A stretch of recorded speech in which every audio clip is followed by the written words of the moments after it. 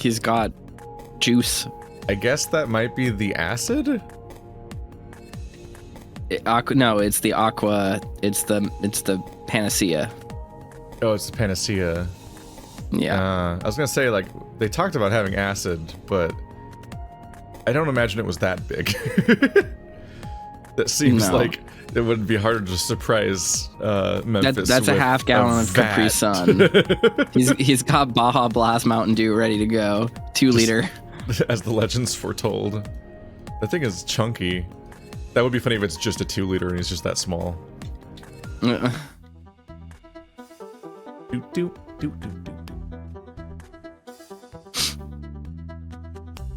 It's funny because like we've been here for so long, like I do like settle into each song. I'm like, it's this song again. But the moment I'm not playing this game, I can't think of a single password song. I couldn't tell you. I could not tell you what this game sounds like. Yeah, no, I have no idea. The audience knows better than I do. That is funny to think about. Yep. There's not a lot of audio to miss. There's once every 400 hours there's a gunshot, and you're like, whoa. Every single time you react to it too, I'm like, what's going on? What do you mean? I don't hear it because I get the privilege of muting the stream. We're back on day 10, which honestly might be the halfway point of the game. Because there's a lot of rolling back in time. That's mandatory no matter what when you play this game in the early days, but then you never roll back ever again for the rest of the story. You do the first time you play it, but once now you have ending A and B, like you literally just is a straight shot to day 20, and then the stories just the companion stories just end. That was my favorite detail about playing Haas and stuff like that, was just wondering, like, okay, when is the last conversation of this route? It's going to strike at any moment. You're not sure when it is. And it's like, it's very surprising and like abrupt when you realize that, oh, that's the end of him writing the entire storyline. It just stops. Yeah. And just gets, and then it only picks up in the epilogue where they take you to a graveyard. That's it. Yeah, exactly. It's like, huh? Because it's just copy pasting scenes otherwise. Yeah, there's always a moment of like, huh? That was what it was all building to, huh? And it's all compromised by the fact that all these narratives climax with Dean. Yeah. Which makes them so weird. It's so awkward. There's such weird stories because of that. Like, we weren't ready for that because our first experience playing this game was Sal, which there's a Dean moment, but it's mostly just about you and Sal, basically. You like break Dean's heart in the greenhouse, and it's a weirdly big deal that doesn't make sense without the context of playing other routes, but actually it doesn't make sense with the context of playing other routes, because even in those routes, the Dean date is nothing. You just like have a polite dinner where you don't even fucking talk or have any chemistry, and then he's like, I guess I don't love you. Yeah. But he's devastated in Sal's route, like we are murdering him. Yeah. It's just, I think of it, it's just so weird. Like, there's no excuse, there's no real reason I can think of why it is this way. It just is, and it is so awkward in the moment and so hard to parse from like a reading perspective that I don't really know what we're supposed to take from Dean. His placement in the narrative makes no sense at all.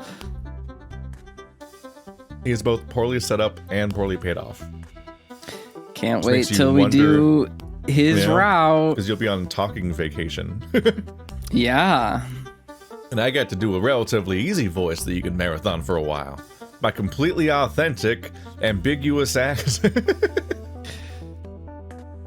There's no wear and tear there. Taking a quick look around, I wondered what was keeping the others, but I could hear them on the approach as I passed back by the door leading to the room. Oh good, you're already here. Well, that makes things easier. Part of me wondered if we'd have to go retrieve you from your room. Why? Did the others not fill you in? Orlando told me what you two were up to, but given how you were freaking out before, part of me wondered if you were just going to go back to bed instead. I huffed, looking from Haas to Roswell to see him not looking all that impressed. Maybe suggesting Haas come along wasn't such a great idea after all. This was his idea. It'd defeat the point of doing this if he went and had a nap. You have a point. I feel like most of it's like not entirely clear because it's hard to tell what they're going for with characterization sometimes. But I'm kind of like clocking now that like I guess most of Haas's dialogue is basically negging us. Yeah, just most of the time. It's just not pointed enough as a character trait outside of how weirdly manipulative he sounds in his own route. Yeah, well, I think the difference is when he's just a friend and he's quote-unquote negging us, he just sounds aloof. Like, he's just like, what are you up to? I figured you were taking a nap. I don't really know you very well. But, like, when he's dating you and you're kissing him and being like, I like you, Haas, and he's like, do you? Because you're such a sad sack. And it's like, whoa! And what if I've never told you the truth in our entire relationship? Yeah, exactly. Right, like, cool. It's just... I'm going to push you out a window. Yeah, the context makes it very different. You have a point. It's like a greenhouse for books that you can defenestrate a lion from.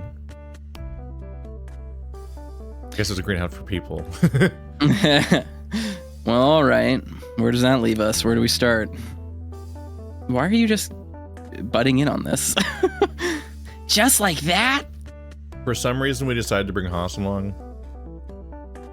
It was like, we're looking into researching or something, but we decided that we needed to bring someone else along for some reason, because we're kind of stressed or something. It was like, it was established in like a couple lines last time or at the end. But like, I don't know, all of their efforts to accomplish something are so aimless and poorly conceived that it's like hard to justify what's happening most of the time. I just don't remember the specific reason why Haas was the guy we wanted. I don't think there was a reason. Oh, he's just free. They just named Haas for some reason. Yeah, he's just available. Okay. They just like, they decided, I think it was just one of those backwards decisions where you decide the next scene's going to be Haas and Roswell because that's just how you wanted to write it. So you just then do a conversation where you just say, we should bring Haas. And that's the level of setup. It's just announcing the scene will happen, basically, but not necessarily incorporating it into their narratives and so on. That'd make things easier, though, wouldn't it? Also, I don't understand, like, we all came here for this, and you said it'd be pointless if you didn't come, and blah, blah, blah, blah. And now it's like, alright, so let's get started, right? And he's like, just like that? Okay. Yeah, it's what we're here for. What the fuck are you talking about, just like that? Maybe start by telling me what we're investigating. All I got from Orlando was to go make sure you two don't spend all day talking about depressing stuff.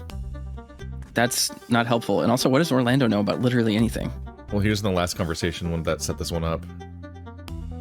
Was he? I legitimately don't remember seeing Orlando at all this entire route. There's been a bit of it because he's in the cooking place and doing the usual thing. This one yeah, we just cooked in the kitchen, didn't we? Or we were talking about eating. Well, we were just in the garden last, but it was specifically that like Roswell and Dave decide they're gonna try to investigate the murder again. Yeah, I remember that. And Orlando was in the conversation. And he's like, "What? Oh, I thought that was Sal for some reason. Why did I think that was Sal? Sal was there earlier. I mean, they're all around. Like, yeah, we recorded this literally 2 days ago, and I already don't remember. We did record 7 hours of footage over the course of like 12 hours of day. It's true, we did. It was a lot of recording. But basically, just like Sal, we're gonna ambiguously investigate this murder that never happened in our current timeline anyway. So we have no data to gather, like, and they never ever accomplished anything with these. And then Orlando was witness to that conversation. He's worried about us for some reason about the fake murder. So he thought somebody should go with us for some reason because of the no danger. Yeah. So Haas is here now. I can't fathom. Whatever. We'll just move forward. Well, should I do it or do you want to, Roswell? I'm happy to start things off. Let's begin with the basic explanation of the... Well, I guess it'd be murder, right? Murder? Whose? Mine. The supposed one, at least. It took place here, presumably sometime during the night of the same day we explored the hedge maze. Presumably because you're not dead. More so because that was the reason I left here that night to go wander the woods. But yes, that too.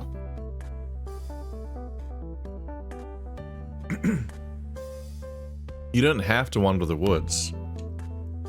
I was considering doing it anyway, but a good bit of study is hard to pass up.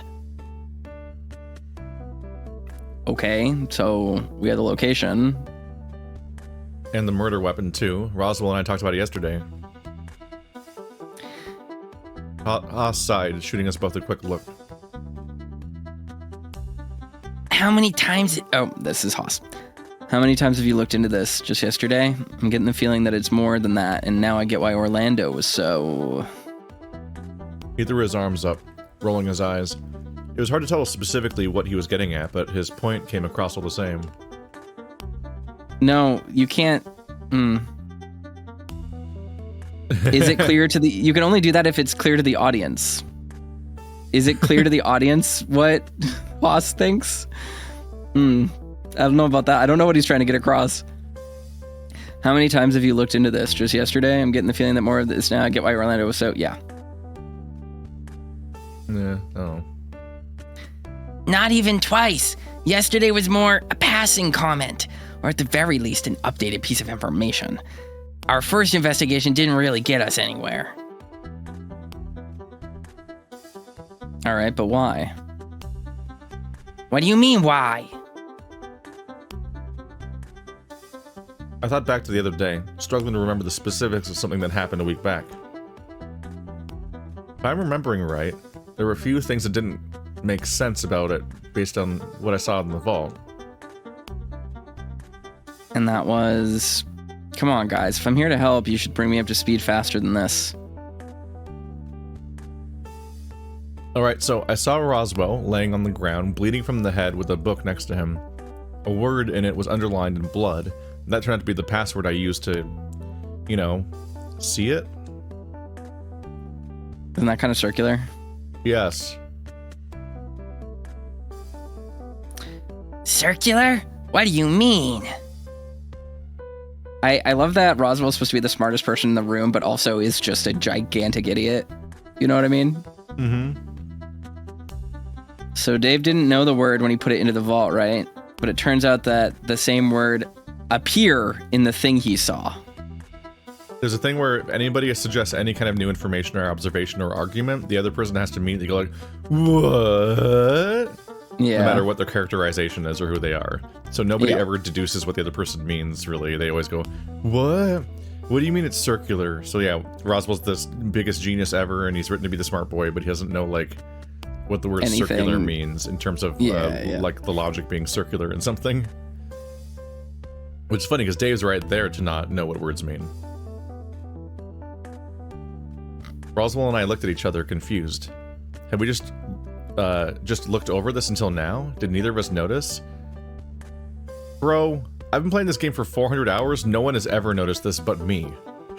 Not a single character in this entire game has noticed the singular logic, and we've beaten the game 6 times. Yeah. Moving on, the murder weapon was... what? It seemed as though Haas was happy enough pressing on for more information in the meantime.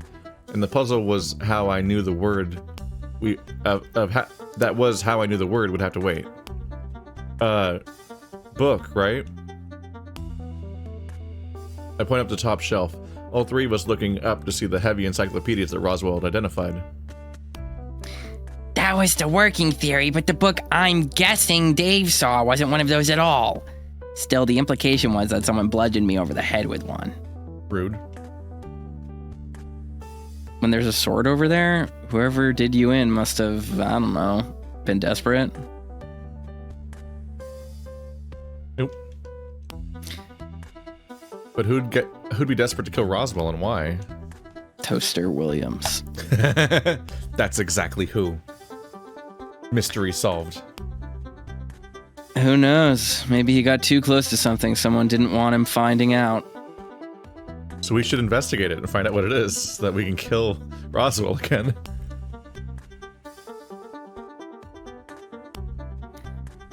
After all, you're in a place full of books. Maybe you found the secret to eternal life or something. My money is honestly more on... Roswell stopped mid-sentence, tailing pausing off. for a deep breath. Can you tail off as opposed to trail off? I don't know. It sounds vague, like it could also be real, but it sounds wrong too. Tailing off and looking thoughtful. Actually, you raise a good point. Thanks, me. The writer. The secret of immortality is in here? No, not that. Something else.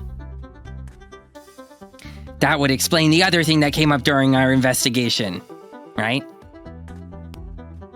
Guys, come on. I know I wasn't here last time, but at least stop playing the being vague card.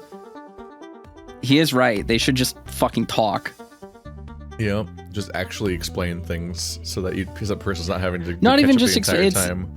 It's not even explaining things. It's like talking like a normal person. like they are going out of their way to not talk, to not talk about things using specific terminology. They're being vague on purpose, which is more work than just talking. I mean, password needed to be longer. Yeah. More text. If it helps, I don't really remember either. Blunt force trauma, remember? What do you mean you didn't remember? Wait. That it was about getting hit? Oh, yeah. That thing of where you couldn't have underlined the word in your blood because you'd be unconscious, right? Literally the entire premise of why we're reinvestigating this. Yes. Right. I was asking Dave about what he saw, and I concluded that the book he saw couldn't have been the murder weapon, even if it was important. That said, without seeing the wound myself, I'm only guessing. Well, great. Where does that leave us? Do we get to skip right to picking out a suspect? Guessing if Roswell... hiccups, sorry. Was unconscious in this scenario, someone else would have had to underline the word for him, right? They're still catching up with my initial observation of the drawing. Yeah. Oh. Well, sure, that makes sense, but who? All things considered, if the murder weapon was the book, then anyone able to lift one of them fits the bill. We're gonna keep pretending it's one of our friends. So basically anyone, right? Right. I thought back to the vision of what we discussed the other day. Thinking back on it, the book didn't appear to be all that bloody, but you mentioned that a thing was zombies? Evisceration? That's true, but then what did fit the bill for the weapon? It was not eviscerated. There's a sword right there. I feel like you're overcomplicating things. If you had a look at it, you'd know that the sword there is bolted in place. That's not going to be going anywhere quickly, especially if someone got the jump on me. Fine then, what about an axe? I don't know, wouldn't that kind of deal a lot more damage than just caving Roswell's head in? than just caving in his head. Like, what kind of damage do you think is gonna happen? Yeah, what the fuck? That's what do you think blunt force trauma is? I looked across to Roswell, immediately feeling a little guilty that we were talking about his death so casually. He was just talking about his death so casually just now in this conversation. At the same time, I was surprised that this wasn't affecting me nearly all that much, given how nervous I was about it before. Not necessarily. The back of the axe head could do it. It'd be a bit savage, but just as effective. But why bother using the blunt end when the sharp end seems so much more... effective? That's a good point. Would there be a reason? There might be. It might also help narrow down the culprit, too. How? If you wanted to stop someone and were desperate, that could be why. Overdoing it, resulting in death, is a possibility, if unlikely. What?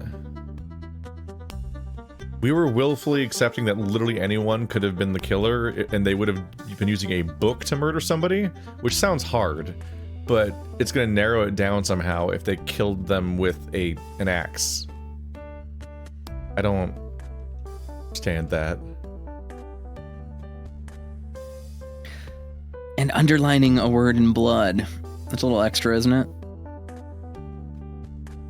What have you done, Haas? If you killed somebody, you telling me you're not going to underline any words in blood? For the drama? Ignoring the fact that you're throwing suspicion on me, the obvious thing would be to either perform first aid or get out of there. I'd have to agree. It seems odd that you'd opt to use the blunt side of the axe when the sharp side is there. However, what made you say an axe, Haas? Well, what other weapons would there have been, aside from a gun, maybe? I looked between the two of them, with Roswell staring at Haas with a frown.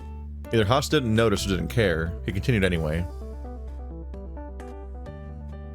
The place is surrounded by trees. Why wouldn't you have an axe in the greenhouse? I bet if we asked Dean, he'd probably know for sure.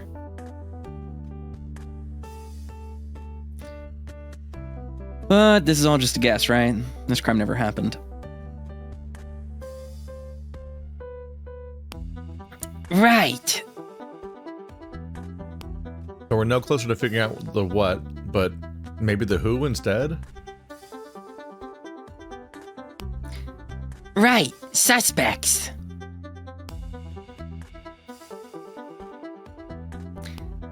A blow to the back of the head can mean one of two things. Alright. The first is that my guard was down around the assailant and didn't have any issues exposing my back to them, possibly knowing they were armed. And the second?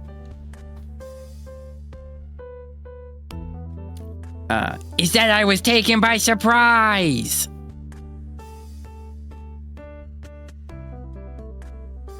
So the most likely scenario was... He skipped the middle. Oh, fuck. They would have had to act fast and quietly without me turning around.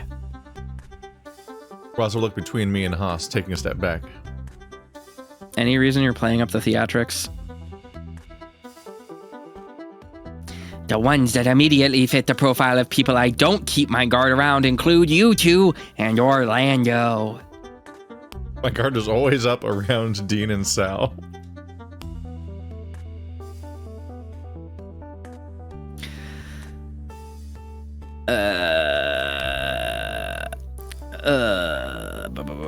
Understandably, Tyson would cause some alarm. I don't know Dean all that well, so I'd be somewhat careful. And Sal. Why is he on your birthday death party if you don't know him? He trailed off, looking at the floor while he scratched his chin. Haas, meanwhile, sidled up to Roswell, nudging him gently. It's really incredible that the two games we recorded, like, as, like, a side thing that we do, you know what I mean? Like, Password and Baldur's Gate 3. Has it ever really struck you the quality difference between these two games? Like, have you ever actually thought about the Yeah, no, it's just the one of the width? most impressive achievements in writing since, like, ever. Besides, like, Disco Elysium and stuff. And then just, well... Yeah, well, I don't even just mean that. I mean, and we did them, like, at the same time for ages until we had to drop Baldur's Gate for a while for being just... You know what wasn't great about its writing? It was its code. Oh, yeah. That game broke. Good news, though. The new patch is coming out that seems to fix all of the remaining bugs and also introduces 12 new classes to the game. Oh. That's why I was distracted, because Steam popped up an announcement about it. So I was like, whoa. We just need to finish this game so we have time. Time, yeah, exactly. Does someone want to finish that thought about Sal, or... No. Roswell huffed, staring at Haas again. Sal just gets me curious is all. He's over a foot taller, much broader, and has some unique insights that I've only just discovered. What? Say what things are. I have no idea. I honestly don't know what he means. He wants to be a cop, Haas. The most suspicious thing you could possibly be.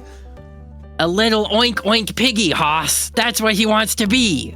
If you're trying to find who the potential murderer might be, most suspicious profile, somebody who wants to be a cop. I mean, not wrong. No, that's just actually true. Yeah. Fine, so Sal's under suspicion too. I'm guessing Benson is under the umbrella too. Of course.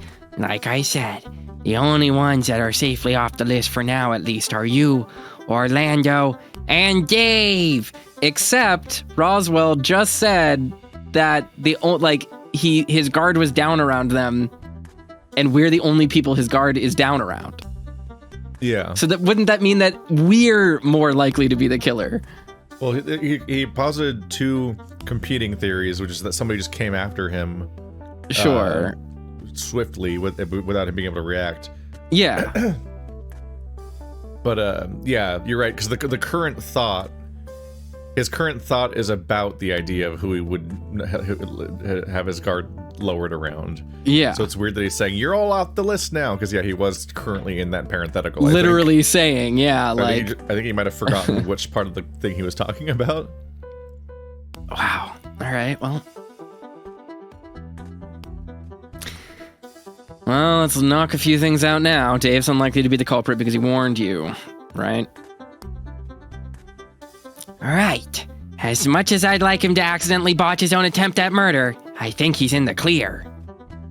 Wait, so we're narrowing down the cases? I guess so. But they just said they're agreeing with each other while saying the opposite of each other. Yeah. Roswell saying, okay, the three people in this room are off the list of suspects. And then, like, Haas is like, well, let's get someone off the list of suspects. Dave, yeah. One of those three people. Yeah. He's dumb, Keith. It's terminal. It's rough, but the people in this game just don't to moment remember what they're talking about. No, this is the specific room where it happens the most, because this is where we had the fucking looping Roswell conversation where he just like started over midway through. Yeah, these people, I don't think they have any idea what they're talking about. You know what I mean? Like, I don't think they have any idea of the conversation that's happening around them. No. And they can't remember what happened like just a minute ago. Like this, especially in this room. Yeah. This is a good bit. This is a good bit. We just fucking repeat ourselves now. I just can't. I'm just like, there is a point in my life where I'm going to go into like a doctor's office and they're going to be like, I'm sorry to tell you, it's malignant. You have a 3-inch tumor in your brain, and when we x-rayed it, it just says password on it. I'm sorry. And that's what my life has become at this point. It just looks like Roswell's face. Yep. Congratulations, your brain's pregnant. Great. Love that for me. First ever B-preg. I'm sure there's no Zeus, Anyway. Right. As much as it'd be like him to accidentally botch his... I was going forward. I chuckled before realizing what he'd said. The moment I went to call him out on it, though, he placed a hand carefully against my maw to keep me quiet while he continued. Whoa.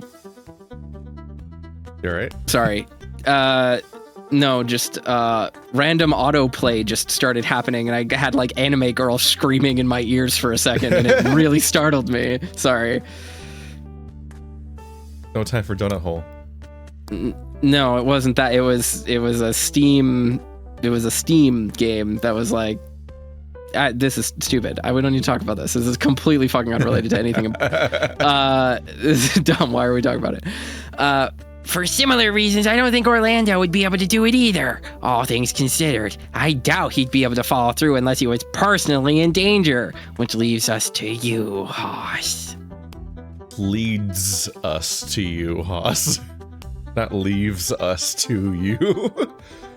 That leaves us at your mercy, Haas, is what he's basically saying. Like, what? I didn't even realize that while I was reading it. Wow. Yeah, that's not what that sentence is. Yeah, it just becomes gloop as you read it, and then just turns to oatmeal in your mouth. Well, fine. Guess the jig is up. That's always the fun part of like proofreading someone else's story and stuff is finding all the parts that just sound like homophones to real sentences. Haas, like, purposefully right now killing Roswell and being like, yeah, I've wanted to kill you since I met you, Roswell, would redeem him as a character. I gained your trust out of spite. I just can't relate to the idea of Haas being one of the people that you would lower your guard around.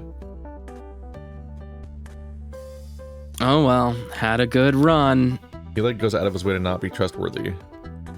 Wait, really? Haas? You can't be serious, Dave. You really think I'd kill Roswell? I don't think you could either, Haas. Or rather, would. Alright, bet. Come here. Thanks. I feel like I should be a little more offended with how this went down, but guess this is a win. Looking around the museum, I wondered if we had any more leads. As it stood, or at least as I understood it, we didn't have all that much in the way of leads. Uh-huh. Same word. Yeah, same sentence 2 times in a row. This is disappointing. I thought we'd make some headway with this. You literally just spent 10 minutes arguing about your agreeing with each other. No, this is a thing I struggle with in this game. I mean, to narrow it down, but it's written like it's supposed to be a murder mystery, like it has the trappings of like that. But on top of not being a locked room thing, there's just the issue that like there are investigations in the story because a murder mystery has investigations, but none of them actually reveal anything or progress the plot or are even entertaining to read or really accomplish any goal. Because seemingly the murders were not actually planned, like with how they'd be investigated in mind. So there just isn't like it's always just the author months or years later reaching the point where it's like time to investigate that murder that happened ages ago. I decided to do it now, I guess, even though it's been days since it happened in the story. And they're like, well, it's about time they would try to do that. And then he just like seems to flail and grasp at the fact that like there's nothing to investigate, there's no information provided because you stole Zero Escape's premise, so the murders have literally not happened and there's no physical evidence of any kind and they don't learn anything, and he just doesn't plan out how they would learn anything or how this would progress things in any way. So every investigation, like I just kind of giggled to myself every time we loop again and Dave picks up his one little notebook. He's like, time to do an investigation on day 10 with my notebook. Remember my trusty notebook? It's me, Dave, the guy with the notebook. He has it on day 10, does a non-investigation where he learns nothing, and then the notebook's never mentioned again every route. It's his notebook. It's empty because there's no things to put in it. Great story.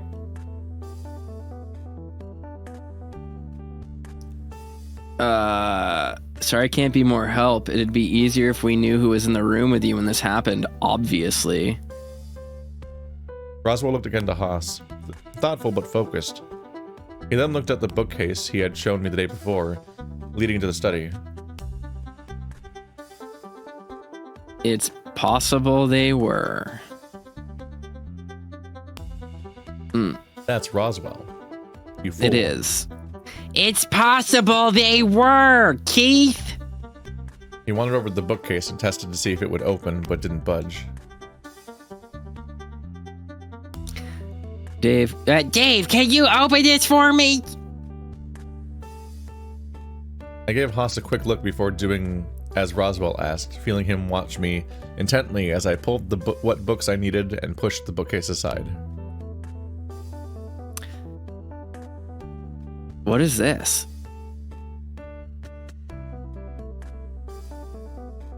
The study. On the day Dave and I came in here, I don't remember this bookcase being open. They could have been in there. They could have. But we've already established with the Haas bookcase, which he also knows about, so he shouldn't be that shocked because he literally already knows another bookcase, which we've been in with him. That's how we know about it. The one rule that was established about that bookcase is you can't open it from the inside. You have to open it via the books on the outside. There's like the worry of being able to get locked inside and stuff like that. So if somebody hides inside the bookcase room, they're just trapped. Unless you're going to contradict the only rule you established there, which has never come up again, I don't think. So it never mattered that it was a rule. It was like a dangling thread, like maybe I'll do something with this later, and then he probably forgot because it just never did anything. Roswell trembled and his fists clenched, but in an instant, he was back to normal. All the tension he was holding on to was let go with a sigh. I guess there's no point in worrying about it. We can't prove anything, and this event never transpired. Hey, it's alright, Roswell. It just means, that I was wrong, right? Yeah, Dave must have been mistaken, so don't worry about it. Even if it was real, then, well, good thing Dave warned you, right? It was slow, but his smile returned eventually. What? How fucking incredible is it that we spent all this time in here investigating something and the conclusion was, well, it never happened and we can't learn anything. You'd think that when you're in the process of writing the scene 6 times across every route, sometimes more, that you'd be like, maybe this is a mistake. Maybe this is either a bad way to set up to explore a mystery, or a bad idea to spend time investigating the mystery if there's nothing to find. Oh, man. Like, a lot of the narrative is just people fucking around and waiting around and just kind of like, well, how do I kill time today in the narrative? Like, yeah, because there's no momentum and nothing ongoing ever. Why we were so desperate to have Jack show up and be in matter and the road exploding to matter and every single thing that would have escalated the narrative to matter. Because you're like, surely the story will start moving now, right? But they always go back to this, where it's just like they're literally just looking for ways to kill time. And it's like, that's... Even slice of life dramas try not to make it, try to feel like that. It was close, but his smile returned eventually. Or it was slow. Right, I do have that to be thankful for. Is there anything else we can do? Nothing else we can talk about to maybe get a few more answers? Well, I might have a few bits of info to share, nothing major, but something that might help. Don't get ahead of yourself, Hoss. I'm not out just yet. I still have something I can share. What? Who should I ask what? Oh, they're just both saying they might have a piece of information. Why would it be Why can't they both just share it? Why is this the choice? There's so many weird false choices. I don't know. Hoss doesn't fucking know anything. Yeah. I don't know. Roswell, what did you have to share?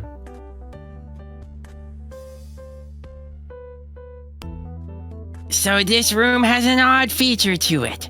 Something that by all rights it shouldn't have. Aside from a suit of armor? Yes, aside from a suit of armor. I'm talking, of course, about the door. Which one? The one leading in here. Well, yes, the bookcase into the study is a bit strange, but the normal door in here is even more so. More so than a bookcase door? I'll bite. Why is that, Roswell? Seemed like a normal door to me. And it essentially is, with one key feature making it strange. The lock on the door is unlike any other in the mansion. Including the strange door downstairs. This one is reinforced a lot more than even the ones to the bedrooms. Why? There's something valuable in here? Knowledge, perhaps? Otherwise, I wouldn't know the actual worth of any of these display pieces. To be honest, I wouldn't know either. It seems like a mix of junk and mostly sentimental things, which, while cool, I doubt actually hold any monetary value. For Imagine, I'd assume there'd be more showy things on display. You know, like treasure or paintings or whatnot. Right? That's what makes having a lock like that so strange. To complicate things further, the lock itself seems to be specifically one of those heavy-duty ones that require a key. So a lock. Correct. What lock doesn't require a key, Roswell? This should be a no-brainer. That's not what I'm getting at. This lock is one of those old ones. Would require a very sturdy key. Not something like a standard house key or anything. It's just gone mostly by the wayside because the door has been open most of the time. He said all of that as strangely as possible. Correct. Like, why'd he leave it vague to prompt somebody else to respond to him? And also, like, it's just gone mostly by the wayside. Is not. I don't think that makes sense. So, okay, who has the key?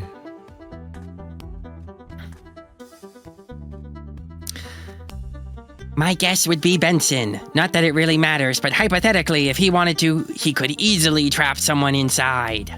Not that it really matters. It's the topic of the conversation. Yeah. It's your entire data point you're bringing up.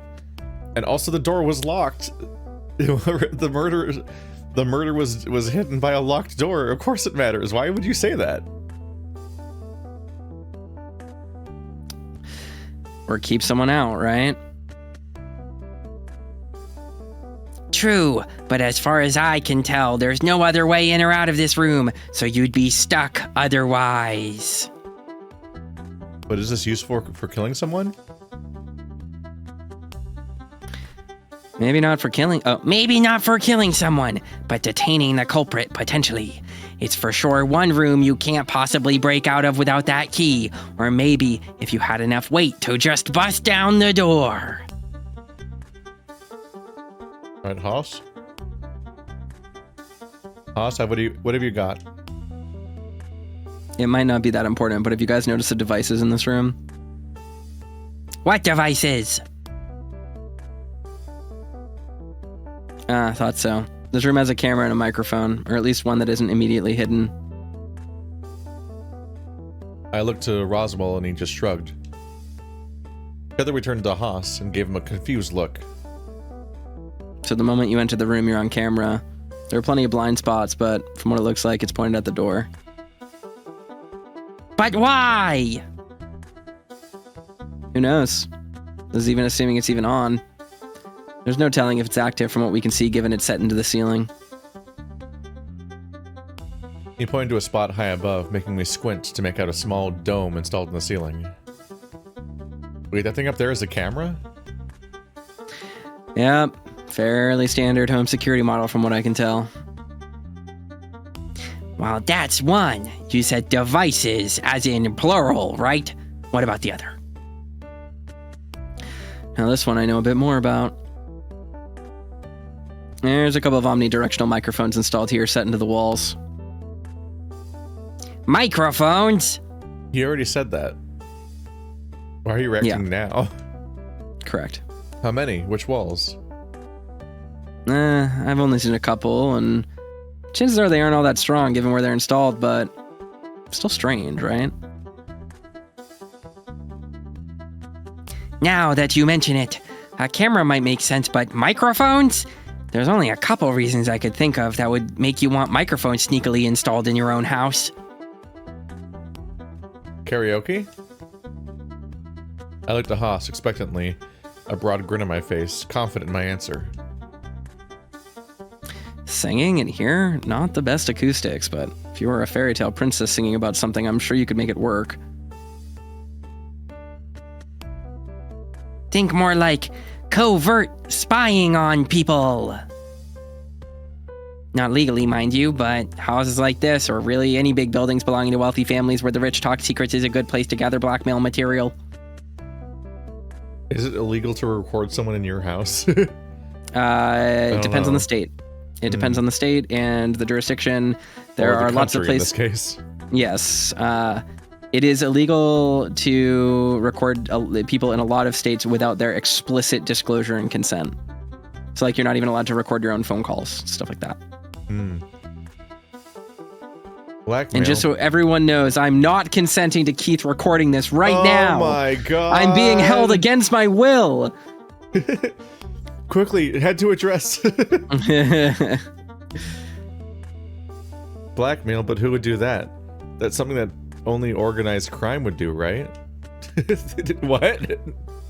Exactly. I'm sure you noticed it, Haas. The soundproofing kind of plays into that too a bit, right? I'd noticed, but I wasn't sure if that was the reason. Guess if both of us were thinking it, though, maybe that's more likely than I thought. Haas stretched, running his hands through his mane. And that was fun. What are you gonna do now?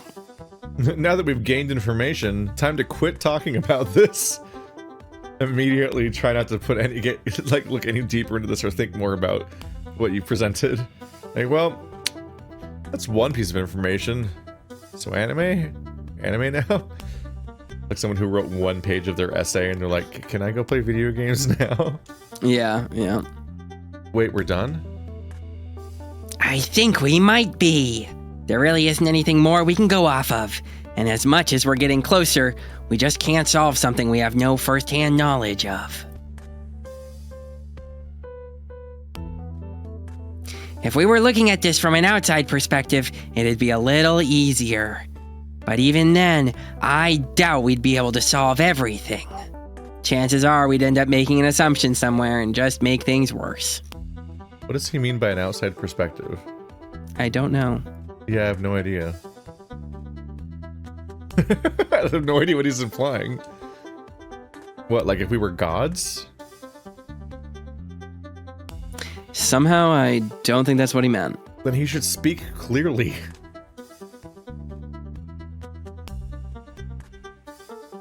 Maybe not gods, but if we could speak to the version of you that lived through that experience, Dave, then maybe we'd have more to go off of. Or even my ghost, but that'd require me dead.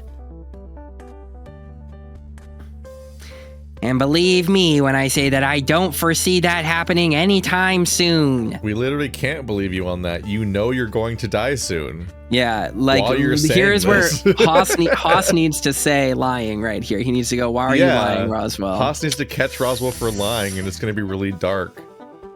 Because it's like, oh. Straight up like fucking Carl going like, never have I ever killed someone. Like, this is about to get really uncomfortable in this friend group. Well, that's good, I guess. If what you saw was real, Dave, then you've saved me once already. You should have no problems doing it again if the need arises. Well, you guys have fun. I think my work here is done. See you guys at lunch. That sincerely reads like he just forgot both of these characters. Yes, correct. Forgot that Roswell is literally dying and knows it, and forgot that Haas can detect that when people are lying. So one of those should have triggered something between those two things, but neither did. He just said something that we know is insane, and Haas didn't call him on it. Yeah. He was out the door before Roswell and I could say anything. Lunch was still a while away, but I wasn't going to turn down some time alone with Roswell. Hey, Roswell? What's wrong? Can we talk more about last night? Do we have to? Which part? Just getting aftershocks to the fact that this is a murder mystery story where one of the characters is the lie detector. Like, like it's Ultimate Werewolf, and that character has a role. Yeah. And then you just didn't write that role to come up in the narrative and matter ever in the process of murder investigating or even solving anything really in the entire story. I think Haas's power is basically a power the way it's written. I think it literally never matters. Like, what? How do you introduce that without a plan for why you introduced it? It's so strange. Well, I guess I want to apologize if I was a bit of a downer, plus something else. Well, us hanging out like that was to help you not be a downer. I went into that knowing that's what you'd be like, potentially. I think I already know of the other thing. You do? But how? I have my ways. But this is about the love thing, right? Ugh. Right. I'm sorry that I don't know if... You put a hand on my arm, flashing me a smile. No pressure. What I said not expecting anything back. If you do feel something back, then great. But I expect you'll tell me if or when you're ready. I chuckled, although it quickly became a defeated whine. Hey, cheer up, Dave. Don't worry about it. I mean it. If the time comes, then great. And if it doesn't, then that's great too. But for now, why don't we go do something less morbid? Roswell led the way out of the museum and towards the rec room. I didn't expect him to pull out a video game, but the two of us struggled playing co-op in something we'd never heard of. Before I knew it, though, it was time for lunch.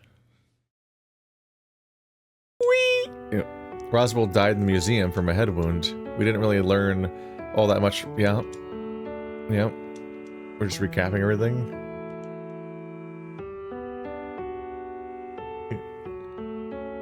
We're just recapping everything like a few lines later? Okay. I wandered through the house for a bit with my thoughts. There really wasn't much I could do, nor had I planned anything for the rest of the afternoon. I could go see what Orlando was doing, or watch something with Haas, or even go see what Dean was doing. Chances are he'd be in the greenhouse, but I'd only really just come back inside. Then I found myself going downstairs. I entered an all too familiar room and stared at the it's time to use the door. Hello? Is there anyone there? Silence beyond the faint hum of the house. Nothing came nearby. Oswin came from behind her, just a single room. As I trudged up to the foyer, I bumped into Roswell, who quickly held onto his arms and flashed me a smile. I'd wondered where you'd gotten to. Come on, let's go do something. Wait, what? Do what now? Not interested? I could go see if Orlando was free instead. It's no trouble. Yeah, we fuck. No, I'm up to doing something. What'd you have in mind? My whole afternoon is free, so... My whole... My hole is open. I mean... Oh, I didn't have anything in particular planned, but if you're up for helping me practice some magic... I'm gonna make this fist disappear. Sure, so long as there's no saws involved, that should be fine. This is not okay, the things that get said or done here. This is recorded for Jesus. Jesus can hear this. This is how I always talk. He already knows. There's no surprises here. Great, come on then. Sorry, I was distracted paying off my credit card.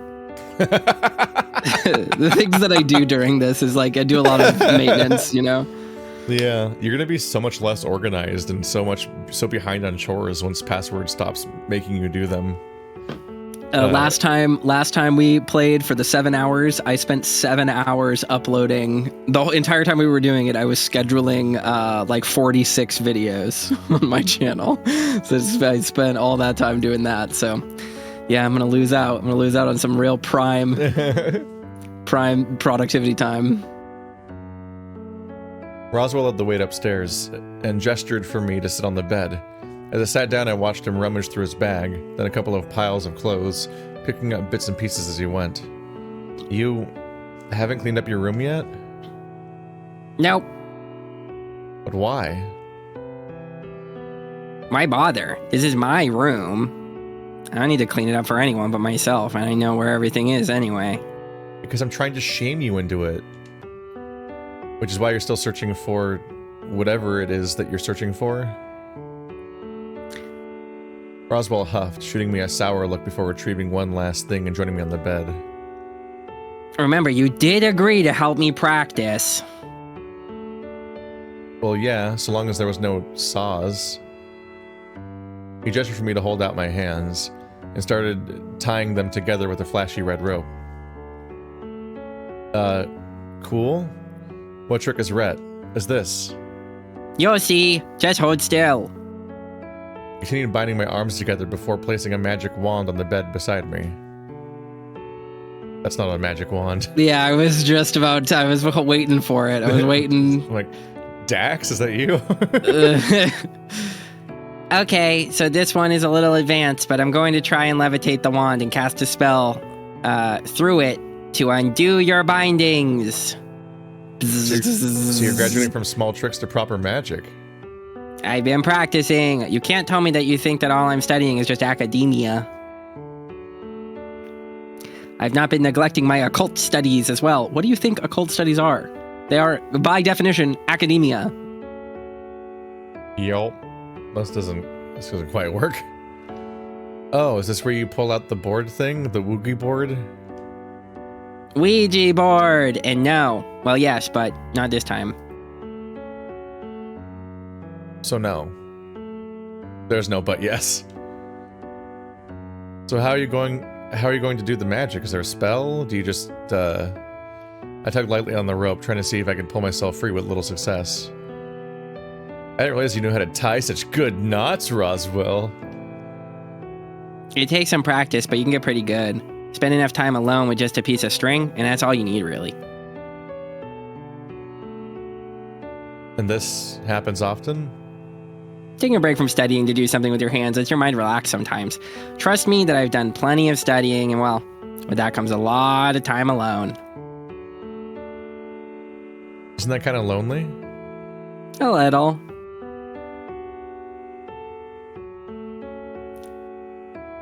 But it's worth it. For everything it leads to, everything that all this studying is for, I like to think that it'll pay off someday. How? What are you studying for?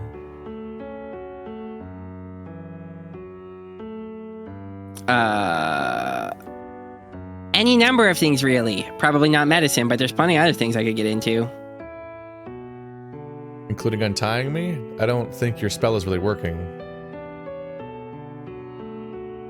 It would if you would give me a chance to actually do the magic. No.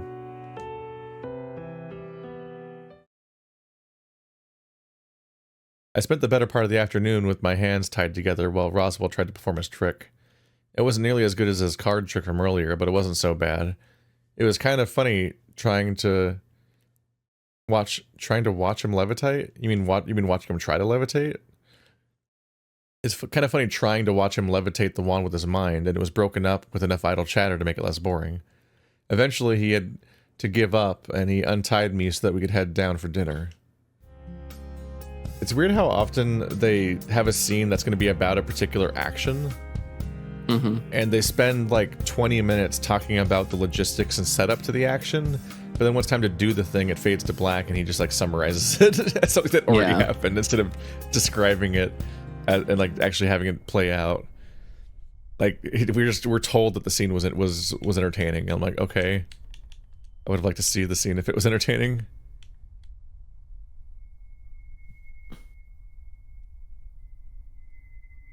See, as I said, what if Benson's the murderer? He knew a lot about what's going on with the inner workings of the house and knew all the secret passageways. Not only that, if he can easily arm any of us, he can easily arm himself and do just as much damage, right? But if that was the case, why not come into our rooms at night and just do it then? The rooms were soundproofed at least a little bit. Is there a pattern? Sure. And there's a password that I don't have. Familiar angry beep sounded when I confirmed my entry. Oh wait, let me double check.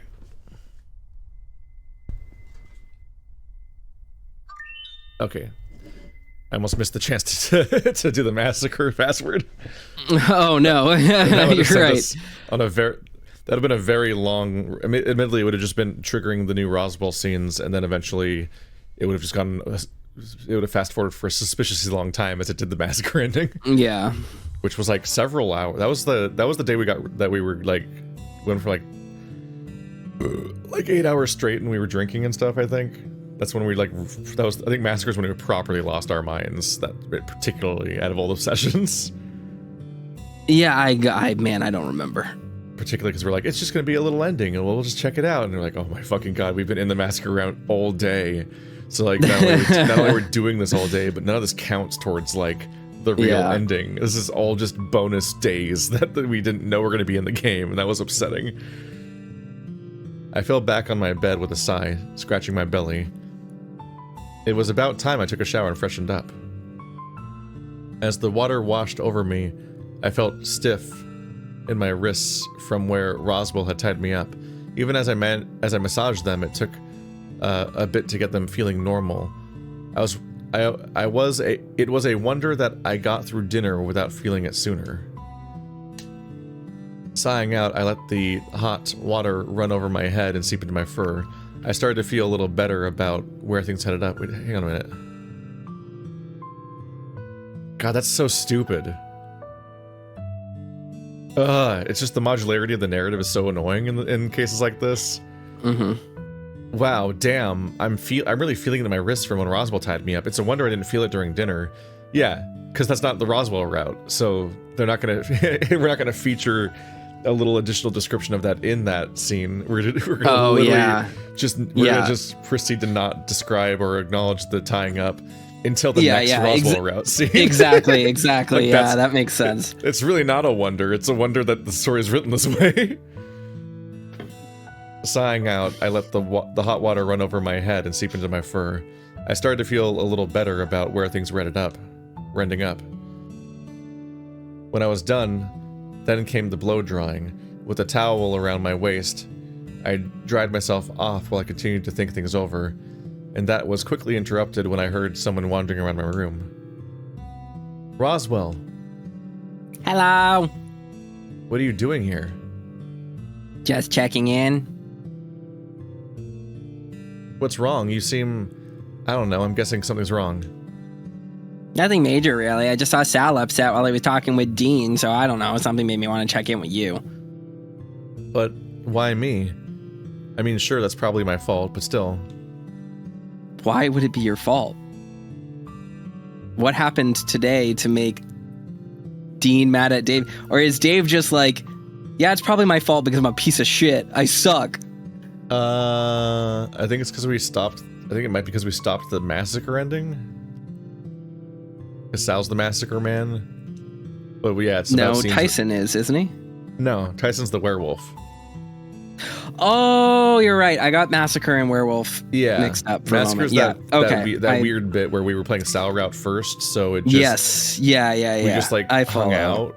We couldn't tell if the password was worked or not, and I went back days later to see if we had to do the other one because I was worried, and it still didn't give us answers.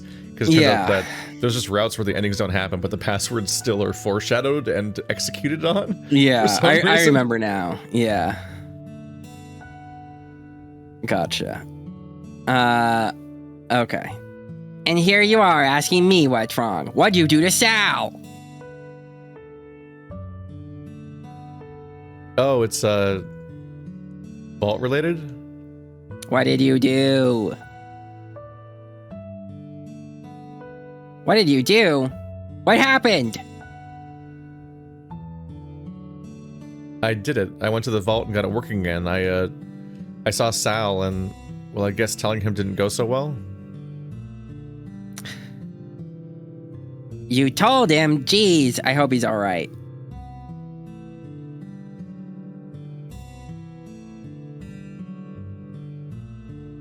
But if you're doing what you think is right, I'm sure it'll turn out fine. You think so? Of course, given the alternative, there really wasn't an option here.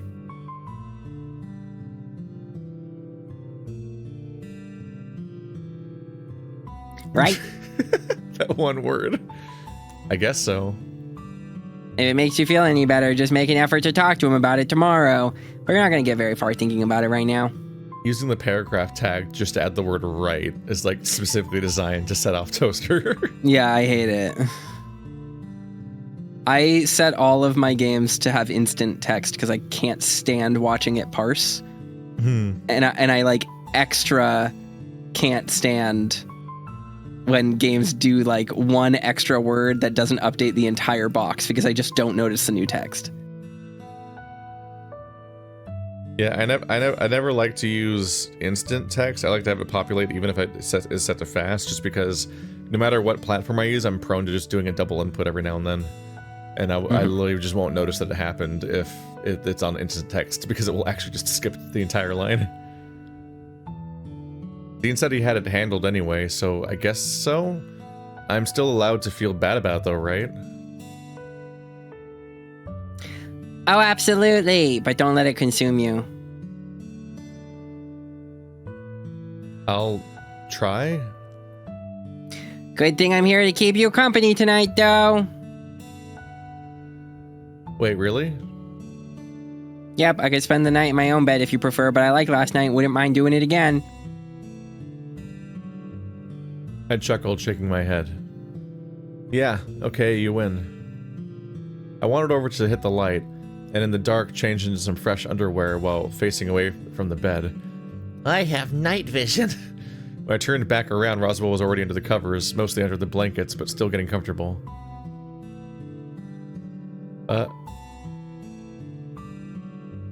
What a strange thing to specify. Like, Roswell was already under the covers, mostly under the blanket. What? Sorry, I'm the woman doing math meme right now. Yeah. I'm just like, what the fuck are we talking about? Come on, Dave, bedtime! He's in bed, it's fine. Why are you saying it like this? I wandered over and got into the bed beside him. No sooner than I'd done so, Roswell and I rolled over to face one another. Yeah, it'd be hard to do that sooner because you weren't in bed. Checkmate. Your bed is a lot comfier than mine. I reckon I'll sleep well tonight. They're the same bed, aren't they? Although if I'm being honest, I don't remember much after the sugar crash. Well, there's a lot less crumbs for starters. That's entirely on you, though. If you didn't snack so much in bed, you wouldn't have this problem. I reckon I could ask Benson to deal with it for me. Maybe, although I don't know how well that'd go down if you asked him that every day. You've got a point there. Roswell rolled onto his back, staring at the ceiling. That's another thing that they like say a lot. That just like it's like a laugh track in a sitcom. It's like, you've got a point there. Ah, ha, ha, ha, ha. Like that's every single time they say that, because it comes up all the time. Yeah, good point, and so on. Yeah, good point. You have a point there. Like, it's just like, I don't know. It's just like a rebuttal that makes characters seem more jovial than they actually are. Is it time for sleep? Not just yet. Let me enjoy this for a little while longer. Just laying in bed? Yeah. To be honest, it's gonna suck when we all move away to do our own thing, yeah? You might go off and do something. I'll go study something in a good school. Orlando will open his bakery somewhere. Haas will make it big somewhere else. These are a lot of assumptions that are completely undefined. So the little things like that are moments we're not going to get again, he says, completely ignoring Dean. They don't know. He just doesn't know Dean that well. I don't know why he's here on this trip then, but I guess so. I guess that part for me hasn't really sunk in yet. Really? Not even a little? I guess I'm still hoping that when this month is over, we can all go home and then a couple days do it all again by having pizza. Pizza? Is that your go-to for feeding a bunch of people? Doesn't really matter to me what we eat or what we do, but if it's together, I think it'd be cool. And what if one of us couldn't go? Would it still be worth it? Yes? Why are you picking apart my fantasy? Fuck off. Well, it'd suck, I guess, that whoever can't come is missing out, but I guess that's just how things are sometimes. Charitably, he's foreshadowing his own death. Right. He gestured with his hand while we spoke, flourishing a statement by giving me a broad grin. But we can make up for it with snacks. Or we can have them there in spirit somehow, right? No matter how far any of us may go, we're still going to be friends. I gave him a wry smile, holding back a chuckle. Even Tyson? Well, yeah, even Tyson.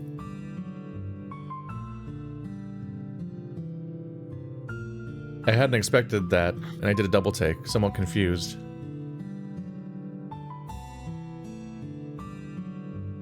It's strange, right?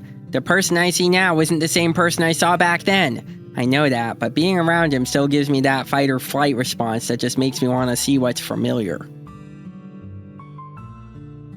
But isn't that unfair? People can change. Right.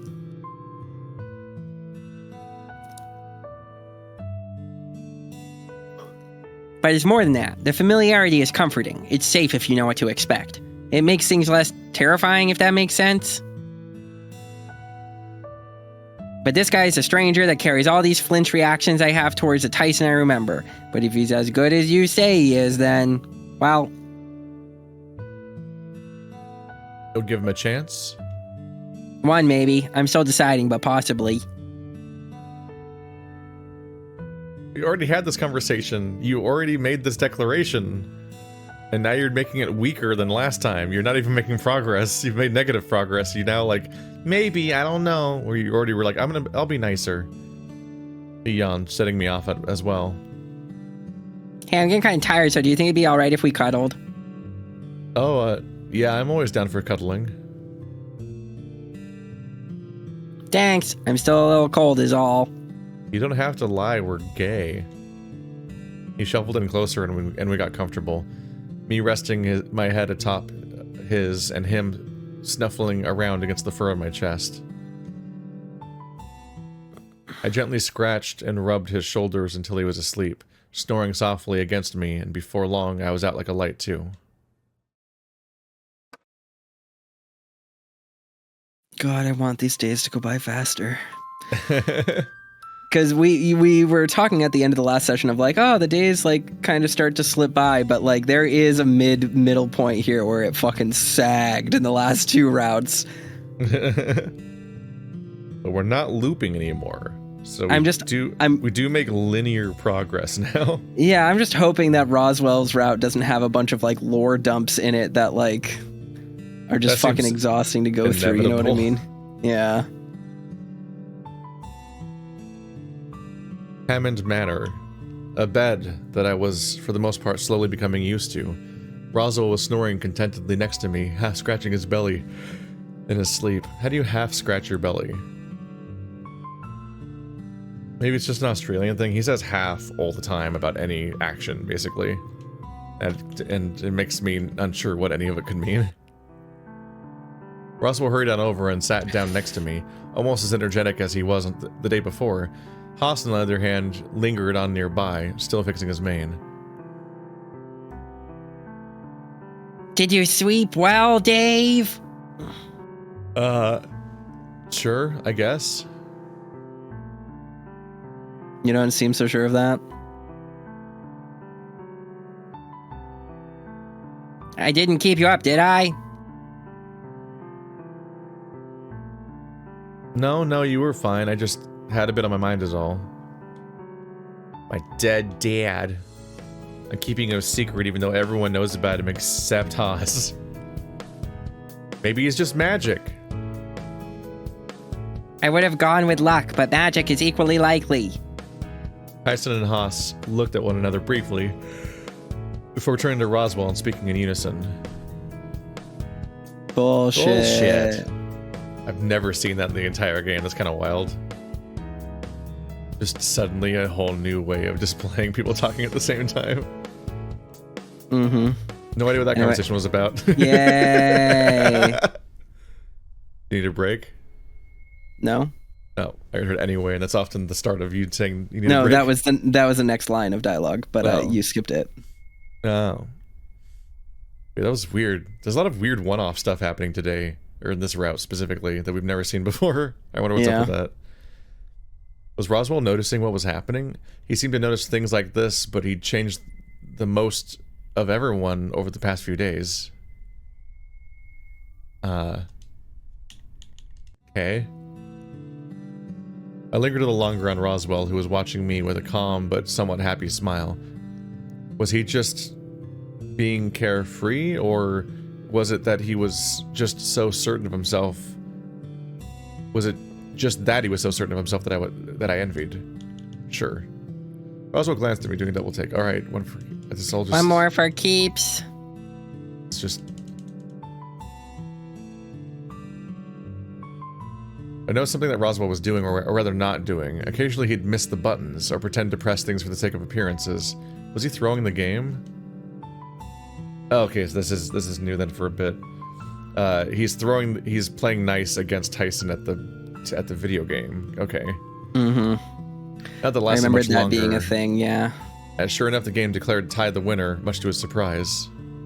Good game, Tyson. Ha! Take that, you porky fuck! Tyson! Sorry. I meant it. Good game. Ty looked at the screen and saw the scores were now tied, and he looked thoughtful about something. He didn't seem to know how to respond to that, instead mumbling something under his breath and awkwardly scratching his face. All done now? Yeah, they're done. Good, because we're watching anime now. No more games? I mean, sure, I guess we can watch anime. I guess that's fine, but can we have a break first? Actually, yeah, break first, anime after. Maybe Haas was onto something about them being similar. Why do I get the impression that if we have a break now, neither of you are coming back? Fuck off, I'll come back. I just want to see more of that stuff, you know, with the punching. Roswell shifted in his beanbag, brow furrowed. Can I get back to you on that? It's probably about time for lunch anyway, right? Oh yeah, probably. Haas shrugged and sighed out, shaking his head. Fine, lunch first, anime after. Sound good? We headed downstairs, together with Tyson seemingly in good spirits as he chatted to Haas about how what they're going to be watching. However, Roswell was quiet, walking along beside me, but pulling me aside when we hit the bottom of the stairs. The weird room that just shows up hours and hours into the story. It led me into a side room. If anything, it looked just like a nice place to sit in the morning with a cup of coffee, something like a lounge room. So, I wonder which route this shows up earliest in. It's like here he's describing it for the first time. So, everything alright? I should be asking you that question. Seeing Tyson and I nod at each other's throats, I assumed you would have made you thrilled. Oh, I am.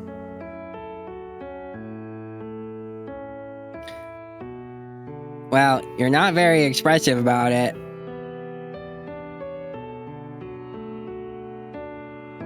Maybe this is just another thing that's changed. He grumbled, scratching his chin. Was it overkill in letting him win? I figured I'd take a page from Haas's book and try to make it look convincing. You really didn't need to let him win, you know. Given how he reacted, he's not a gracious winner, though. I guess that's true. I don't know. I never really think about it.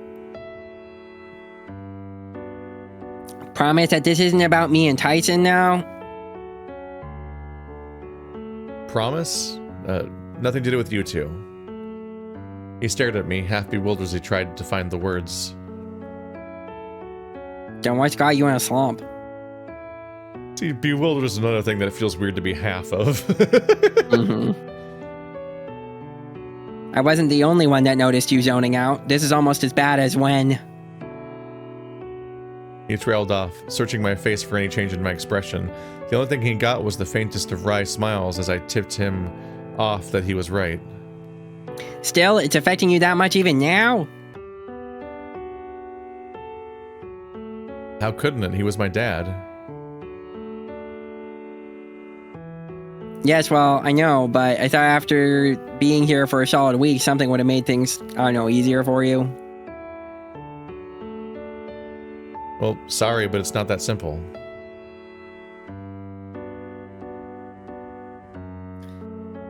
Then help me understand. I'm trying, Dave. I'm really trying, but I can't do anything if you shut me out.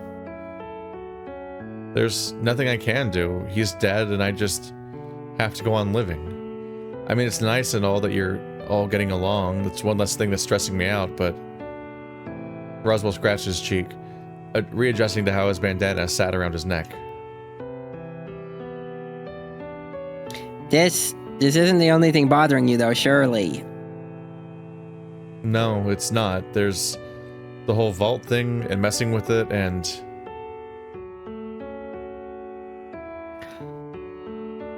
You've been messing with it more without me, or is this the thing that happened with Sal last night? Well... That's a yes to the Sal thing. What did you expect me to do? Just forget about it? No, but I expect that you'd know better than to just not talk to anyone about your issues if they're happening.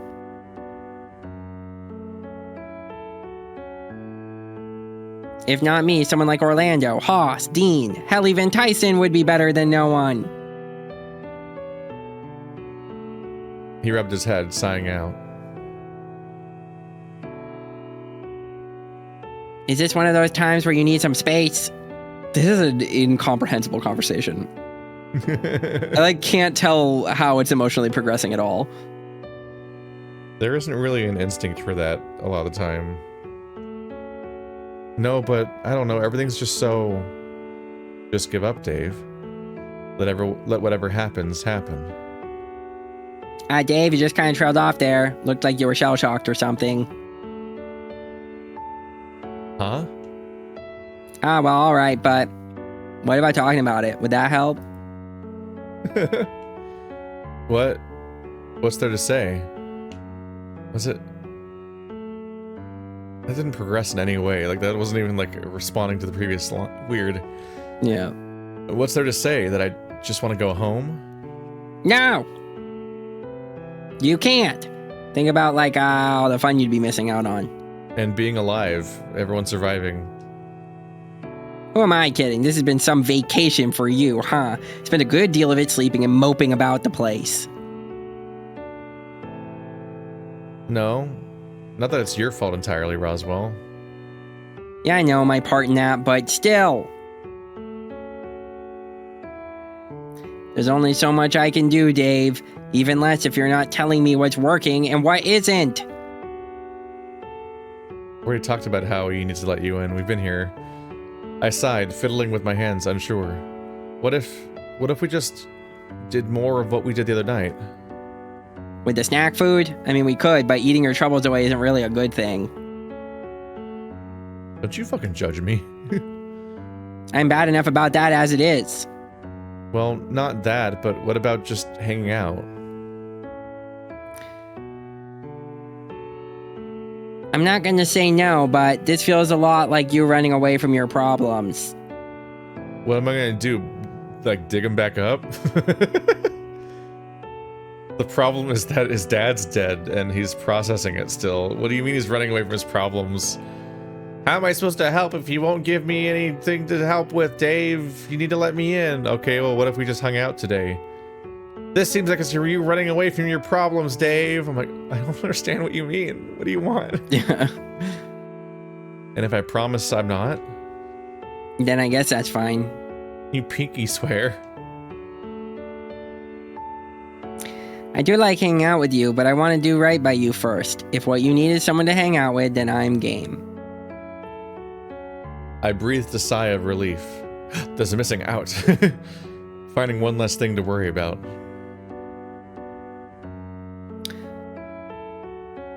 But before that, let's have some lunch. He led me out of the sitting room by the hand, across the foyer and into the dining room. From there, the kitchen, where we passed Haas and Tyson heading back with sandwiches in hand. With our own sandwiches made and in hand, we headed out, passing the other three as they came inside from the pool. They went to the pool? I thought I was supposed to be going back to anime. We wandered outside, the air feeling somewhat cool but fresh. Fresh air does wonders for the appetite, Dean tells me. But it's lunchtime anyway.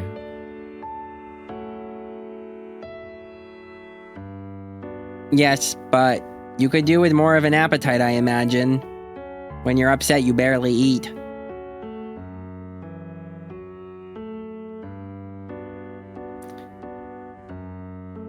So in that regard, I guess we both balance each other out. I shot him a quick smile before eating my sandwich. Peanut butter, which was fine, if the way it stuck to the roof of my mouth annoyed me sometimes. Just describing peanut butter now for fun, I guess. I'm pretty sure that Roswell just said that you can't just be eating your problems away, but now he's acknowledging that Dave never doesn't eat when he's stressed. So, exact opposite actions. Are they friends or not? So what do you want to do with the rest of the day? I don't know, hang out. Did you have anything in mind? Swim, games, could also maybe just go for a walk if you really wanted. You? Walking? I thought you hated exercise. Well, yes, but I know you like going for walks. And that's worth putting up with, given I dislike you being upset even more. Maybe we could get you some nice rocks or something.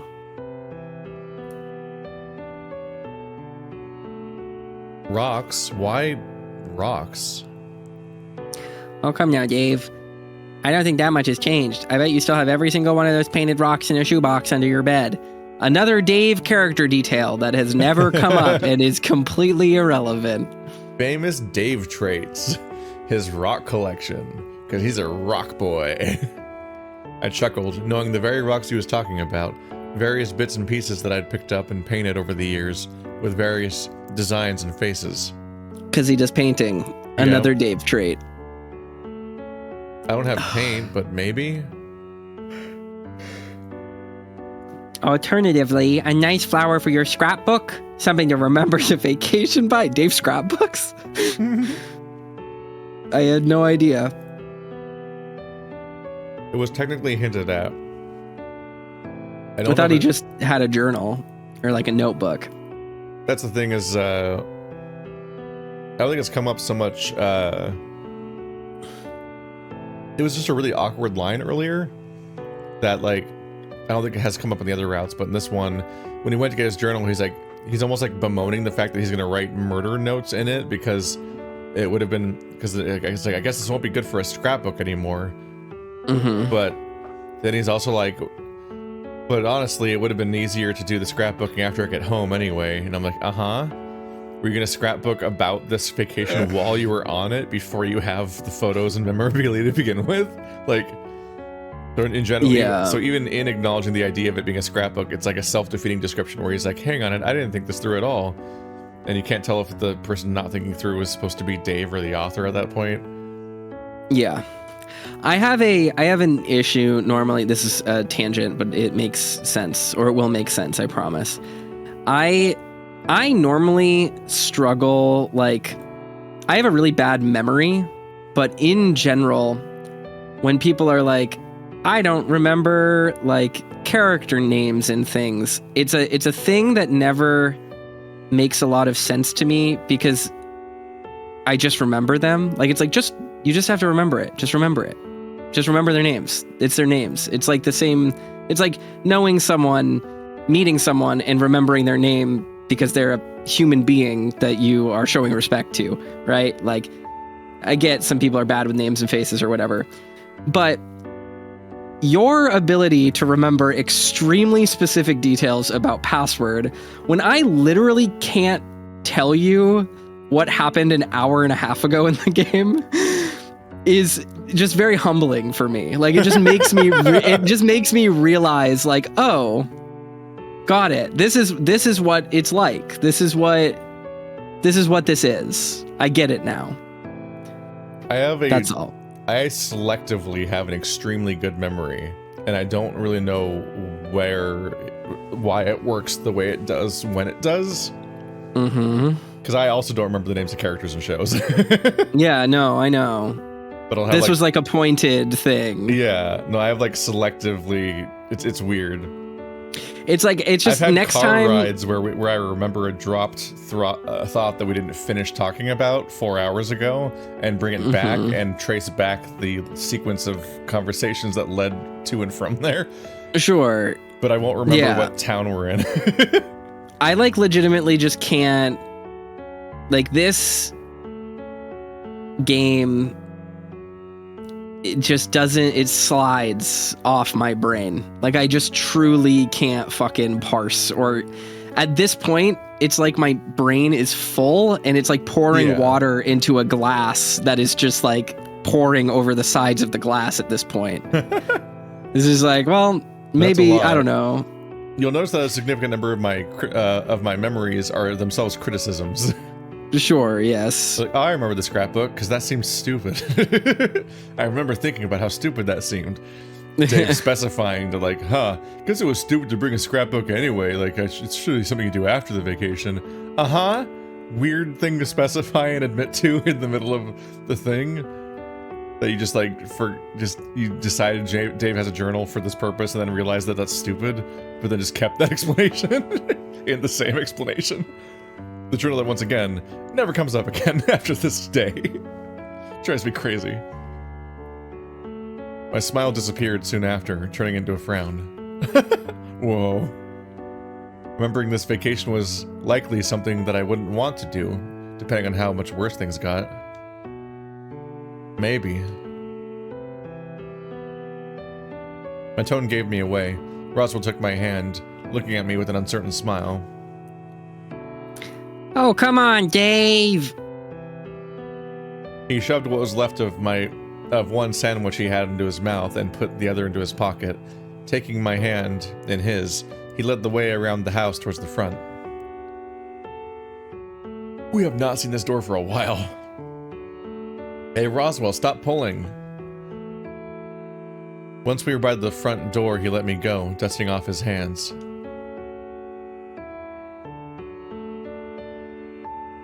You know, I think walking all the way down to the main road might be a good goal. Might take a couple hours, too. Really? That hours? Long? Well, I'm not intending for this to be a quick walk. At least not at the pace I'm comfortable walking. Well, okay, sure. We started wandering down the driveway, taking it slowly as Roswell's shorter legs dictated the pace. Not only that, but his enthusiasm or lack thereof in taking a walk was also slowing us down. Why specify that? Why say it that long, roundabout of a way instead of just saying his lack of enthusiasm? But it was nice. My eyes darting about the place while I just listened to nature. Occasionally I would look at Roswell, who seemed to be lost in his own mind, thinking about something that staying quiet all the same. It made me think back to when we sat just outside the back door and kissed, the conversations we had on his bed about love. He loved me, but didn't know in what way? What did that mean? Dave! When I pulled myself out of my own thoughts and looked at Roswell, he had his eyes trained on something off to the side, something far off in the distance among the trees. What's up? We are not alone! The truth is out there, Dave. I want to believe. X-Men quotes. At least I don't think so. The X-Men? Jesus Christ. Jesus, hell fucking Christ. God. Physical pain. Ugh. Give me that much pain. I specifically chose something that reveals that I know the real answer. I guess that's fair. We're not alone. At least, I don't think so. What do you mean? Who's here? I listened out, trying to pick out anything from the sounds of the surrounding forest, but couldn't make anything significant out. I should really watch X-Files sometime. I've only ever seen the movie. That's it. His attention stayed on whatever it was. Which movie? Is that he saw. Oh. I wasn't prepared for there to be more than one movie. Yeah, just give me a time frame real quick so that... probably the 2010s. Like I think it was late. Okay. It was like whoa, X-Files is getting a movie. That's weird. Yeah, and Gillian Anderson has like long hair in it. I don't remember a single thing about the movie. I think the only thing about the movie was that maybe aliens were real this time. They've always been real in the X-Files. Like inescapably, maybe. I don't know. I couldn't tell you anything about it. It didn't stick with me at all. Yeah, I mean it's just like you. Yeah. Okay. Yeah. Sometimes you watch an episode of a TV show 11 seasons into the TV show is basically what you're saying, and I can't criticize you for not knowing anything about it with that background. You may as well not have watched it, basically. Yeah. They just got it. Sometimes just the thing is a movie, and you don't really know going in if it's going to be like, it's a Star Trek movie, by which I mean it's a completely standalone the new Star Trek movies, it's going to be a standalone thing that's just riffing on the other idea, or if it's literally like, this is a sequel to the last episode that you definitely should have seen or whatever. Yeah. Or, I don't even know if I knew enough about X-Files to know if it was the same actors, or if it was like, we're doing a movie about but X-Files, instead as opposed to it being like, we brought back the actors from the show X-Files. Yeah. I'm just saying that you can just watch the Simpsons movie when it comes out and it works. So it being a TV show doesn't always mean that. Sure, but the Simpsons isn't like the Simpsons isn't a plot-driven TV show. His attention stayed on whatever it was that he saw, and I wanted closer to follow his gaze. But nothing, as far as I could tell, was there. I saw it again. The white thing. Oh, has he been seeing hints of the rabbit, I guess? I should say that specifically it was a movie I saw in theaters, which 90% of those are social things that happen. So half the movies I see in theaters are chosen for me. It's like, oh, I guess we're seeing this now. Cool. So I'll just say yes to anything. Same thing that you saw the other day? Yeah, I don't know. It's almost as if it was just... He scratched his chin, shaking his head. Whatever it was isn't there anymore. I guess it's not that important. That is the exact same reason why I've only seen Indiana Jones 4. You're sure? Just peppering in the psychic damage to keep you conscious. It's just fine, I was invited to see Indiana Jones 4. No one invited me to see the other Indiana Jones movies. No, it's fine. Yeah, it's fine. No one invited you to see those movies. Yeah. Yeah. That's an excuse. Well, I'll take it. There's a lot of movies. I don't know if you noticed. Yeah, but some movies are like... Colonel hasn't seen Star Wars. Colonel is a strange alien that somehow wandered into our universe, all right? I'm just saying some things are part of the monoculture, and you can't throw Colonel not seeing Star Wars at me. Like that's like a normal. It's easy. Look at all these bullets his body is ridden with. like it's a normal thing. Like that's the example of why Colonel is a weird alien that just happened to take a wrong turn at our galaxy.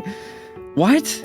I no, we're not gonna litigate it. It's fine. I'm okay with the fact that you haven't seen fucking Indiana Jones. Whatever. It's okay.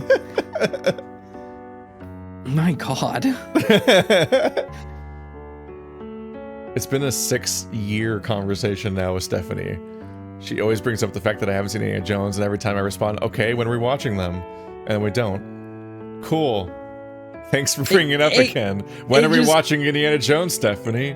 It just can't be up to other people for you to experience our shared culture. We watched all of Lord of the Rings and all of Harry Potter with Stephanie. We did actually, as an entire household, sit down and watch all of Harry Potter with Stephanie because she hasn't seen it before. You can just be friends with people and watch stuff together. You can be friends with people, but what I'm saying... like, hey, when are we watching this thing? Like, nothing. Never. Yeah. Even if I wasn't, there's not a whole lot I can do about it now anyway. It's the same, even if I did know what it was. Tackling something like a ghost is involved. Involved how? Well, if you've ever seen Indiana Jones... Roswell shook his head, wandering further down the driveway with me in tow.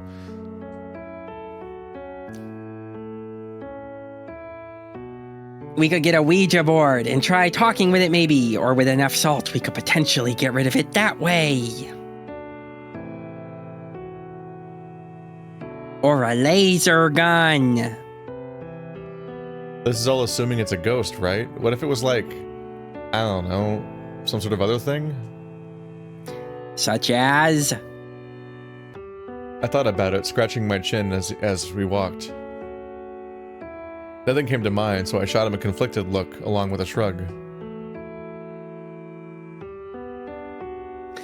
Maybe it'd be best to start bringing some sort of weapon with us if we go into the forest then. Maybe some sort of hunting knife. Or an axe. Why those? Well, I know one of those is in the greenhouse, and I'm sure someone would have a knife around here given we're surrounded by dense woodland. I suppose that makes sense.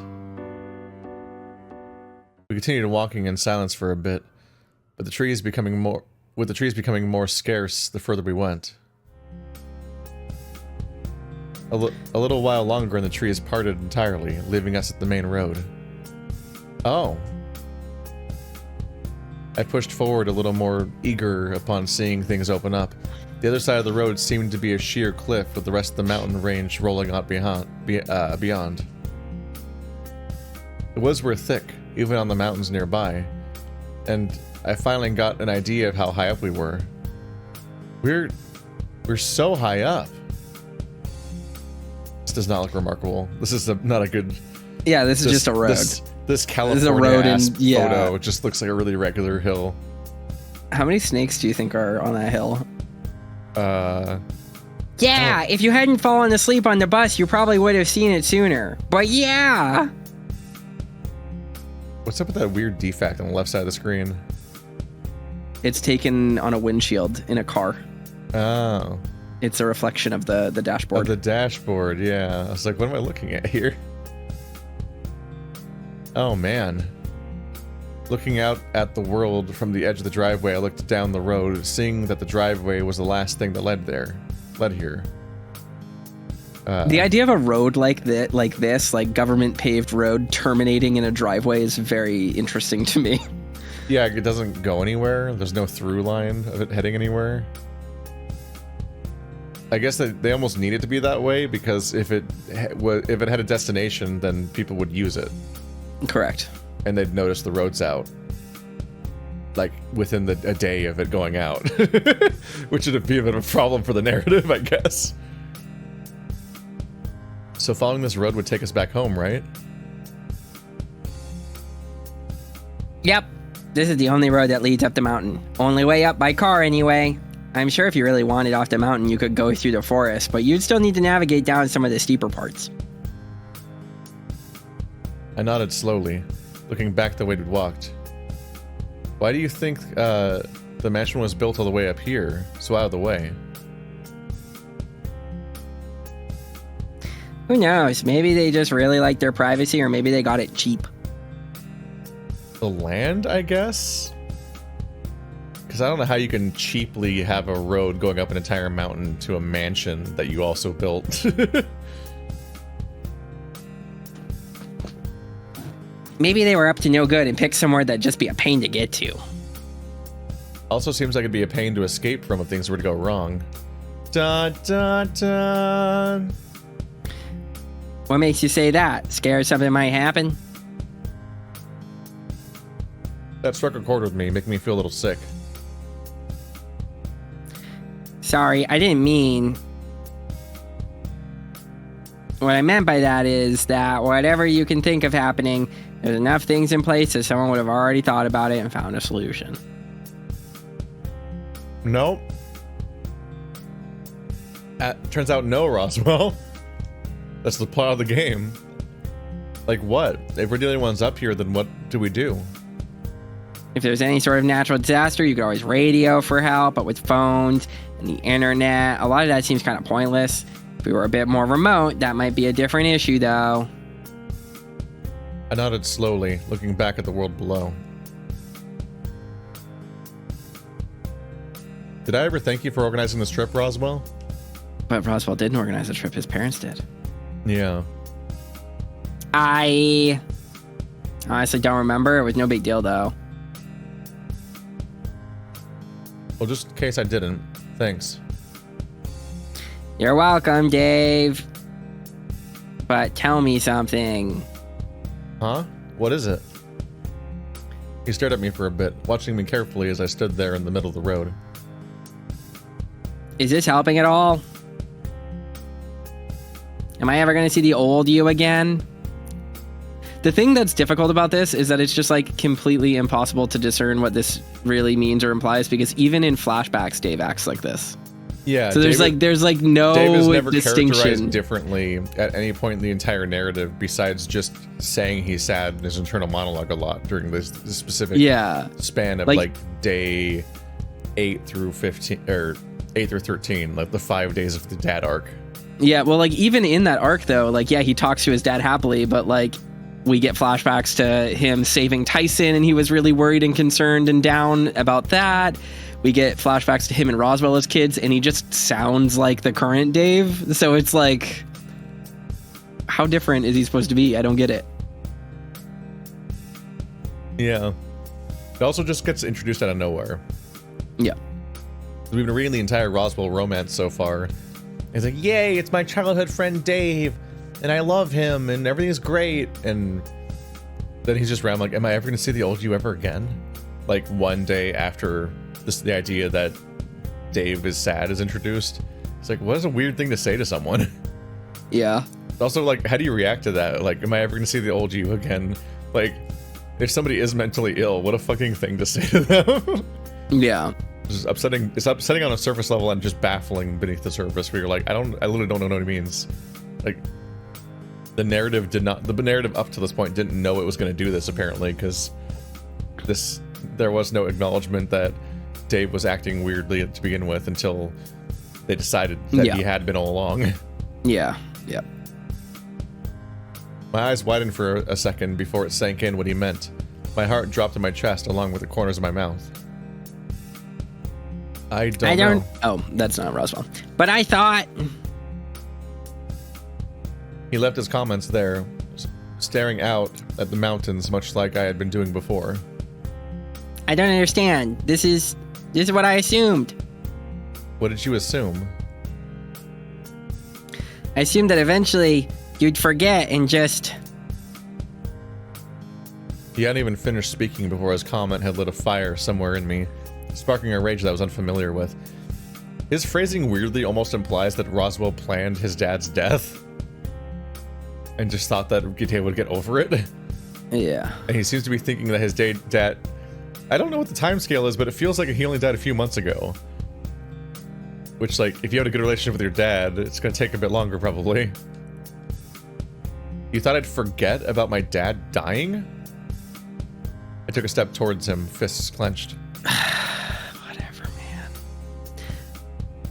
No, You thought that just because he wanted me to be happy again, it would just happen because he wanted? That this vacation would magically fix everything? That's not what I meant. Then what did you mean, Roswell? What could you have possibly meant that was meant to make me feel better?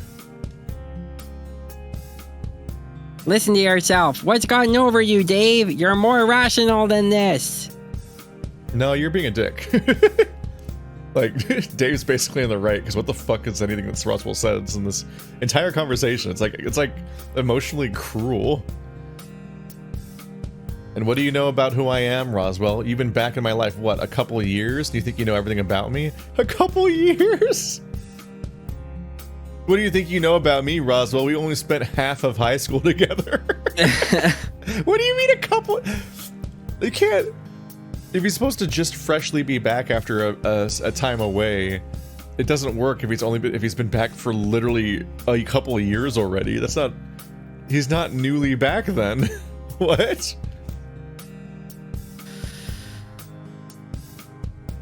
I know you're not normally a jerk, Dave. I'm just going to put this down to you being stressed out over whatever happened last night. Stop talking like you know about that too. You don't know everything, Roswell. I never said I did. I just don't. We stared at one another, my breathing slowly leveling out. But by the time that I had, Roswell spoke. I'd hope this would make you forget about being sad. What the fuck?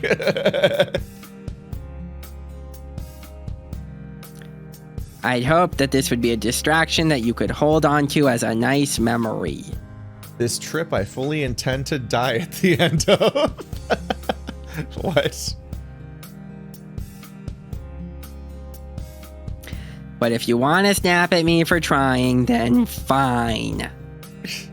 Don't act like this is selfless. Everything about Roswell's deeply selfish. Like his entire trip, the way he's lying to everybody. But if you're right. I don't know the person you were between when I moved away and when I came back. For all I know, you're just someone who... He's been back for years. This doesn't work. You don't know who I am. I've changed. What? I came back 2 years ago. I've known you for the last... You could literally have started your friendship 2 years ago, and this would be a weird thing to say. So what the fuck?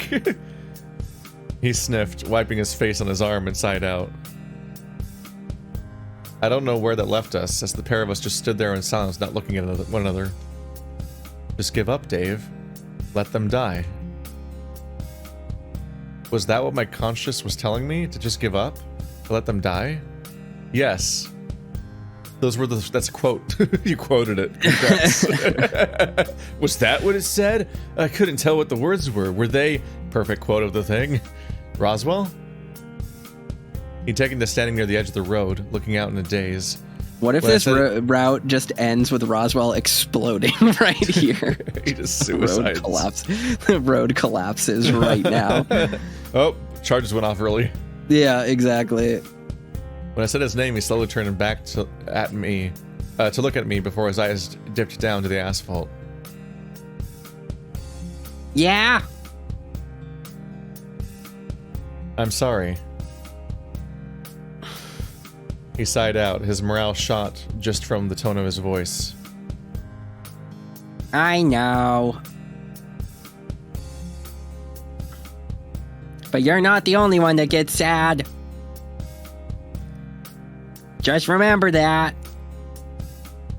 You know, other people have problems too, guy who was a dead dad. Wow, whine about it. I feel like this route would like hit better if Roswell dying wasn't supposed to be like a reveal. Like the whole Roswell is dying reveal would like make me care about Roswell more if he wasn't being manipulative. Like even if he was manipulative and secretive about something. Well, so he's like vaguely hinting about it, but then it just makes it seem like he's like, oh, I'm just guilting you for you not being emotionally aware about stuff I'm literally keeping a secret from you. Yeah. Well, like not even like you can keep a secret, right? Like this could be emotionally powerful if Roswell was nice and sincere and a better friend to Dave than he's ever been before. And then at the end, it's like, Dave, I'm dying. That's why I didn't say anything. Like, that's why I was so worried about you. Like, you could do that. But they don't. Instead, he's like, I don't know who lives here. Maybe they bought it for cheap. Anyway, let's investigate my murder. Let's not talk about how I know all about this. Anyway. It's just like, this is fucking weird. Like, why are... You know everything. You're trying to solve the problem. You're literally doing multiversal shenanigans in order to solve the problem. Why are you just being coy about everything? And I know for a fact some pedant in the comment is going to be like, well, clearly in 300,000 other timelines, Roswell tried to do this and it didn't work out. And so that's the timeline that we're in now is clearly he's been briefed on what he can know and can't know by Thanatos or like whatever. Like people will do that. But like, and like, yes, he doesn't actually know all the other timelines because he's not interfacing with the vault and getting all the visions and blah, blah, blah. But like, it's what annoys me about this entire... The premise is faulty. Yeah. Yeah. Well, it's what pissed me off about 999 and Zero Escape and stuff like that, was that, like, whenever there's something that feels like a plot hole, like, why would it have to manifest in that very specific and annoying way? Why would the puzzle have to be exactly like that? Why would this have to be laid out exactly like that? It's like, because Akane has already seen the future and knows it has to be that way. It's like there's just a logic loop of everything that you can possibly poke at it, being, well, why does this have to be that way? Why would they make that choice? Like, because they knew they had to make that choice because they saw the future. I don't know, just like an infinite loop that's frustrating.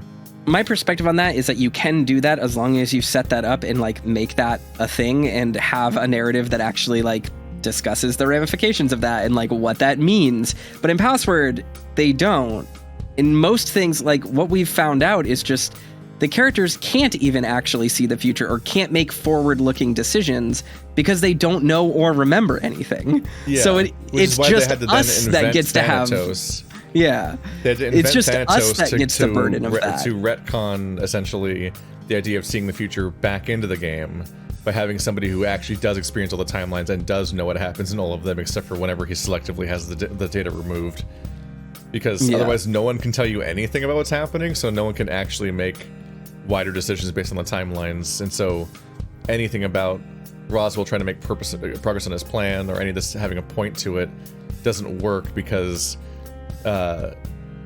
you can't, because no one's developing their morphogenetic powers like in Zero Escape in that way. But the way that the password works is you get like no information and it doesn't build in any real way. Yeah. You couldn't have these like 5,000 degree multi-plans that have gone through a billion iterations, which is clearly where the narrative always has to go. So they just add a whole new character to put it back in the story. The straight up passwords tell us more about the situations than the visions do. Do they? Well, I just feel like Dave seeing a weird, like a fever dream of like Tyson's standing covered in blood, maybe in the dark in what looks like a fucking cave. That's all Dave really remembers when that vision happens. But it's literally with the password werewolf. Like, okay, that term is loaded enough that it tells us something very bad about Tyson, right? That one's more specific and helpful than Discovery. Well, Discovery, yes, is stupid, but like massacre, peacekeeper, like all of these different things literally tell us roles or like events that are about to play out, oftentimes more meaningfully than the actual scenes themselves. I think at this point I've forgotten more passwords than I can remember. Like, it's easy to remember Massacre and Werewolf because they lead to two massive different endings, but everything else, it's like, it's actively hard to remember them. Yeah. I don't know what we typed in to save Tyson. Yeah. Ugh. We turned to leave and I reached out to stop him, but I couldn't bring myself to follow through, just standing there as he wandered back up the driveway and out of sight. Let whatever happens, happen. I found myself staring at the spot that Roswell disappeared among the trees, wondering just how long it'd take to get back. My hand went to my chest and I felt sick, as if something had stabbed me in the gut and had twisted the knife, hurting in a way that I hadn't felt before. I should have been crying. Should have been reacting more than just standing there whining softly to myself.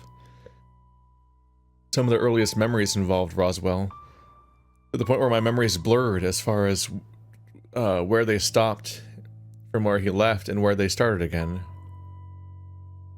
What?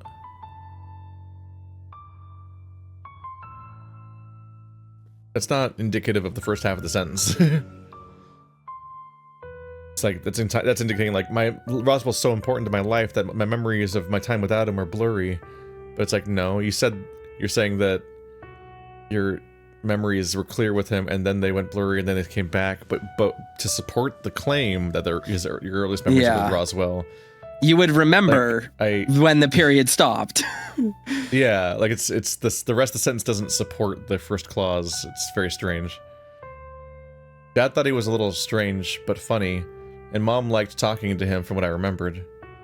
The more I thought about it, the more I wondered if the Roswell that I knew was still the same Roswell I remembered from growing up. He's been back for 2 years. That one line really ruins everything. You really fucked up by I also just don't. that. I just don't know how long he's been away, because he knew, like, he's known Tyson. Like, Tyson bullied them in grade school, and he comes back to the same school. Like, where this whole, like, undefined weird time of Dave being gone is such a strange thing in the narrative, because it doesn't seem consistent across routes. The timeline is very hard to piece down because it's always referred to so vaguely, and then and like whenever you get a specific number, it's usually baffling because it doesn't usually feel like it supports the surrounding text. Case in point being the idea that Roswell's been back for 2 years now. You're like, what? Yeah. So he's been back for 2 years, but this is his group of friends that he invited. But Dave and him feel like they don't know each other, even though they've been back for 2 years. But he had enough time to become friends with Haas, who was new.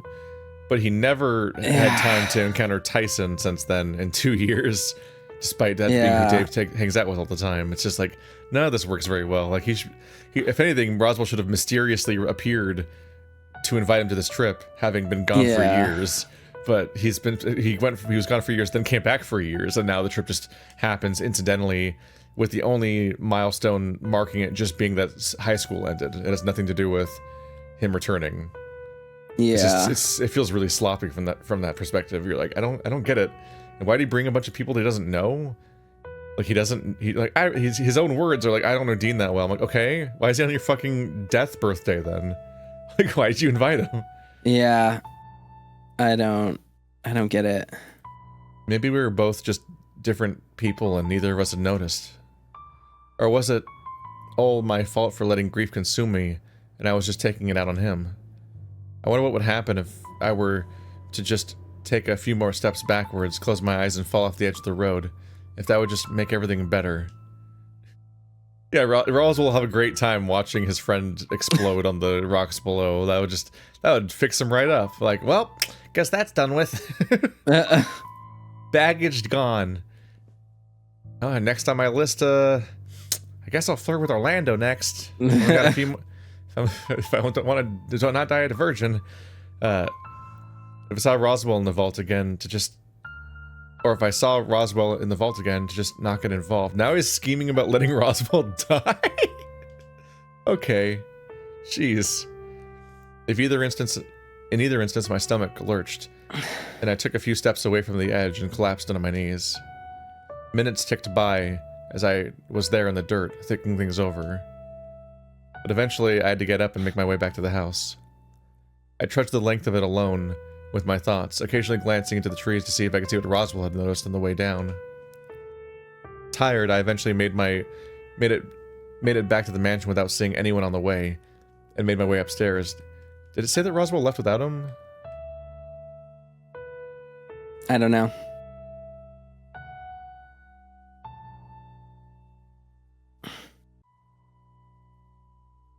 No, it disappeared among the trees. Yes, we did leave.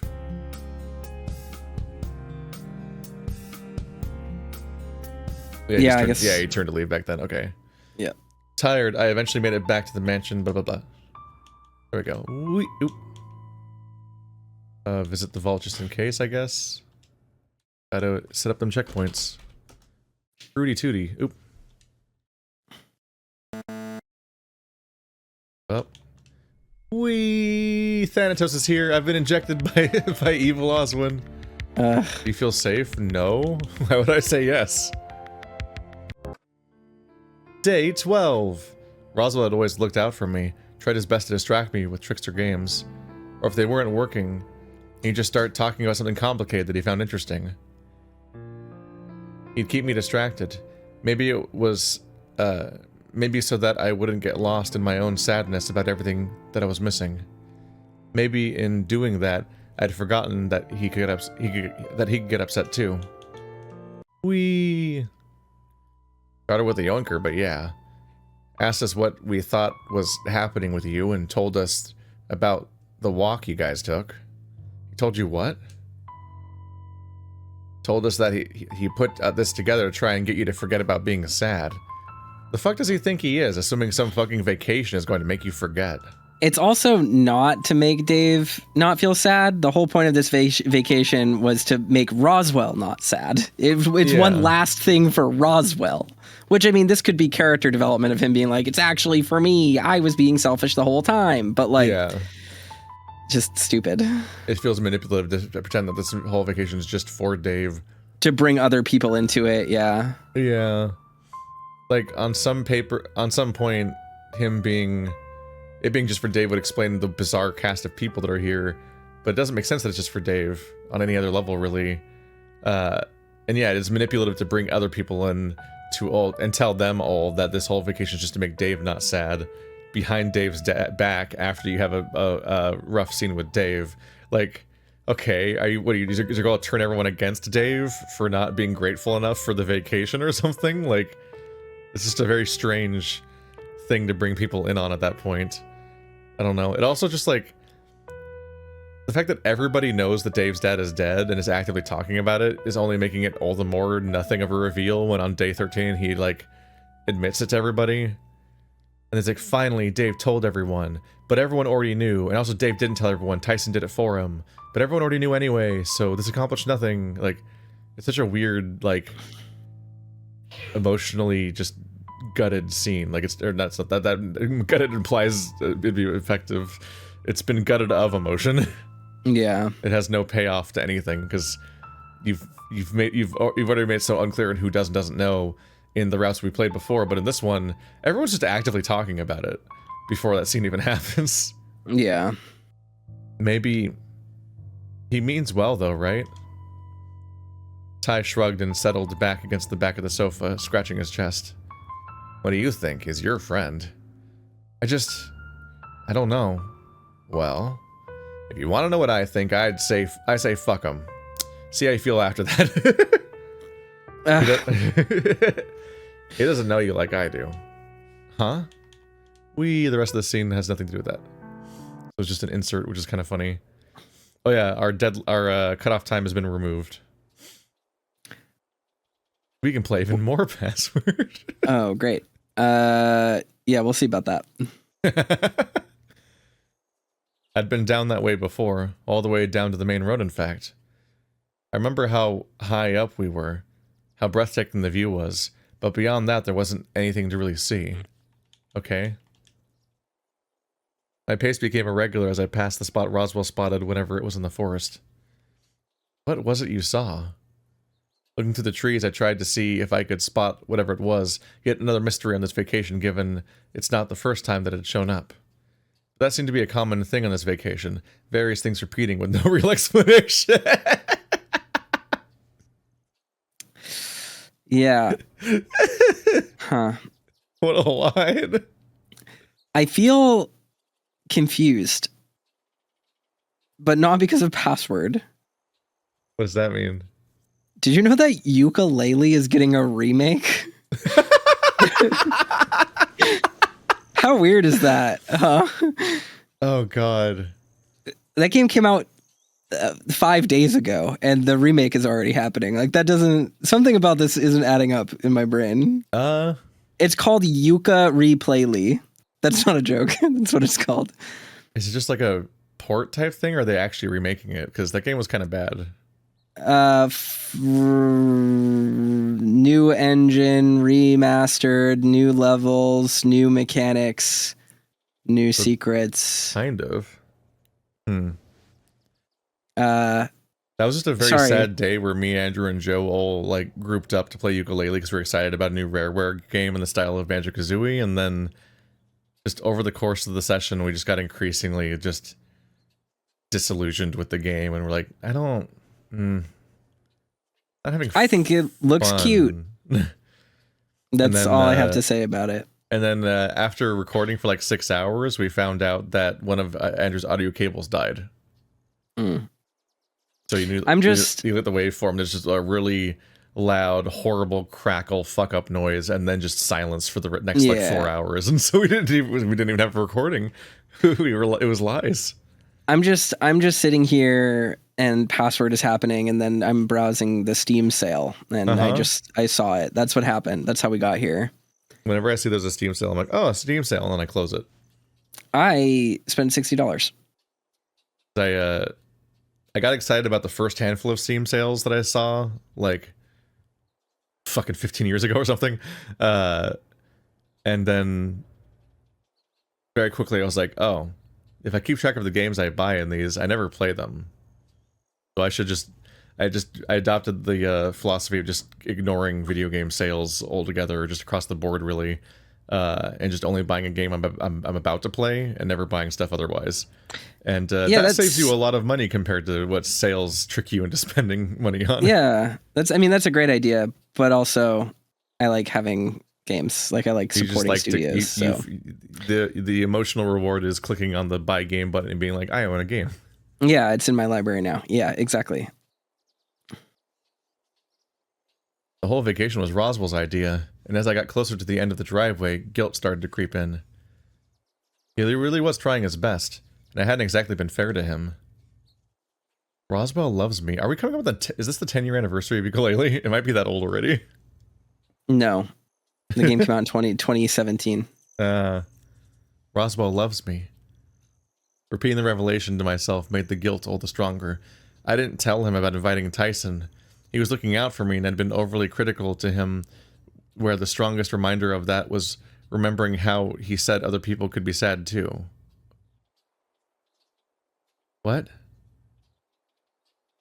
God, that's all one sentence. It's awful.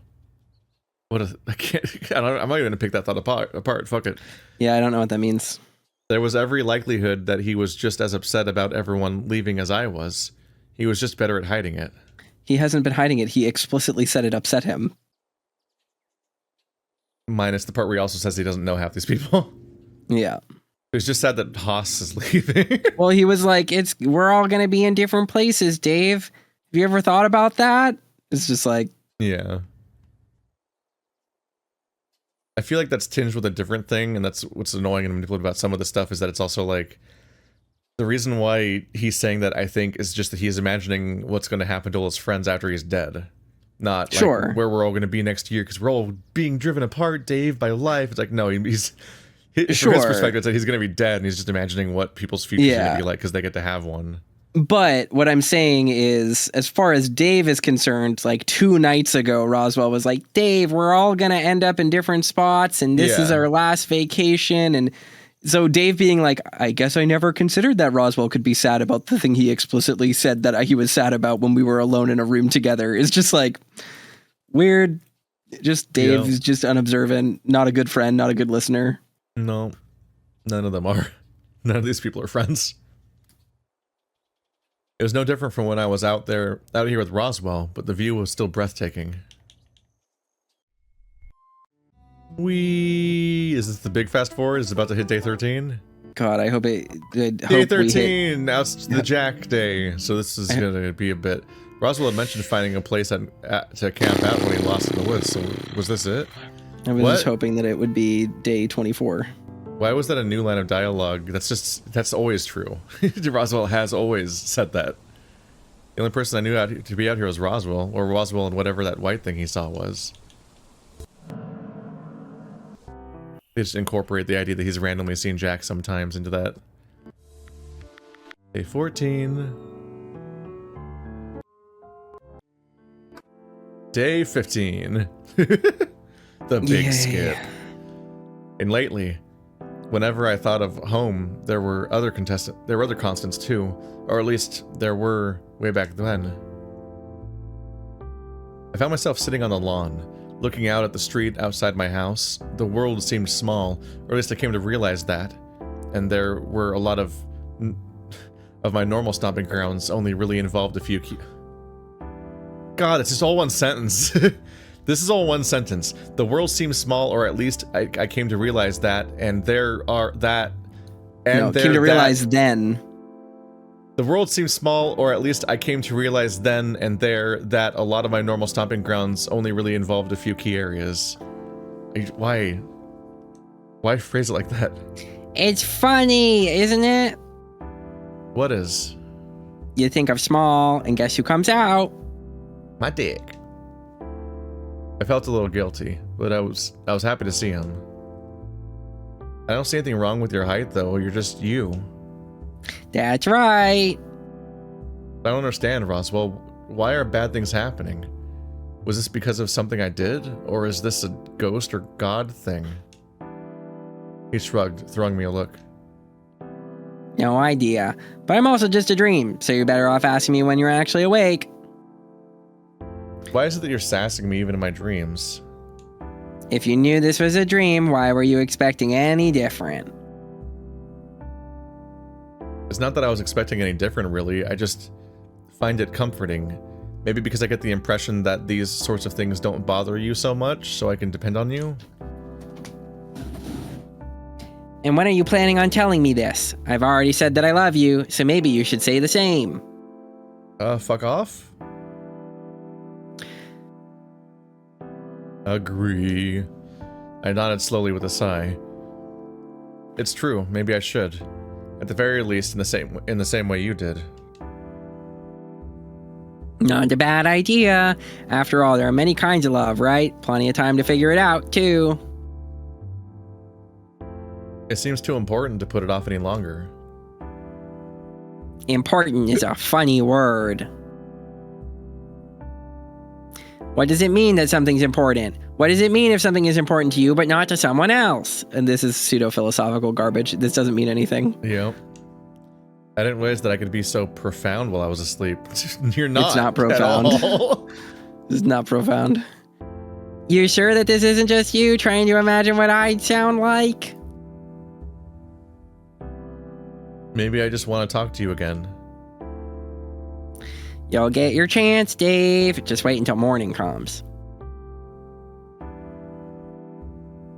Speaking of... Thank fuck. Look at all that stuff we don't need to read. In real time.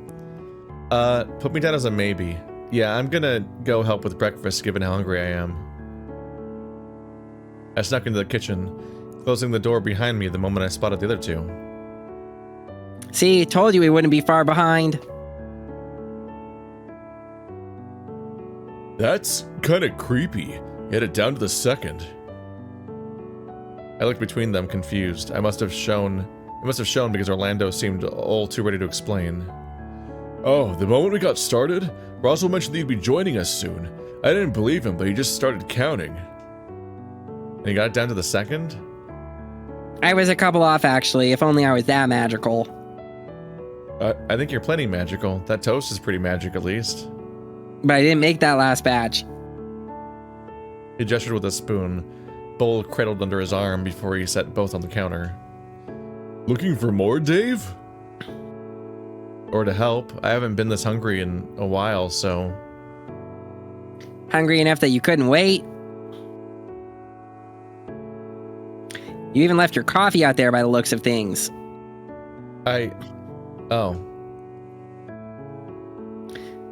Don't worry, I can make you another cup. Roswell, you almost finished mixing that yet?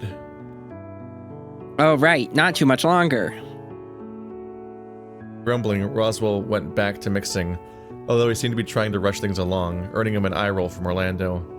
I don't get what they were going for there. Is it really just as flat as just, Roswell's a genius, so we'll randomly make him do the genius thing? Maybe where Thanatos is talking to him by this point. It could be that, yeah. Yeah. Yeah, that's more charitable, because otherwise it's like, it's such a stupid way of being, it's like...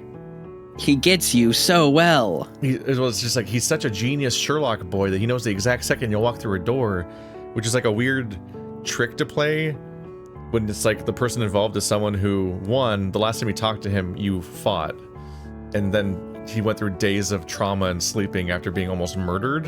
And you're like, ha, you're getting so predictable walking in for breakfast at this exact time. And it's like, what? Nothing about the last week has been routine. Everything's fucked and we're not getting along right now. So this is just a weird conversation. Yeah. It's even with Thanatos, it's just like a weird thing to say out loud. But it's like, but that makes it go from being like a dumb idea of how to write a genius character to a dumb way to foreshadow that he's talking to a time-traveling rat. Yeah. He's like, I'm just gonna make him randomly expose that information for no reason. Haha. Like, why would you give it away? Why would you be hinting at a superpower, basically? Yeah, I don't know. Grumbling, Roswell went back to mixing, although he seemed to be trying to rush things along, earning him an eye roll from Orlando. Weird scene. I continued to stare at the back door, wondering what would have happened if Jack had been just a little faster, or if Benson had been a little slower. The thought caused a chill to run down my spine, cold enough that I was overcome by the sudden desire to just shake the feeling off. When I turned around, I noticed Roswell just standing there watching me with a calm smile on his face. How long have you been there? Long enough. Long enough for what? That's usually like a how long were you listening? Long enough to have heard the thing that you said. We just walked out here and looked out the back door and thought about Jack. Long enough for what? And you didn't say anything? What? How long has it been? I'd rather not spook you after what happened. You seem to be struggling enough with the prospect of going outside to have to worry about me piling onto that. It's one of those autopilot comments where you just write that because people often say that when they discover someone else is in the room. But yeah, the logic of why it's said the way it is isn't present. Doesn't stop him from piling onto Orlando. You know how he gets spooked. That's because Orlando's reactions are hilarious, and it's all in fun. Much like how he pokes fun at me and my height, or putting my snacks up just out of reach that I have to get a chair to use as a boost. The grammar is falling apart. Is that an Orlando trait? Does Orlando make fun of you and like take advantage of your height problems? Yeah, well, I guess that makes sense. I started to fiddle with my hands, looking back to the back door. You're terrified about going outside, aren't you? Is it that obvious? Obvious would be a word, sure.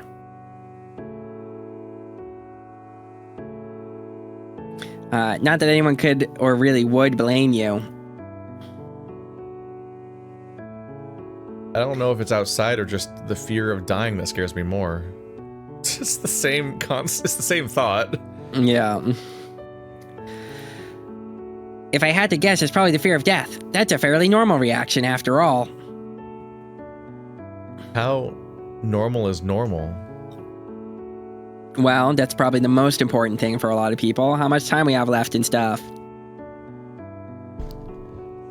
Him using the word reminded me of the dream I had, and I trembled upon thinking more about it.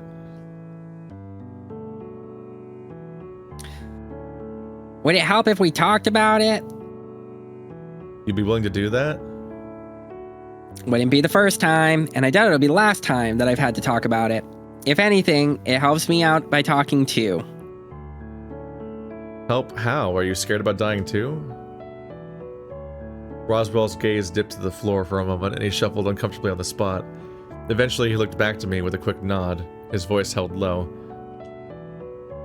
Maybe not in the same way as everyone else, but yeah, occasionally it keeps me up at night.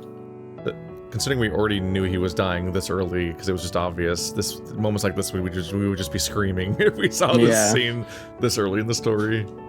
Yeah, I'm burned out, so I'm just trying to survive. You know what I mean? Just getting through it. Yeah, you're just as bad as Roswell. You also have days to live.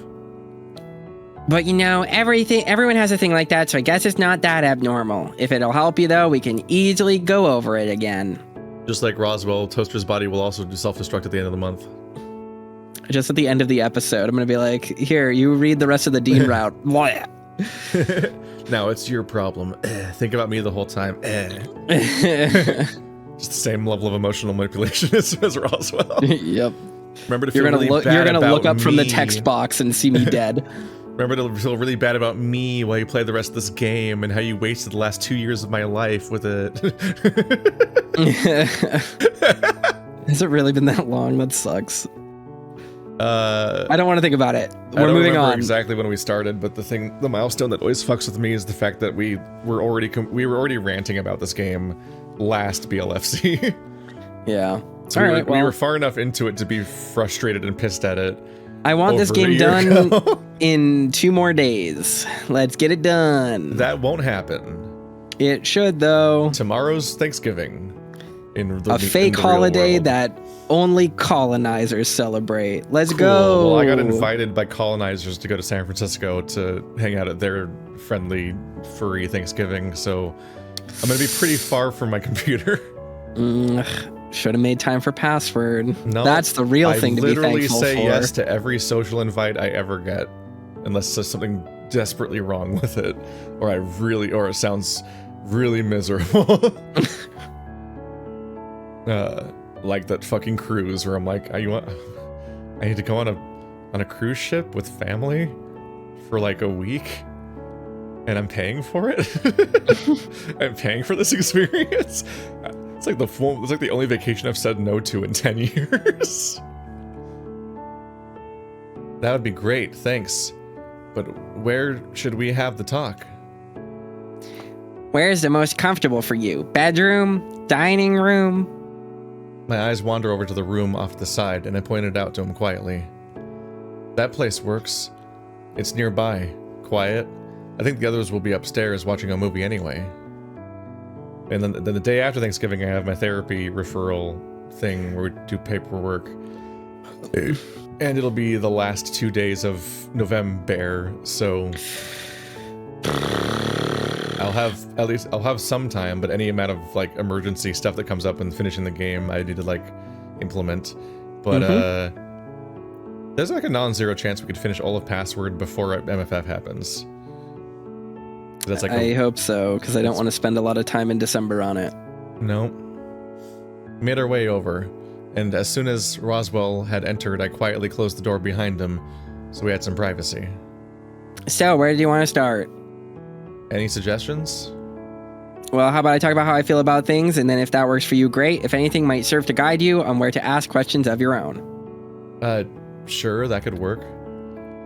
We took a seat down on some of the cushioned chairs around the room while Roswell gathered his thoughts, nodding slowly once he'd figured out where he wanted to start. So death, it's not all that scary, really. It's going to happen on someday, and there's really no fighting it. Granted, some have to face it sooner rather than later, and that's probably the most unfair thing. Isn't this entire narrative you fighting death? I whined, immediately thinking about Dad. He died too soon, sooner than what I wanted anyway. That's a weird way to say that. Yeah. It's not sooner than he deserved or anything. It's like, I want him to live longer. Me. You had us worried for a while. Orlando, Haas, and I mean, just noticing over time how you'd become so withdrawn, we were worried that if we left you alone, you'd, well... I'd what? Leave us prematurely. Oh. The two of us stayed quiet for a time, as what Roswell had said sank in. It's just not the vibe that Dave gives off at all. No. In any of the flashbacks or anything. That's Granted, why I know people can do stuff suddenly, but like... Yeah, but we're also him. Yeah, but like the idea that his friends would notice something was wrong while also nothing visibly is wrong with him or his personality is just very odd. They're just sure he's going to commit suicide, and you're like, what? Where are you getting these vibes from, guys? Yeah. Because we're literally in his brain the whole time, and when he randomly wanders over to like the river or something or the cliff and he randomly has like that thought, we're like, where's this coming from? Because his internal monologue doesn't really line up with even his own random... Like his like moments. his state of emotional well-being is just very different. Yeah, because people were even putting out in the comments at the time, we're like, just because he's depressed and he's suicidal, and it's like, I guess only because the game suddenly is telling us that basically. But he's like, he doesn't really come. The tone is doesn't work overall. Yeah, I thought about it a couple of times. I'm certain a few of us have, I have at least. I'd hazard a guess and say that most, if not everyone, thought about what it'd be like at least once. But acting on it is different. Yeah, I guess that makes sense. The mind has a great deal of subconscious defenses to keep us safe, you know. You might think you want to die, but something deep down that you can't interact with stops you from going through with it. But it still happens, right? Well, yes, but that's the difference. Those that say they want to die and those that can overpower that barrier, they're the ones you really need to watch out for. I whined, shifting uncomfortably on my spot on the couch. If anything, I wasn't sure how to feel, as I wasn't reassured that I couldn't go through with what I'd considered twice, but that I couldn't know if I could overcome the barrier he spoke of. What about you? So deep. Such a angsty boy. What? Oop. Ah! Well, there goes that. I'll fix that later. It's slightly weird language to choose to refer to committing suicide as overcoming a barrier, as opposed to like succumbing to something or anything like that. Like it's. No, I think he's just talking about overcoming the barrier of self-preservation. Yeah, you overcome the barrier of self-preservation to kill yourself. Yeah. It's strangely triumphant language to use about that subject. I think he's just again trying to. It's them accidentally using the wrong term, like a loaded sounding phrase, because Roswell used it to describe a certain thing, which it makes sense to describe it as that in that context, but it doesn't make sense in the context Dave is using it in, basically. You know, do you ever think you could ever, Maybe. There's other things that guided me away from really thinking about it.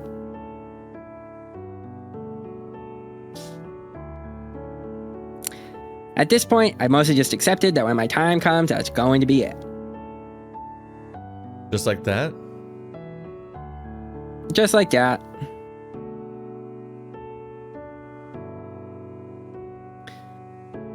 Maybe it's because I've been so interested in the occult that I've become a bit strange like that. Ouija boards and the like, you know how it is. Has any of that ever, worked? I wish I could tell you that I've been able to talk to ghosts, to the ghosts of those already gone, Dave. Not only because I know who you'd want to talk to, believe me, if I could, I would. I nodded slowly, a dull throb lingering in my chest at that fleeting hope I'd built for hearing from Dad again shattered.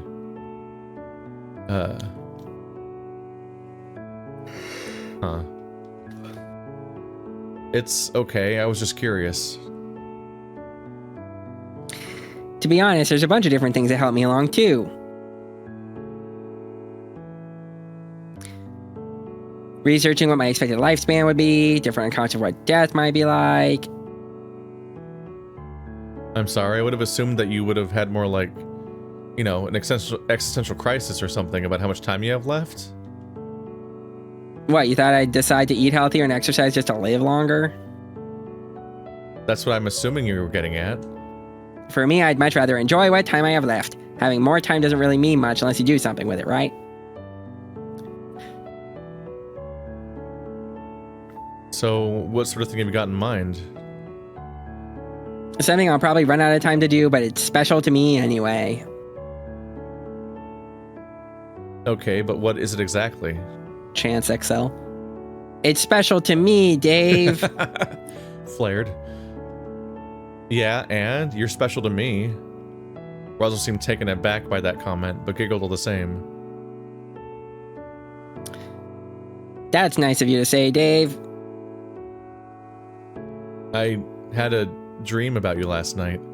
Nothing overly major, but you were there when we got home.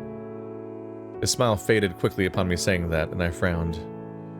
What's wrong? Nothing, just thinking about something. Okay, but what? The thought of going home? I didn't think it'd cause that sort of reaction given what's been going on around here. Consider it more thinking ahead to where everyone else will be, or who will still be around and who won't be. As in travel plans? As in, who will be left alive. Not that I'm being pessimistic about someone dying, quite the opposite. I guess just more worried about the danger we find ourselves in. We're all going to get out, right? Roswell didn't seem convinced, not even giving me an indication one way or another. As far as what I knew, getting through to the end of the month was meant to be the key to avoiding this marked for death thing Oswin had mentioned. Of course we are.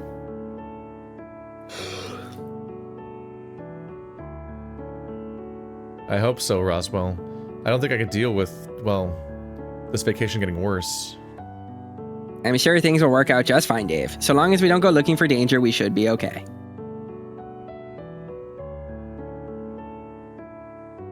So no more running off into the forest alone, alright? I smirked, resting back on the chair I was sitting in and sizing him up. That's the one that went into the forest by himself looking for mushrooms. Hey, that was before anything bad happened. Tell me though, did you see anything out there? Anything at all? Nothing that I haven't already told you, I think. Not even that rabbit? No rabbit, or much else, anything really, just forest. You didn't follow the river at all, or? Nope, I just, He scratched his chin, sighing out. Well, that's a lie. I went downstream a little and ran into a cliff where the river just flowed over the edge so far down that it seemed like you'd fall off the world. And then you went upstream? Pretty much. Settled in a little campsite and just spent the night there. Walked back when things were light out again. So those, the syringe and the little bottle. What about them? Oh my god, he actually brings it up again, but only in Roswell's route. That's why it's mysteriously dropped when it's clearly set up as a thing he should talk to Roswell about. It's a fucking route exclusive. God damn it. Nothing, I guess. Or he's not going to talk about it. Okay. I sighed out, shaking my head. It's probably the best thing that Roswell didn't seem to know what I was getting at. Even if he was lying. What? No, he explicitly knew. He explicitly just responded as if he did know what you were talking about. He said, "What about them?" as if he knew what they were. He's totally gonna drop it, isn't he? God damn it. We've waited all this time for him to actually talk to somebody about it. Even if he was lying, I had no way of knowing, but until I could figure out why they were there in the first place, I was stuck. You could just ask him harder. There was something else I wanted to know too. What? Have you, figured out yet what kind of love you have for me yet? That's 2 yets. Oh, that. He smiled and looked away, almost daydreaming about something. I think so, yeah. At the very least, I'm pretty close to being certain. That sounds like a good thing, right?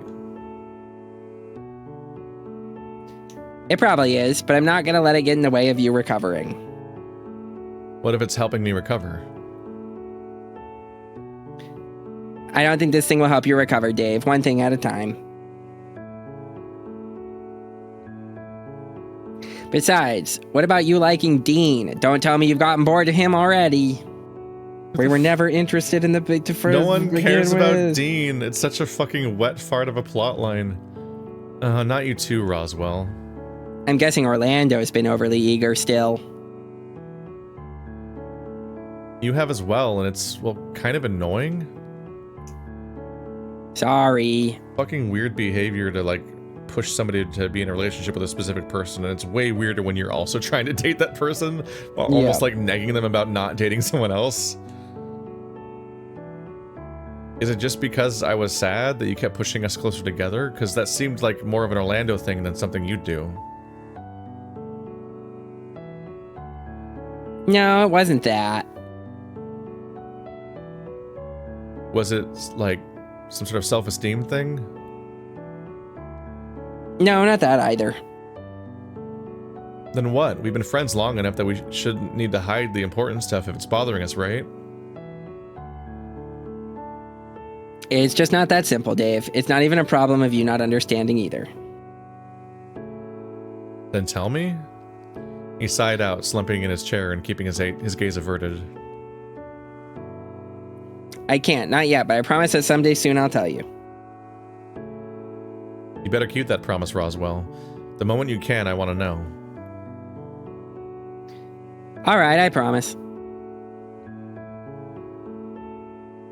Consider it closer to like spoiling a birthday surprise. I want to tell you, but I can't just yet. That's a horrible way to describe it.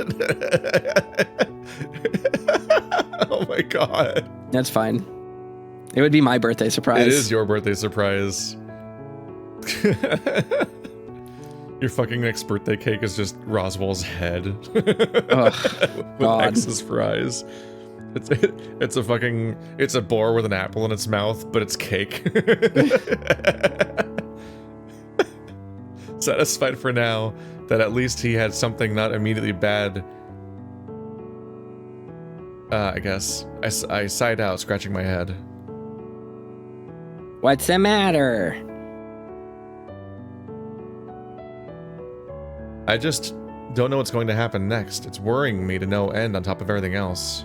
I love that Dave and Roswell are now going to have the same conversation again, just from Dave's perspective. Yeah. Relax, Dave. Give yourself a chance to breathe and things will turn out okay. Coming from the one who decided to live his life hard and fast.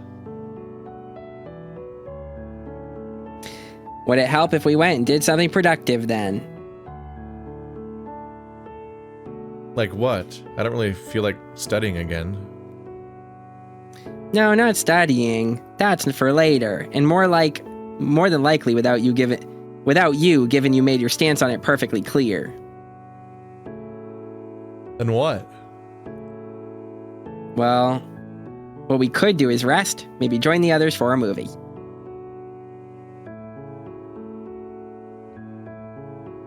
You said something productive. Rest is productive. Next you'd be suggesting we grab a snack and claim that it's also productive. I'm sure I could find a way to make that work, sure. As long as we don't have to hang out with the others, that's fine. You don't want to hang out with the others because? I just don't think I'm ready just yet. Fair enough, that works for me anyway. So with that in mind, how about you take a nap and we can do something after you've had some rest? But I'm not tired. As if on cue, I yawned, covering my mouth with my hand and rubbing my eyes.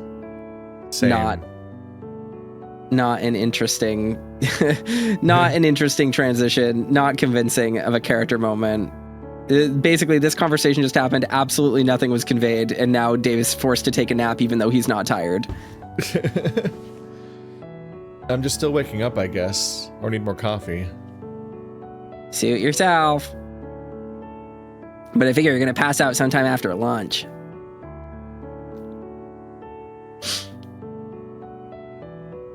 Leaving the sitting room, we headed upstairs and we just hung out in his room for a bit.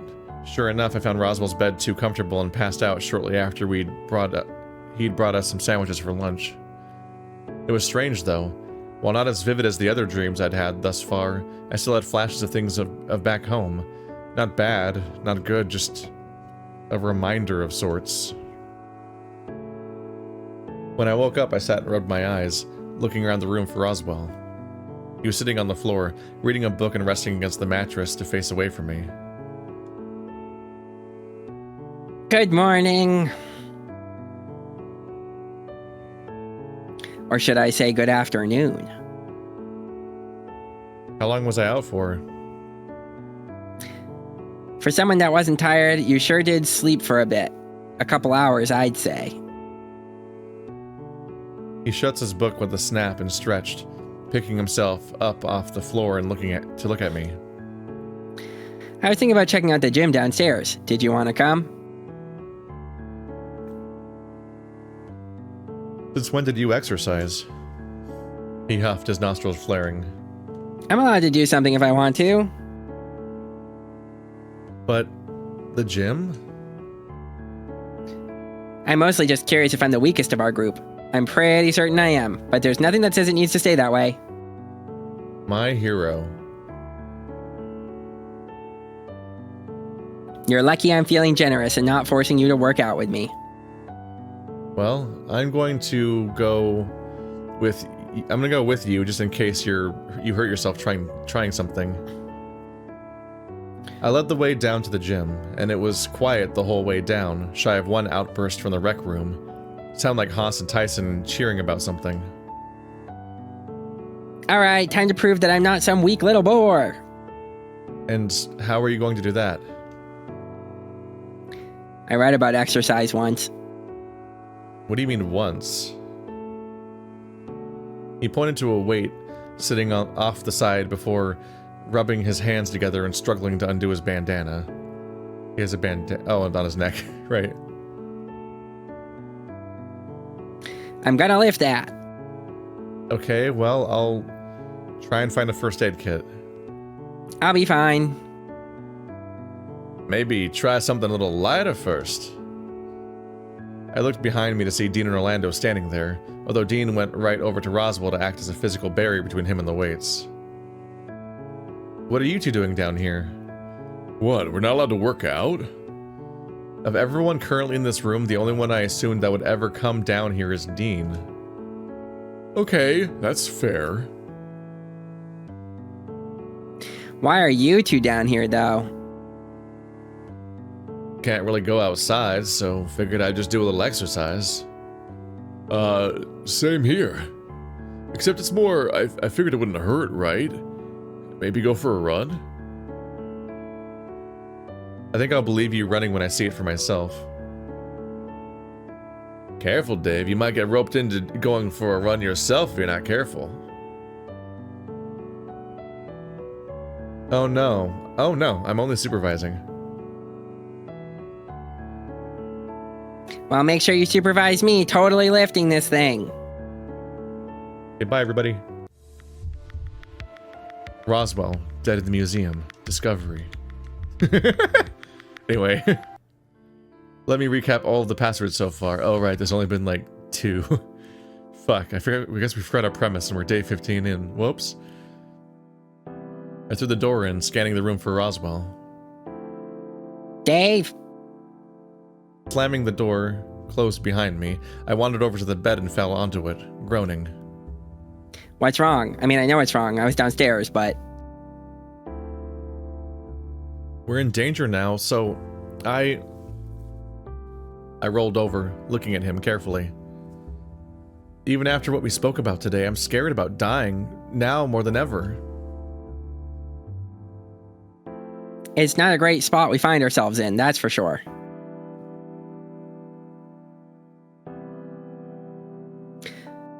You're welcome to spend the night if that'd make you feel better.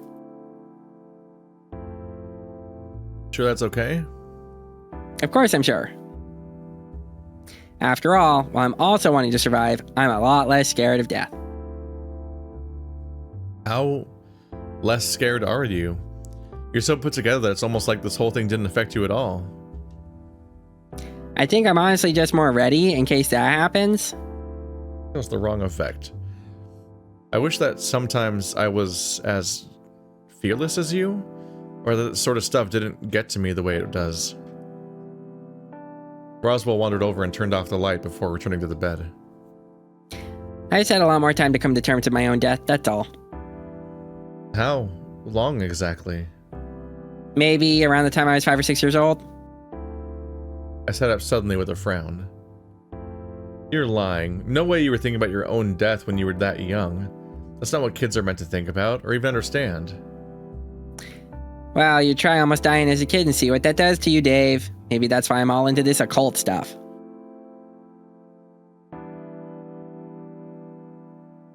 I'm basically a zombie, kinda. He held his phone up to his chin to light up his face from below, pulling a face. As much as it didn't sit right with me, it was enough of a distraction of everything that happened downstairs that I was able to start to calm down. You're a jerk sometimes, you know that? So long as it's helping. Roswell stripped down and got into the bed, and I followed suit. Just you watch, Dave. Come morning, we'll be able to think about this clearer and can handle it together as a group. You think so? I know so. Sleep well, Dave. I nodded slowly, and Roswell rolled over to cuddle his pillow. In the same way, I rolled over to my side to cuddle the pillow I had, keeping my back to Roswell. As I lay there with my thoughts, Roswell shuffled over so his back was against mine, sighing out. Roswell? All that got me was the most quiet sounds of him asleep, having already gotten himself comfortable. Good night, Roswell. What are these sleeping superpowers these characters have? Yeah. Such a struggle to sleep, just in general. Roswell was still asleep, cuddling his pillow. I half expected him to be sprawled out happily, but he seemed to be trembling in his sleep. I reached out for his shoulder, wondering just how restless I had been to be so far away as I was, but decided against it. Just as well, because he settled just before I made contact, and rather than risking the potential of waking him, I drew my hand back. In the moment, I felt like a terrible friend, that he was just trying his best to make me feel loved, and that he was able to express that freely while I just didn't know how I felt back. Maybe it was the danger, or maybe it was just that I was just out of tune with my own feelings. But hopefully, that was able to change sooner rather than later. I rolled out of bed and put some clothes on. My mind wasn't going to let me get any more sleep right now, so I figured maybe going for a walk could help.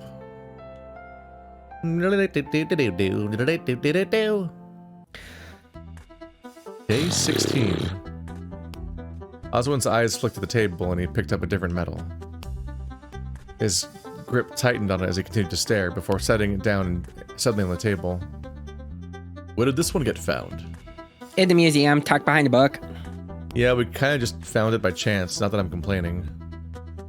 I noticed while I was talking, Oswin was staring at Roswell, and in turn, Roswell kept his eyes anywhere but. By chance, you say? Well, I suppose it doesn't matter, it's found. They're implying that Roswell put it there on purpose and knew where the metals were and so on, and is just actively part of the game. I wandered out of the dining room behind a couple of others before realizing that Roswell wasn't with us. As the others continued on, I looked around, peering into the dining room to see if he was still there.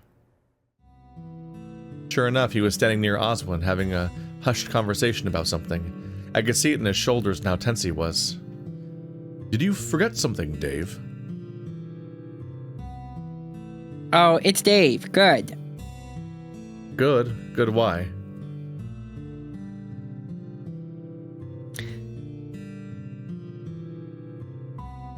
This is you. Oh, right. I blanked. I was just thinking about, like, it's weird that he's answering for Roswell. Yeah. No real reason, really. Just, well, Roswell was just talking about you. Fuck you, man. I didn't ask you. He said good. He's the one that answers why he said good. You don't... What a weird case of talking for someone for no reason. Good things? Bad things?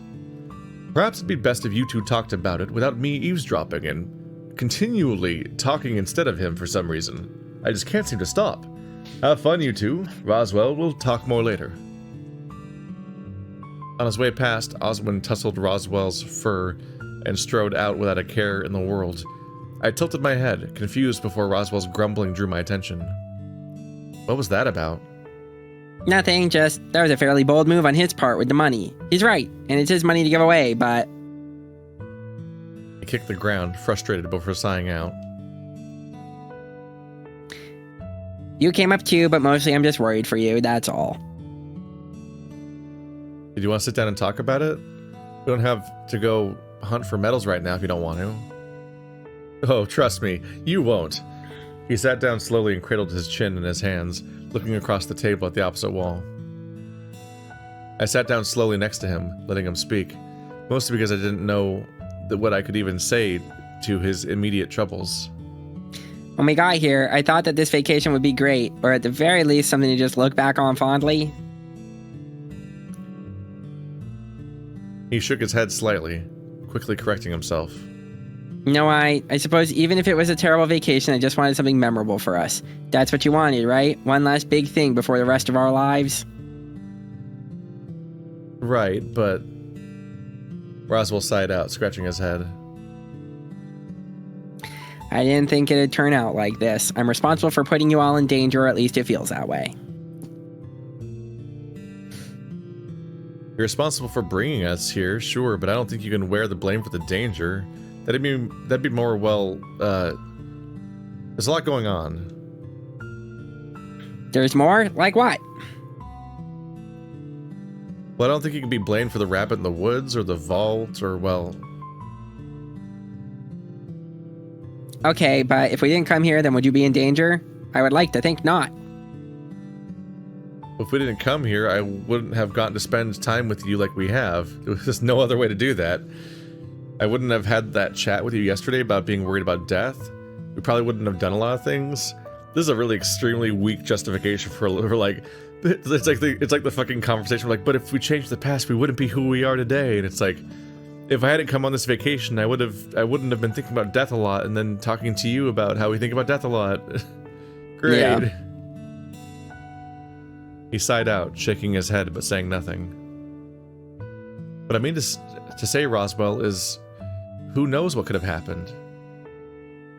He looked at me carefully, turning suddenly and holding my gaze.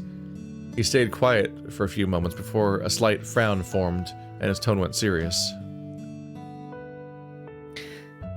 What would the alternative have been? I frowned back, sitting in my chair, and I wasn't trying to answer. Dave, before this vacation you were a mess, and you still kinda are. Hey, I'm getting better, right? That's exactly my point. With all the stress of what's going on, you broke. We were here to catch you, and together we're piecing you back together. Right? That seems like a good thing. But that happened while you were here.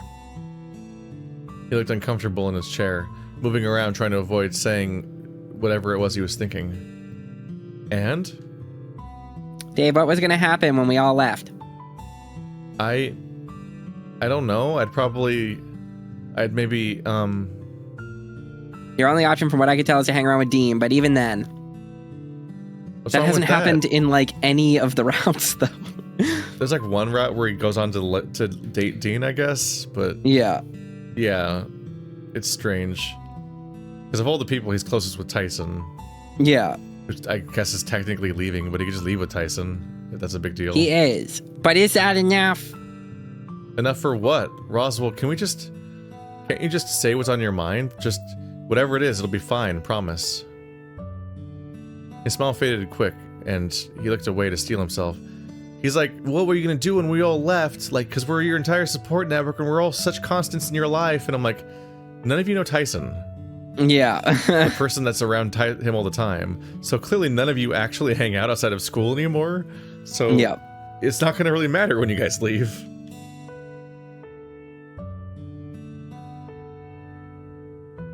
When your dad died, we watched you break into this husk of who you used to know. You stopped having that spark in your eyes, that coy smile you used to wear, and all around just became more passive, like you were just a lost puppy. You've had this conversation already. Yep. I clenched my jaw. We literally just had it. Then Yep, we skipped from this conversation to the next day's version of the same conversation. Which itself was a follow-up of the pre-Jack version of the conversation on like day 12 or 13. I clenched my jaw at the comparison, but kept quiet so we could continue.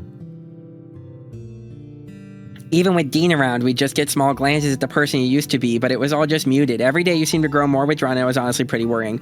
This is almost this is a copy and paste. It seems really similar, but it's also like this is it's like Dean's not the one that was around. It's fucking Tyson. This is a copy and paste of the Tyson version of this conversation. It's so weird that they would say Dean was around. It's like, no. The very that's around. The very specific wording, glances at the person you used to be, but it was all just muted, is like incredibly familiar. It might be. There are 300 million words in this game. You guys never said anything, so I don't know. I assume things were okay. Things were far from okay, Dave. We were losing our friend, and we didn't know what to do to stop it. We tried to bring you back a couple times, maybe not as hard as we should have, but none of us knew what it was like to just be in your shoes. Yeah, I'm like 100% sure we've had this conversation before. This is it's so weird. He tugged at the fur on his cheeks briefly, sighing out. Not to that extent, anyway. I don't think he's even been dead for very long. Fuck off. I sighed, slumping forward onto the table to rest my chin on the folded arms like a cushion. I would have worked through it eventually, maybe. It would have caught up to me. Dave, He placed a hand on my arm and shook his head.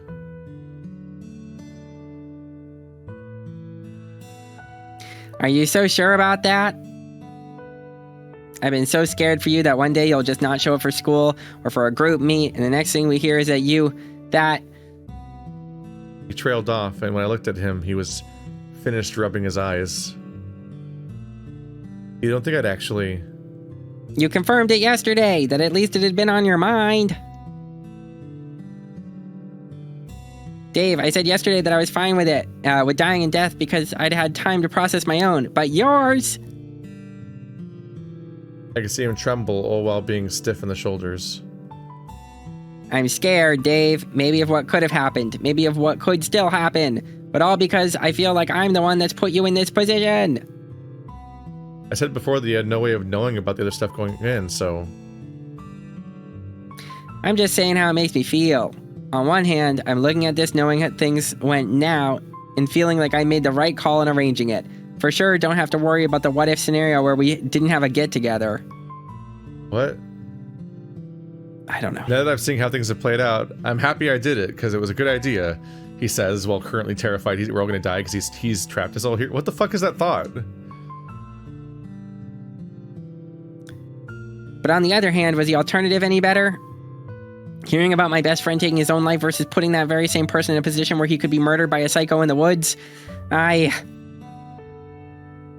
This just doesn't work because there's no reason to think that Dave was going to commit suicide over his dad's death. Yeah, it also just doesn't work because we literally just had this fucking conversation. Yeah. But like, what little sense there is of his internal world all seems to point towards the idea that Dave's spiraling about his dad is directly tied to how bad things are going here and the constant burden of trying to save everybody's life. Like, it makes no sense to just assume he would have died on his own if they hadn't saved him. It's like, what? No. That just doesn't make any sense. He shuddered again, sobbing and desperately trying to wipe what tears were starting to form in his eyes to little effect. I know it's selfish to be thinking that way too. Even bad of me to assume that the worst could happen rather than staying positive. I can't help it. I reached out and touched his arm, unsure of what to say. I'd assumed Roswell had been one of the more dependable ones in terms of keeping it together, but maybe it had only been about his own fate.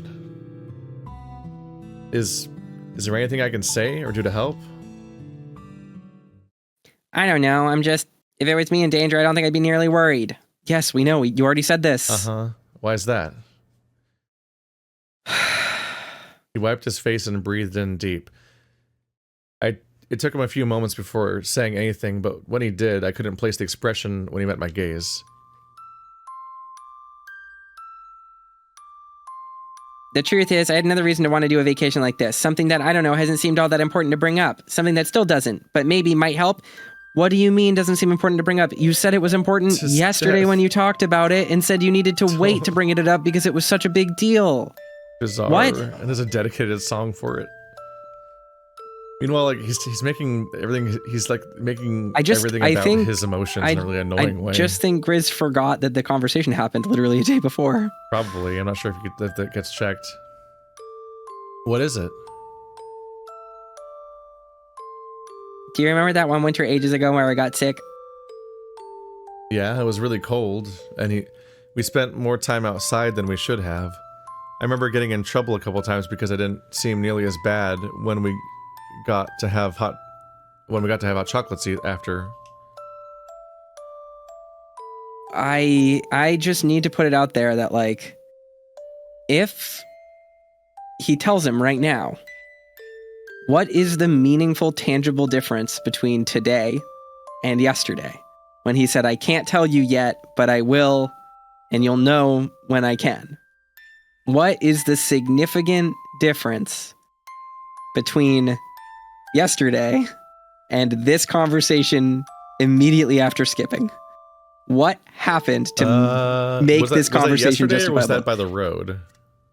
No, he was talking about this in the room. In the room when he was like, let's go over there and talk about death and stuff. They talked about death there, but there he was like, yeah, almost dying would do that to you. Like he's playing it off as being a time he almost died. No, but he said... I thought it was back at the road where he was like, one day I'll tell you.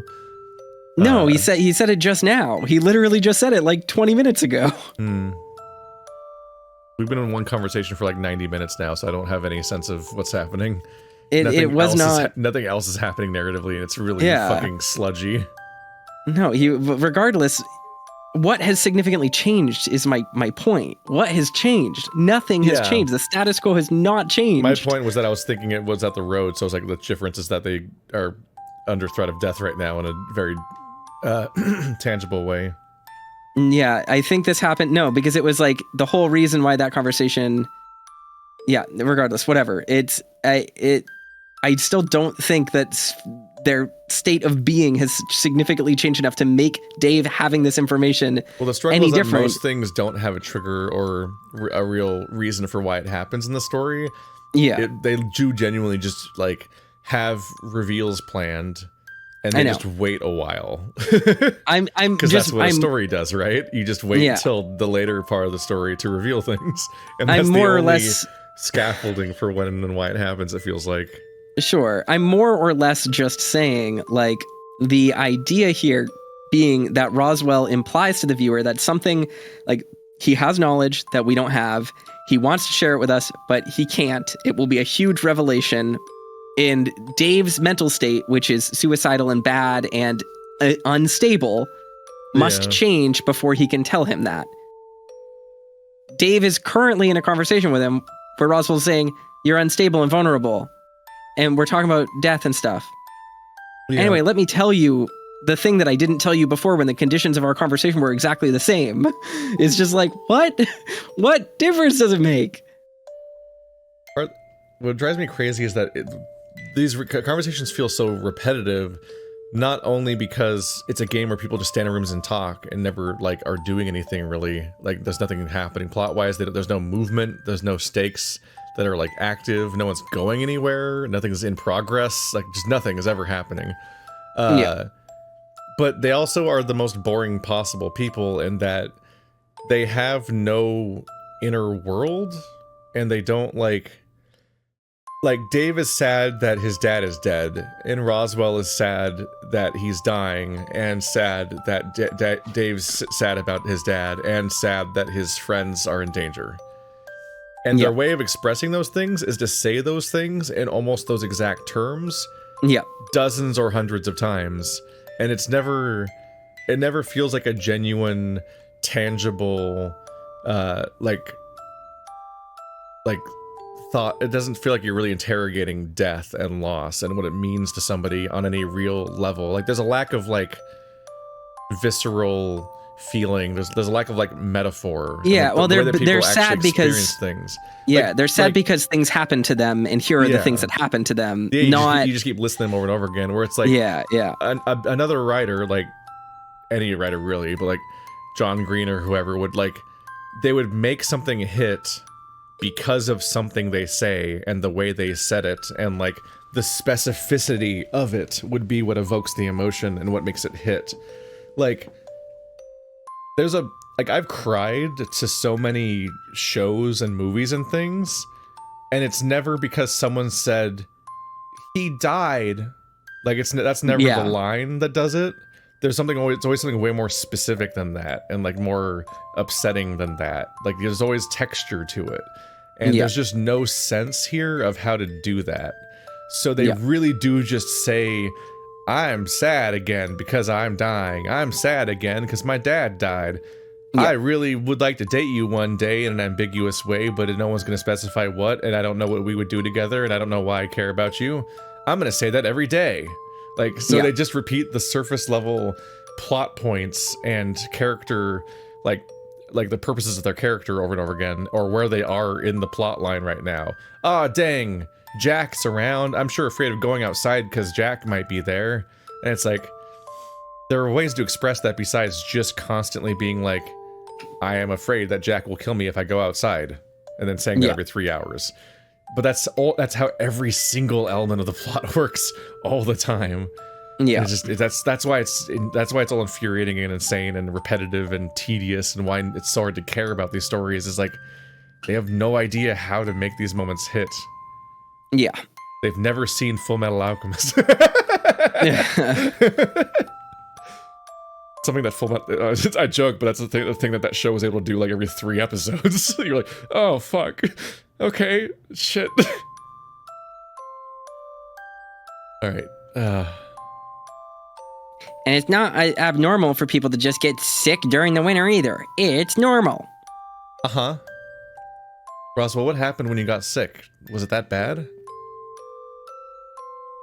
Do you remember how I had to move away for a long time after? It was because of that illness, trying to get treatment. At the time, I didn't really understand how bad it was, just that if it wasn't treated, I'd die. But we were kids, barely in school. What does that have anything to do with it? I don't know. Just blame my mother for that, I suppose. Can't get sick. Figured that lying to a child meant that he didn't have to have your full respect. I guess he's saying didn't have your full respect. I guess that means... I don't know. I don't know. Not sure.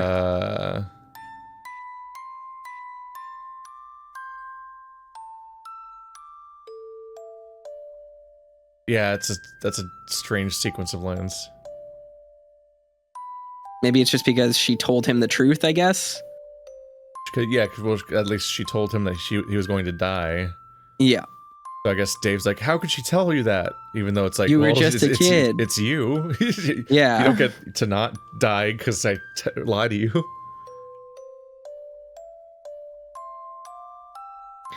I get the sentiment, but I'm lucky I didn't develop some kind of complex because of it. That's all in well good anyway, right? You're alive now, so you got treated and it mustn't have been so bad. Oh, Dave. I suppose that's one way to look at it. The whole incomplete picture where I lie to you and don't tell you what happened. I scratched my head, looking at him. How was that meant to help? I'm alive now and making the most of it. There's more to the story, but I'll let you figure it out on your own. What? He's still not telling Dave? Wait, that wasn't the conversation where he tells Dave that he's dying? Unbelievable. It did the fucking dedicated sad music flashback. It literally took time out to say, think about this. Okay, never mind. You can't just tell me now? Now that you've got me curious what I've missed? He snickered, playing with his fingers. Consider it my way of keeping you distracted from what's going on. A game, maybe. Yeah, this isn't characterization. This is them just wanting to put off more. Yeah. Do we even need another one? We had the medals to go look for. Oh, yes, and we're being very productive in doing that right now. Hey, only because I was checking on you. So does that mean you want to go find the medals now? I'm sure the others have already made a decent head start in searching the house. It's something to do. Unless you've got something else in your mind that isn't studying. Don't even know what you'd be studying for at this point. Okay, we'll go find some medals. Doesn't bother me either way. So if we didn't, what were you planning on doing? With us needing to stick together and whatnot? I hadn't really thought that far ahead. I got so lost in my thoughts, I hadn't realized everyone had already left. There are options if you really didn't want to go looking. We could head upstairs and play a game. You could read while I attempt to read. Not convinced it'd be something you'd enjoy? I'm sure there might be. You've seen how many books there are already. How about we start with the museum and see if there isn't another medal hidden away somewhere. Then we can decide from there what we want to do. Just look for another medal in the same room. Because it's technically not illegal, but... We headed upstairs in search of more medals, but it became clear quickly that the one we'd found there would have to have been the only one. Or at least that's what Roswell assumed when neither his luck or me borrowing it turned up anything new. Oh, borrowing the luck, not the medal. We wandered around for a bit before breaking for lunch, passing Orlando on the way. Turned out the others hadn't found anything new either based on those he'd run into, but it seemed we were all busy doing our own thing rather than continuing the scavenger hunt. It remained that way for the rest of the afternoon too, with our search turning up nothing new. It's a big time skip. Yeah. All right. Is it time to stop? I need to take a break for a little bit. As I turned to leave, I stopped, looking back to Oswin. What is it? You were going to talk to Roswell again, right? Oh. Just some advice. One bore to another is all. Been deciding to be the bigger man for a change. Granted, Roswell should know better, so hopefully this will rub off on him somewhat. I doubt it, but yes. Thank you for reminding me, Dave. I'll head inside shortly and seek him out. Nodding slowly, I waved to them both and headed inside. What's going on here? These nuts. Hex speed is not turned all the way down, up. What? Ah. Okay, let's turn the controller off again. Is it not working? It's freaking out a bit. What the fuck's going on? Just like lost his goddamn mind. And now it's back to not working. Okay, let's get the other chair.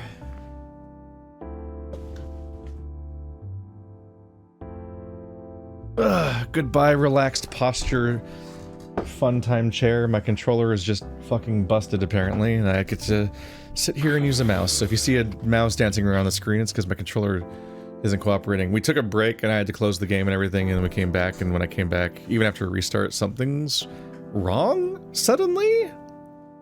Fuck it. Where the fuck am I now? That was like it was like skipping multiple entire pages.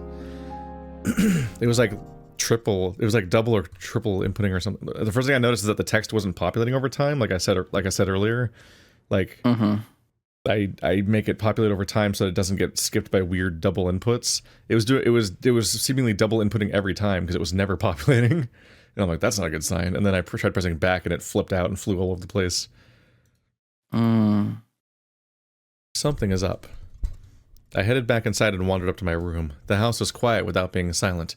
The others were around, some chatting, some just minding their own business, but how they moved hinted that they were still there. It eased the tightness in my chest that I didn't realize I was still holding. What was the tightness in your chest? Oh. Closing the door behind me, I sighed out and had a shower. For my own sake, I needed to make sure I stayed on top of that, as the routine would keep me focused. But even with the routine, I was distracted. Collapsing on my bed after switching off the light, I thought about Roswell. For the most part of the day, we'd been searching, playing a game he'd set up, but I kept coming back to the story he told me. I wondered what I'd missed, what hidden thing there that I wasn't getting. Maybe that was the point. Just another thing to distract me from what was going on. That's literally what he said. Yes, he said that's the point. But I didn't feel like it was giving me. But I didn't feel like it was giving me? What? Maybe it was a chance of me... Maybe it was a case of me already knowing what I'd missed, but not wanting to admit it. Rolling onto my back and staring at the ceiling, it was much the same, wondering what secret Roswell had hidden in the story, or why he couldn't just tell me. As my eyes closed, I wondered. Yeah, I know you're wondering about it. That's literally... You said it like 4 times just now. Everything we've been talking about lately was death. Everything that seemed to taint conversations between us related to someone dying. Oh my god, I can't. We don't need it repeated. I know. We know. We were here. I don't know what I disliked more, the way Roswell seemed just fine with it, or that it was just happening. Maybe that was my clue after all, but the conclusion I was drawing didn't sit right with me. Pushing it down, I tried to get some sleep, but I knew that at some point tomorrow I wanted to go to the vault, if only to just put my mind at ease that I wasn't going to see Roswell in there. God, thank fuck. Day 17. Guessing you're having trouble sleeping too. Oh, not really. I mean, yeah, but not for any good reason. Just had stuff on my mind. How bad? Nothing too bad, I promise. Just, I don't know, different stuff. Well, I guess that's fine, but geez. I guess it's an improvement. Improvement how? Think about how he was a couple days ago. Maybe yesterday did him some good. Or maybe it was something else. Either way, I'm counting this as a win. I shared a confused look with Dean as we heard the others wander down the stairs to join us. Hi, Thanatos. Nothing you say shows up in the routes. Isn't that great? Literally insignificant. Everything about Tyson, everything about him is just in our past now. So happy seeing all this just maybe I wanted right to by. figure out who tried to kill you so I could stop this happening again. What I mean to say is...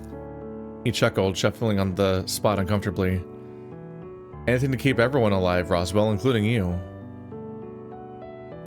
Then, alright. So long as you have a plan, then that sounds good to me. Just don't waste away in front of the machine, alright? Why was he blushing? I promise. I don't know. That did not seem like a romantic line. Orlando said it, if I remember correctly. Werewolf. Because this game's a circus. Goodbye. If we get day through this 7. route, It's day I'm gonna be 18. so happy. I'm gonna be so happy. Roswell was smiling up until food was set down in front of him, but after that first bite, enthusiasm started to fade. It tasted fine to me, but he looked worried about something, occasionally looking out the window. I looked out into the foyer, wondering where he might be. My heart sank when I saw him sitting outside on the steps of the back deck, but all the same I made my way over to the back door. Taking a deep breath, I braced myself on the door handle and opened it to step out into the open. Roswell? He didn't look over at me, instead just sitting there facing the woods with his back to the house. Carefully I approached, sitting down beside him, and only then did he glance my way. Hey, Dave. Hello, are you doing okay? You seemed off at breakfast and, well, you're out here alone and... I trailed off when we turned back to look at the forest, waiting for him to say something. Minutes passed before eventually he shook his head. I just don't know. But almost immediately he turned back to me with a small smile, looking me over. Roswell seems severely underwritten compared to every other romance character. Yeah, Given he hasn't that had like any scenes at all. we had a really front-loaded romance at the beginning, and then it's now been 5 days since Jack, and our only real conversation was that really tedious one where he taunts us about not talking about a death thing that he does talk about but doesn't talk about. That's it. That's all we've gotten out of him. It's day 18 already. But almost immediately he turned back to me with a small smile, looking me over. What about you? Huh? Oh, I'm doing okay. Just stuff on my mind. Such as... Just a little bit of everything, really. Cool conversation. Then start with the first thing that comes to mind and we could talk about that. Just delete both those lines. Just skip to here. I think that would be if we're going home, how we're getting home, or even when. Just not being here would be nice, I think. It's not much of a vacation, is it? It's not just that, it's just, I don't know, everything else going on too. Just being here seems to force everything else to be a problem, and it's not like we can leave. What is the sentence? Whatever. Right, well, the best that we can hope for is that we can leave soon, and the only other thing I can offer is that I'm sorry that I invited you all out here. Yep, we've had this conversation before. You didn't know that all of this was going to happen, did you? Would it be pretty bad of me if I did, huh? Still.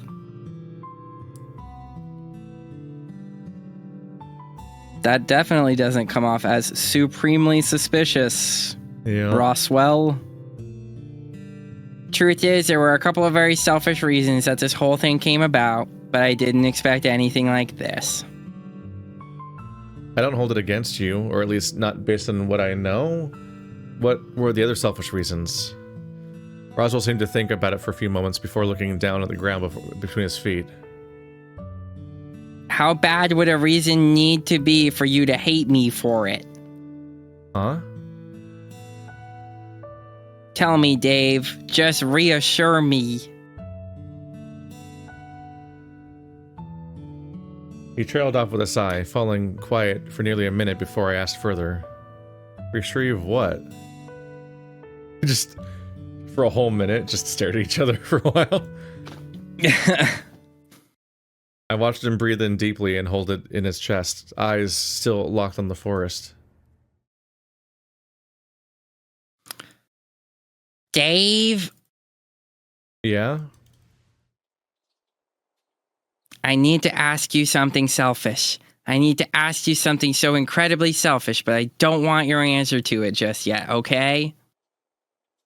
Sure, but to be honest, you're kind of scaring me a little, Roswell. Sorry, I just imagined this being easier somehow. What did you want me to... What did you want to ask me? Is it bad? I look at this drawing and I'm just like... You were like there already. Maybe it's just because the sketching part's the hardest part for me and it takes forever, but I'm like, you could just inked him and then colored him in with flats and there. Like that just seems like such a not very time consuming next step to finish this particular drawing, that it just feels weird that it's left here.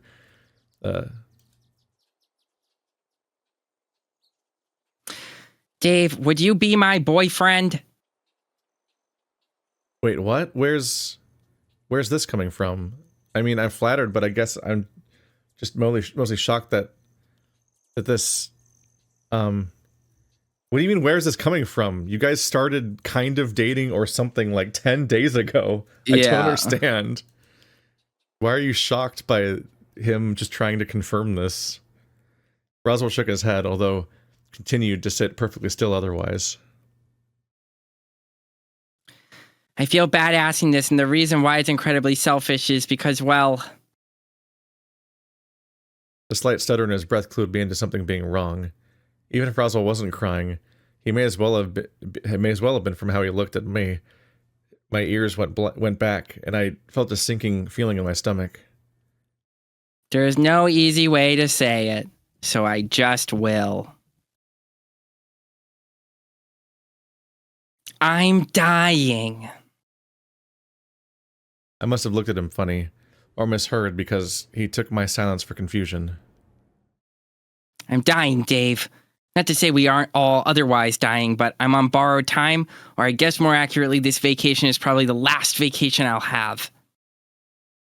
This is the reveal of the entire, like, cause of the entire event of the story, and it's with the route character who reveals it in his own route, and it's the biggest, like, if we liked the story, this is supposed to be like a huge moment. It's the big moment. Yeah, fucking just correct. Finish the drawing. Just finish the drawing.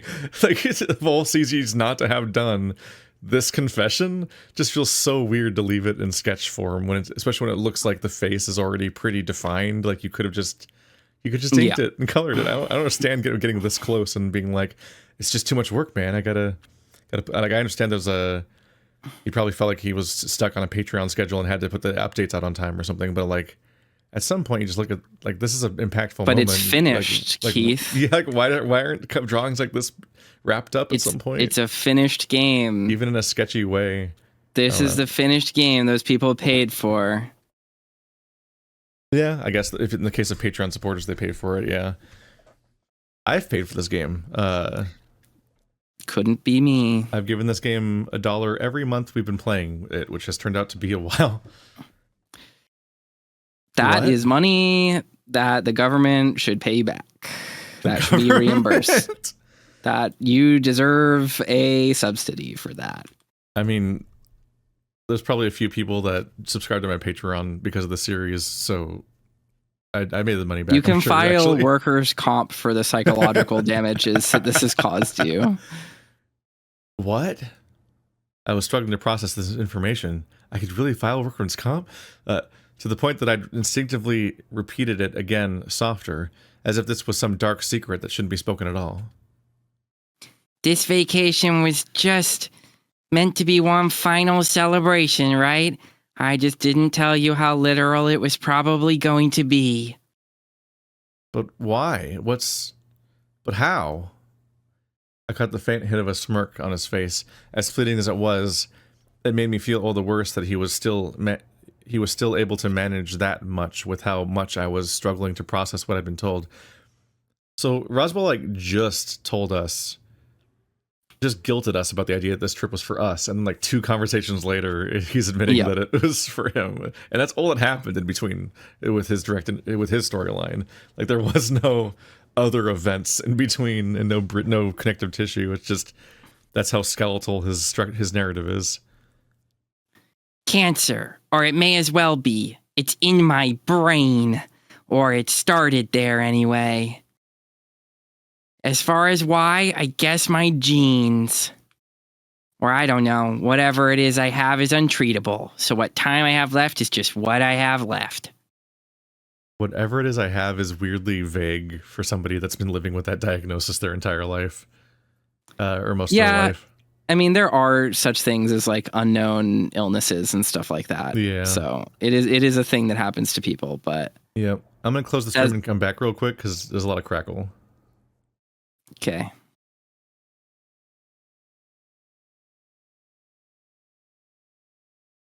Badoop, badoop. All right. Hello? Hello. Can you hear me? Discord. Yep. Okay. But Roswell, you're going to die. I just told you that. I know. There's nothing that can be done about it either. That's just the hand I've been dealt. And you're sure? What about getting a second opinion or a third? Someone's got to know something on how to save you. Even if they did, we're stuck up on a mountain. Any chance of me surviving died when the road blew up. Or maybe even sooner than that. It's hard to tell. But Roswell... I've known for a long time. Longer than anyone really should. It was just about waiting down the clock. Wondering if there was a way out. But there wasn't, and I came to terms with it a long time ago. What a weird case. It's another weird example of just a comment not responding to the previous line. Yeah. It's like, what about a second opinion? And you'd expect it being like, I've been living with this for all these years. Of course I've been checked. Like it's everyone agrees. Instead he's like, no, we're on a mountain. And I'm like, what? What the fuck are you talking about? That's not a response to whether or not you got a presupposes it presupposes that like Roswell's sitting here and he's like, I'm going to die in 5 days. I somehow know the exact day I'm going to die, and I have no problems being mobile or living without suffering until that point. Also, if I were to get a second opinion and they said I was treatable, I could just walk into the urgent care and they could take my brain cancer out. Like, that's not how it works. 5 seconds. It would take years. That's how this stuff works. Yeah, so if you're that close to death, it's already over anyway. Like, it's just... Exactly. It's just a bizarre non-response. Like, people don't have conversations in this game on a regular basis. They just say something else. Yeah. It's almost like sometimes it just feels like the two characters have a series of lines that were written like a monologue, and you just skip back and forth between them like shoelaces. Yes. And you're like, okay.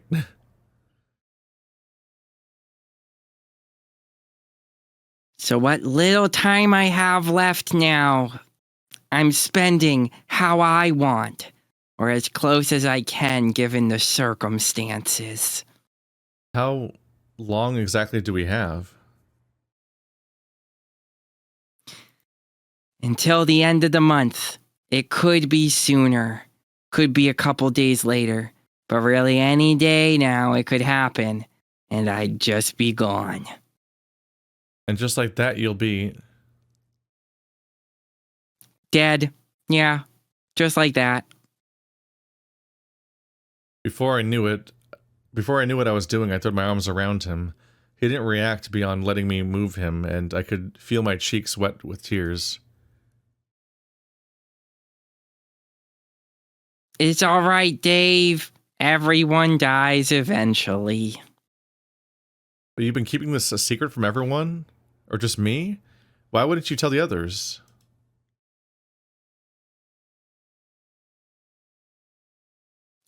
When's a good time to tell anyone this? As far as everyone assumed, we'd all be going our separate ways after, so whatever fate awaited me could be just an unfortunate event. What is really weird to me is this constant supposition that like everyone has agreed they will never see each other again. Yeah, it's like, bizarre. Like these are like lifelong friends and they seemingly hang out and they go to school together and none of them seem to have college plans, and most of these people hung around the same town and after college. Yeah, and multiple of these people are literally not even at graduation age. Yeah, exactly. There's multiple older characters. So it's very weird. It's just Very They've weird. completely failed to establish why anyone would be scattering to the winds. The only person we know that's explicitly taking off, because it actually has plans and talks about taking off, is Tyson, the person no one cares about. And explicitly was not part of the plan for this trip as to why it would be a final hurrah. Like, there's no reason for Roswell to think that everyone's going to scatter the winds immediately. Generally speaking, moving is a pain in the ass, and you kind of have to have a lot of reason to do it, and like a job planned and a bunch of other things, like, you know, logistics. People don't all just like scatter like they're at the beginning of a Pokemon game and be like, well, it's time for me to start my adventure. I'm the designated age. My fucking coming of age ceremony goes, and then I just walk in that direction. Bye. Yeah, That's not how society works. Speaking as somebody who was living with my dad still till like a year after my 5.5 years of college, like, it's kind of a fucking pain to move out. Weird. It's just like really, like you could treat it as being like it's Roswell's weird infantilized view of the world because he never is going to grow up and always has known that, and he just has a really dumb vision of things, but no one contradicts him. Yeah, it's very strange. And yeah, in multiple of these stories we have endings where people like move in together, locally still, and then they got shot. They got shot by the Dragon Mafia. Like, I think it was like Haas and Orlando moved in together in that one ending or something. I'm like, they're not leaving. Orlando's explicitly not leaving because he's going to be the Dragon Mafia guy or something, unless he gets killed by Memphis, which itself is, they keep flip-flopping on whether or not he's actually is inheriting a role or has to live up to it or was literally always going to die no matter what. It's just so weird. He shook his head, flexing his hands and darting his gaze away briefly. I don't want to be remembered as some sad. Discord was like having a weird thing. It was got like screen tearing, so I just couldn't tell what was happening. Some sad weak bore who died having never made an impression.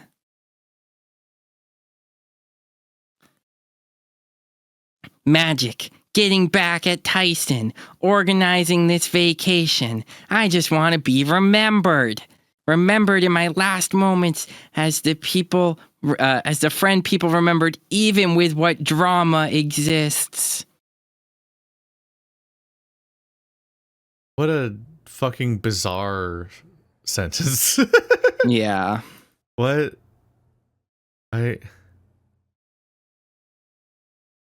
Drama? What?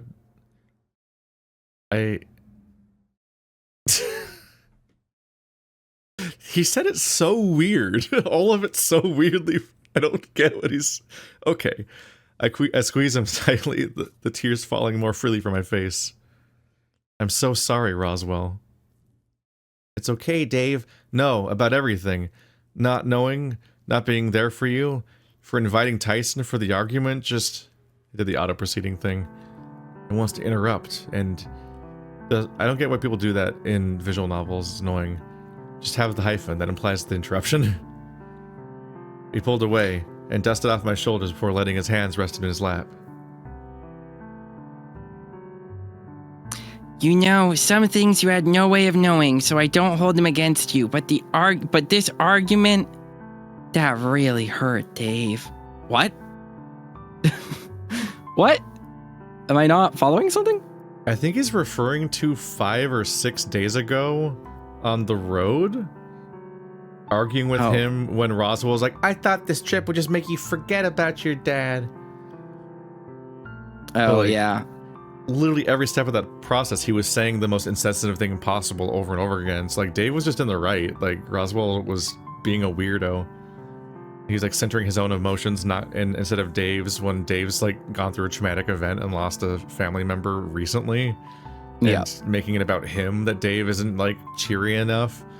Like, I get that you're dying, so you're like, dang, why isn't my friend just happy conveniently for me when I'm going out? But fucking, you don't get to have hurt feelings over this fucking argument. Like, you said the wrong things and never apologized for it. Yeah. Like, it makes me think that the writer didn't register that or something. I don't know. Yeah, I'm not sure. It's like the only time that Dave's ever stood up for himself about anything, and he's got to apologize for it now. Because the person you yelled at's dying, and that means he's right, and you're wrong. I'm sorry.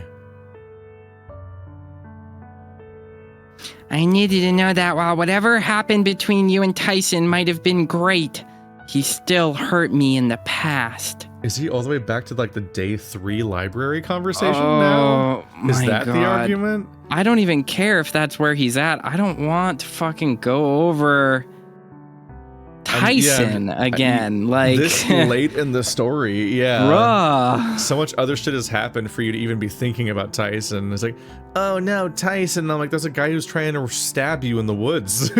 Yeah. I think that Jack's worse than Tyson. Bizarre. It literally is the meme now. The thing we've been memeing for the last year. Yeah. I can't. Have you forgotten what he did to us? He's fucking doing it again. On day 18 of his route. Fucking insane. After he's trying to be... When he just confessed that he's dying, and there's a road blown up, and Jack's trying to murder us, and he's asking us to be his boyfriend, and now he's dumping this on us in that conversation? What a horrible strategy. Yeah. Like, do you want him to be your boyfriend or not? I'm here to litigate all the things I'm mad about you with. Yeah, it's Some really... people might call this a red flag, but I tame red flags and I wear them as bandanas. You can't stop me. Insane character. I hate Roswell so much. He's... there wasn't any character to assassinate. He's just still Roswell. Yeah, Like, correct. The main thing here is this is the route with no character assassination because there's no surprises to have. He's just the same insufferable, boring character. He's just the worst, and he's been the worst the whole time. Yeah. All he did was have the boilerplate, like, childhood friend that, like, But what if we were something more? in the first, like, 5 days, and then that's, like, was so rushed and over that he hasn't had anywhere to go since then. Yeah. Weird. Fucking weird. Yeah. I don't love it. No. I could feel my ears dropping further and remained quiet so we could continue. What's up? Nothing. I just am disappointed by this video game. Yeah.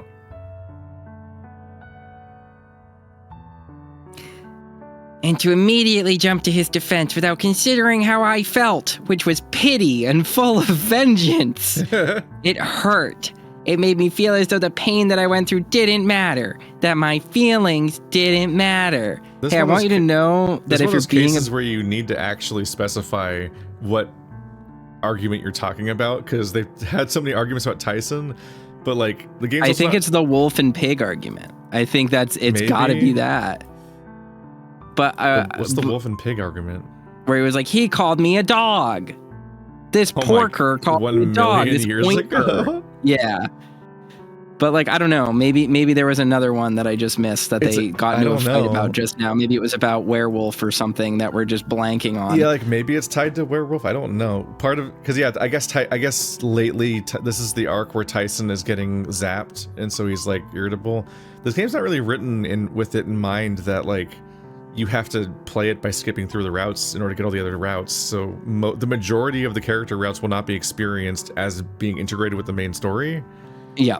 And no sane person is rereading all of it at normal speed. They're going to hit the skip button. So like, this is just incomprehensible we're just like, I don't know where this is incorporated in the story or what we're referring to. Like, what is the drama? Because when you're fast forwarding through Roswell's route, every single conversation is just like, whoa, I did a double take. Is Roswell saying he's going to be nice to Tyson? I'm going to try to be nicer. She was mean to us before, but I'm going to be nicer. We're trying to make this work. He says it like 7 times, and then like, yeah. Now the fight is about Tyson again. You're like, I need a refresher. What are you talking about? I think, I don't know. I am at a loss right now with like what this is trying to do. I know that Tyson gets mad during the zappy moments where he's getting brain fucked, but my only memorable thing is that he gets in a fight with Orlando, and that's why you have to talk to Tyson and Orlando separately. I don't remember anything with Roswell, and much like any other, the thing about this compared to any other visual novel like these is that like it has so little signposting and like memorable like narrative beats for you to like anchor onto. And like the whole thing about looping in the story is that you're like, oh, it's this part. Oh, it's this part.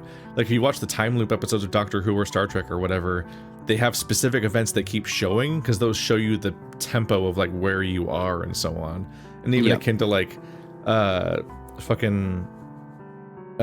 in Outer Wilds, there's the exact moment in the loop where like that one satellite or whatever explodes, and there's the exact moment in the loop where the music starts playing. Like you're like, oh, you were in the loop because of all these like signs. This whole game is just them in one location talking in an infinite loop. So you're like, I don't know where the fuck we are in the narrative. Yeah, like, I know whether or not the road exploded and Jack showed up, but I don't know where their personal dynamics are. And so when you've looped through it 6 times, you're like, I have no idea what the narrative is. I don't know where any character is. And It just doesn't work as a game that you experience in this way. The format is not considered in its writing. Is my criticism, I guess, summarized. But No, but Dave.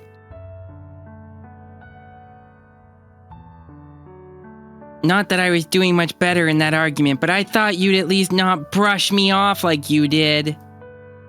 I thought back to the argument we had and winced. It didn't physically hurt, but the feeling in my gut was one of guilt. At the time, I was scared. Very scared that you'd be left with someone who'd just be bad for you. I don't want to leave worried that the person you're closest to is physically abusive. Don't know what they're responding to. I don't know what they're referring to. I don't remember this conversation at all. Any moments of Tyson being physically abusive are exclusive to his route, so it didn't happen. Yeah, I have no idea. I mean, this is our fault. This is our fault for skipping, I guess. But the only way anyone would ever play the game, but I don't, because we thought Tyson was like the best character basically, up until he's suddenly homophobic on the last day. Yeah, like we didn't know what was wrong with Tyson until you play his route, and you're like, oh no. So he wasn't physically abusive. He sighed, gesturing with his hands. I have no idea. I want to die peacefully, knowing that you're gonna be safe. I haven't seen Tyson be anything but a bad influence, and that's terrifying. This character sucks. Nodding slowly, I kept quiet. I felt bad, but didn't know how else to phrase it. Then Tyson just wasn't the same person anymore. No, you've more than explained yourself, Dave. It's been 3 weeks of this shit. Like, correct. I guess the cancer is in his brain. Oh my god. I mean, you're not wrong. But the problem is, in fact, Roswell. Yes, we have discovered the source of the problem, but I don't know, man.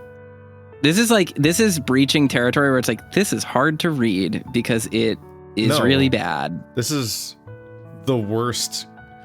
We're reaching like the climax of his narrative, and it's the worst one so far out of any character route. What are we, like, the fact that it really is like that, the fucking like, don't you remember what he did to us again, but like 2 weeks later. I don't understand. It's really weird. I'm glad that we all agree that it's really weird, but it is just because it's so hard to process how it got written and how no one pointed this stuff out seemingly, or no one cared, because people defend this stuff, and I'm like, how does if you're like, it's such a litmus test. Like if your favorite VN is password, I can't take any more opinions in from you because I can't. That's like you're putting a PlayStation disc in a Nintendo 64. Like that's just, I can't listen to things you say. It doesn't fit.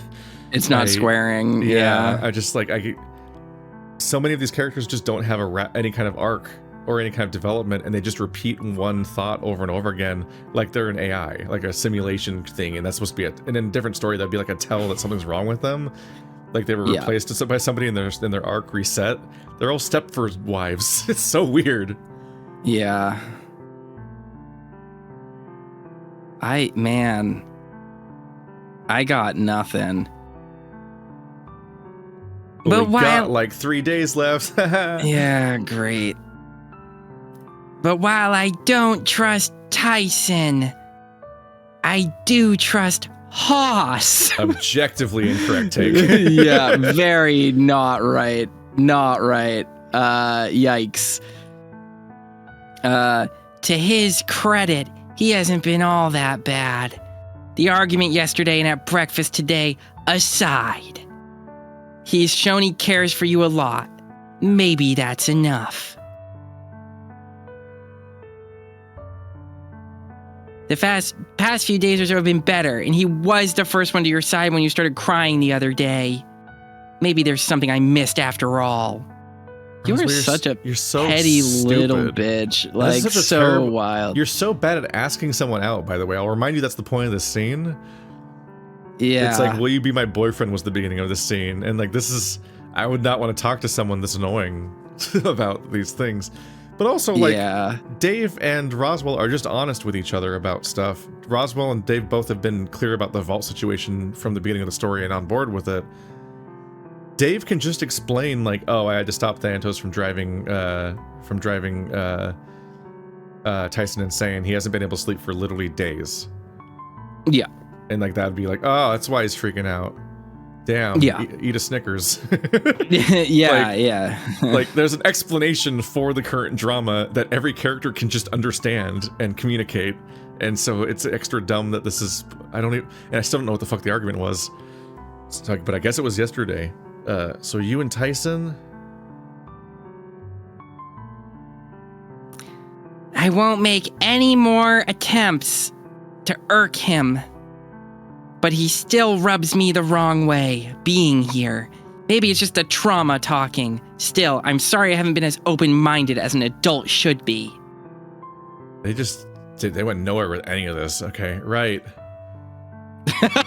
What a response. Okay, right, yeah.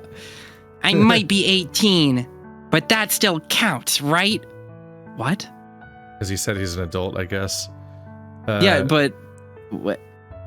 Okay, yeah, sure. Yes, 18 is legally an adult, I guess. I'm not sure what point he's trying to make. Yeah, I guess he's saying, like, I need to be an adult because I'm 18 now. And I need to grow up and be better than this, but...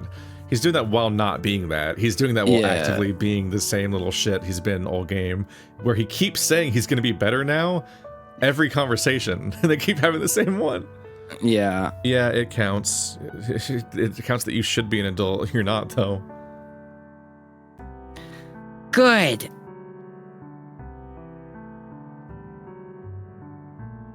Now how about we focus on something else? Maybe something troubling you for a change. Well... On the back of the bombshell Roswell dropped, I wasn't sure what to even think, but the pressing part was Tyson's fate, and I knew I needed help. They just forgot this conversation was about being his boyfriend. Yeah. There's two things, but I guess the more important of the two was that I got the vault to work. You did what? When? How? Would you believe yesterday? And you didn't tell anyone? No, I need to let this forced drama happen and then also let you talk for way too long about it. I don't want anyone to panic, and I'm telling you now because I don't know how to stop it. Okay, well, let's start with what you saw and go from there. Well, look like Tyson's about to kill Orlando. No wonder you didn't tell anyone. Sorry, but I just don't know who else to really ask. We can't just let Orlando die, and of course I'm willing to help. This just is a really unfortunate timing. He rubbed his head, brow furrowed. I meant what I said in that I'm willing to see the good in Tyson, but I'm not going to get the chance if he kills Orlando. What an insane What do we sentence. do now? I breathed out in relief knowing I had Roswell on board to help. The only problem was how little we had to work with. Look at this full moon. He's not a werewolf. Cancer metal? Full moon, huh? You know what the full moon is? We know when the full moon is.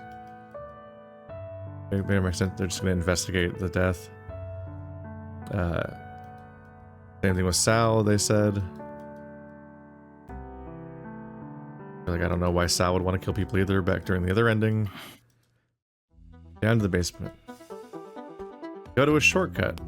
Move over to wall where the secret passage was, and then to Roswell, who was, without breaking stride, went over to it and opened it up.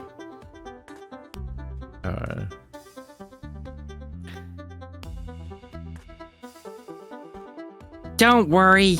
This should take us to the deeper parts of the house, and it'll be faster than going through the library. Well, yeah, but how did you know about this passage? What do you mean? I hadn't shown anyone else this passage. At least I don't think so. How did you know about this? Roswell scratched his chin, frowning before looking at me. I'm fairly certain I've seen Benson come out of it before. Plus, all things considered, there had to be more than just one passageway after we saw the one leading to the library. This is such a bullshit explanation. I'm vaguely sure, but it probably was Benson. Yeah, so he's just obviously lying. Got it. I wasn't convinced, but Roswell kept talking all the same, sneaking a glance down into the darkness.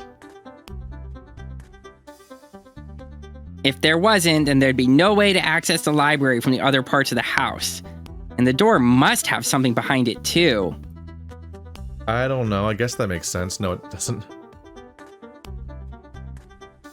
Is it that worrying that I know? A little? Something just doesn't feel right about it. Come on now, Dave. If you weren't the one to show me the study connected to the museum, it's not as if you weren't the one to show me the study connected to the museum, right? Why can't I just also happen to know things? Well, we got shown by Haas, who's been here before. Before I get another word in, Roswell made his way to the passage and I followed close behind. Knowing where we were going now, I was curious to see if my assumption was going to be correct. His lie is just so obviously bad. He could have just been like, yeah, I found it the other day. It's fine.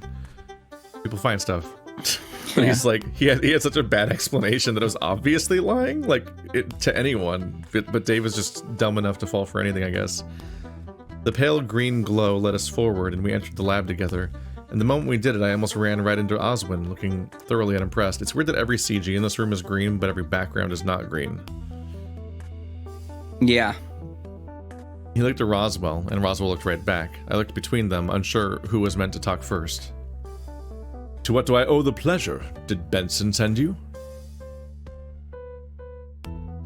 No, he didn't.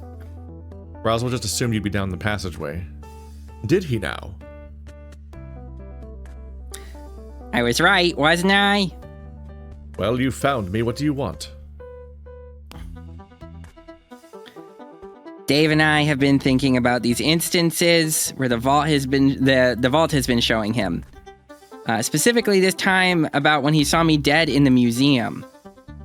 Ah, yes. If memory serves me correctly, the passage for that was Discovery, I believe. That's right. I think it was in a book. How are you going to forget that? Sounds familiar enough to me. See, here's the thing. Everyone else has an alibi for where they were that day. At least everyone I've asked. Oopsie. Well, yeah, because the murder never happened. Oh, this is news to me. It does beg the question, as one of the last people I need to ask, where were you on that day? This is not how investigation... The concept of an alibi doesn't apply if the murder never happened. What the fuck are you talking about? There was no murder, so there is no alibi to be had. And I don't even mean on like a technicality. I just mean like no one did try to kill Roswell. It never happened. So what do you mean? Oh, they were somewhere not killing Roswell. I know, because you stopped the murder. Because you didn't die of murder. Roswell was not in the house. He was so alibi full that nobody could have an alibi themselves. What the fuck are you talking about? I looked to Oswin, catching him glancing at me quickly before returning his attention to Roswell. Does it matter? Well, I guess if you were going to say that you were in the museum, that might look pretty bad. Exactly. But if anything, Oswin looked completely unaffected by the implication. Well, I wasn't. But that's a lie! Prove it, boy. Objection! Can you prove it, Roswell? Roswell clenched his jaw, grumbling.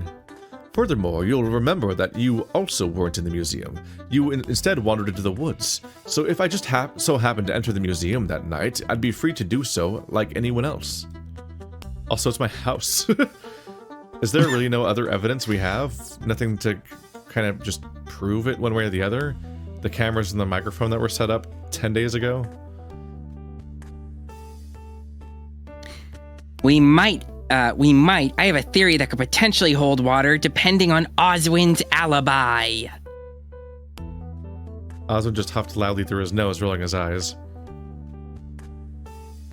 So to that end, I'm going to request your alibi for the whole day anyway. And if I refuse? You don't have any right knowing what I did that day, nor is there any guarantee that I even remember. Oswin, do you remember though? Could you have, killed Roswell? Right. There's every likelihood I could have, but it wouldn't have been hard either. What? He gestured to the cabinet off to the side with a wave of his hand as he continued. I have access to a great many things, poisons, cures, various other chemicals and samples that could do in a pinch if I wanted to mask a cause of death as one thing or another. It's not all that hard, although the big missing factor in all this would be motive. Motive. Is there any reason you'd want to kill Roswell then? Like, any at all? Oswin turned away from me to look at Roswell, his piercing gaze seemingly making Roswell falter, if just enough to make him take a step back. That's... no. I don't think I have any reason to kill Roswell. Not unless he gave me one. So we don't have any motive, or a potential alibi, or anything, really. I love the investigations in this game. Well, no, in the interest of playing fair, I will say that I was in the study. So yes, my earlier comment was a lie. The process of this the process of this conversation is fascinating. This is like it's just like watching someone hang themselves. Like, you know what I mean? Like he totally could have just said like, "No, get out of my room, you weird little man." Literally, but instead he's like, make him provide any information, and no one can find any information on it. So he just has to voluntarily just give away the information that apparently he was in the study, which is the secret room in the museum. That is wild.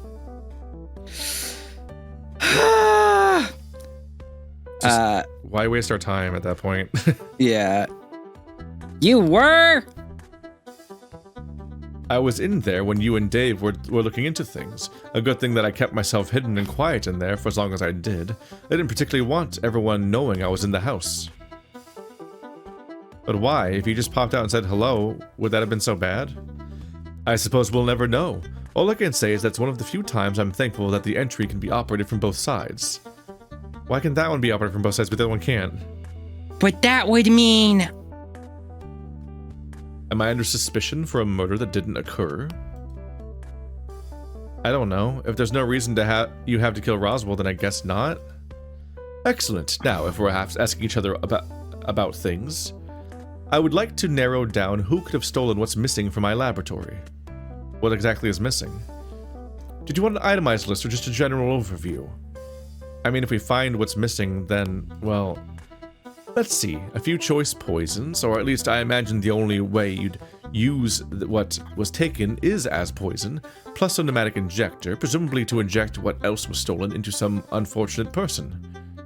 I gave Oswin a look, thinking back to nearly a week ago when he got me from behind. Except saline solution, that is. Please don't go self-dosing. I don't want something to go wrong. I got the feeling that he knew where my mind was at, and I grumbled when he turned to Roswell once more. Ah, yes, I suppose for full transparency, I noticed these things missing a few days after you all arrived. So I'm fairly confident the culprit would be among your number. A reasonable conclusion, Roswell. Right. Seems logical to me. Good. The moments after he said that, I spent looking at between Roswell and Oswin, wondering if either of them were going to speak first. So, who does that narrow it down? Who does that narrow it down to? Oh, if you wanted me to make an accusation, the most likely would be Roswell. What? Considering the following, can we narrow down the culprit to those that arrived around the time they went missing, which brings our suspect list down to you, Dave, Dean, Sal, Haas, Orlando, and Tyson. Makes sense so far, but this isn't proof. We already found the poison and the syringe. This is just a waste of time. True, but there is something else to consider. When Dave did his venture into the woods, he found something interesting that he reported to me about. Something that sounded very much like what was missing from the lab. I think I remember that, yeah, but why is it important? Dave, you're so fucking stupid. Well, yeah. Outside of yourself, who else went into the woods? How is that important, says Dave, when replying to the list of stolen items that match the list of stolen items? I looked to Roswell, who had his eyes locked to Oswin. That's still circumstantial. Ah, yes, of course. What we really would need is something damning, such as a means to get in here, no? So I ask you, Dave, how did you find yourself in the lab today?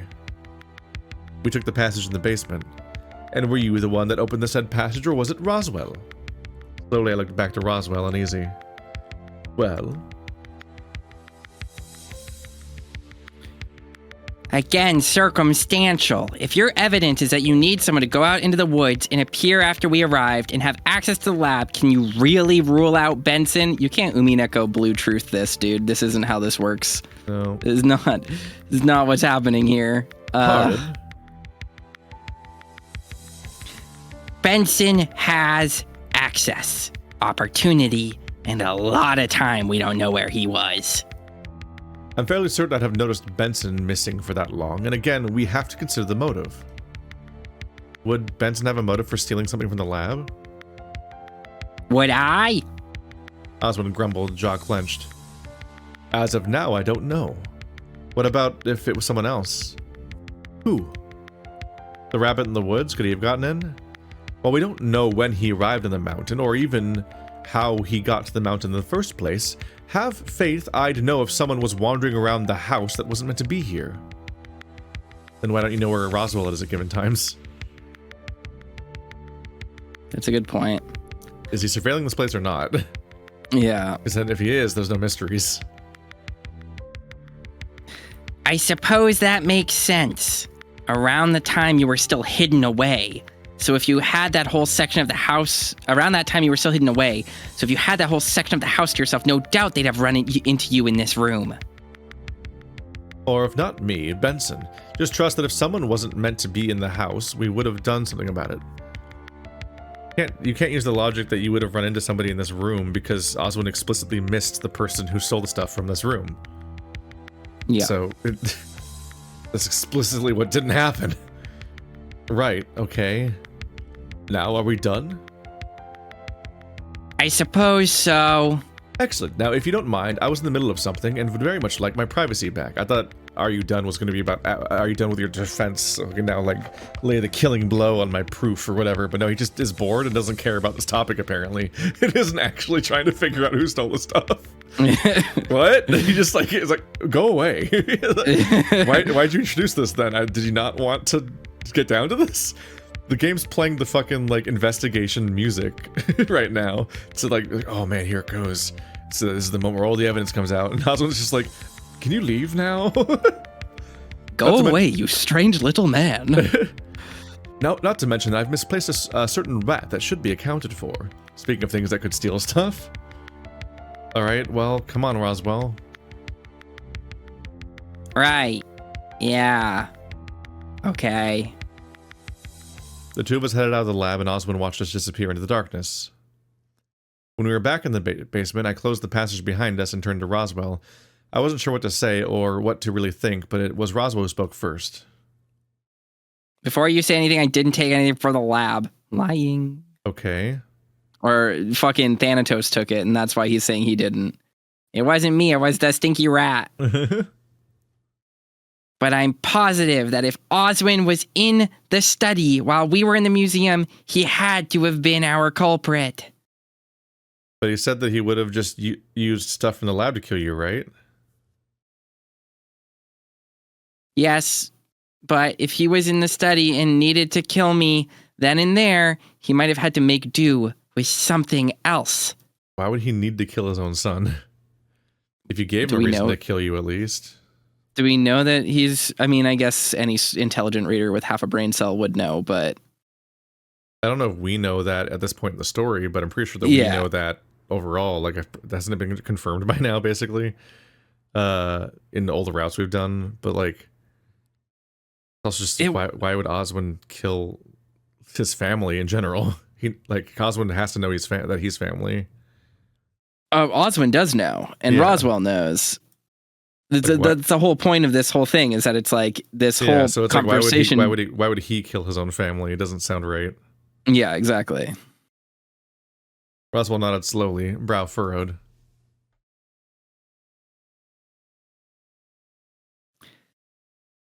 But who knows what that reason would have been? The murder never happened, and the setup never happened either. Whatever could have been now just is beyond us. If only we had written a mystery that was solvable in our mystery story. Right, well, now what do we do?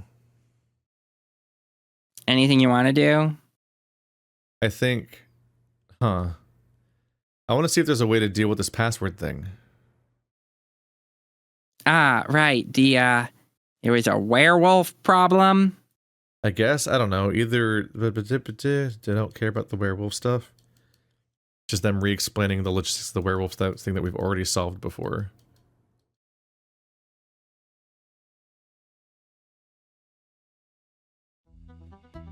Whee!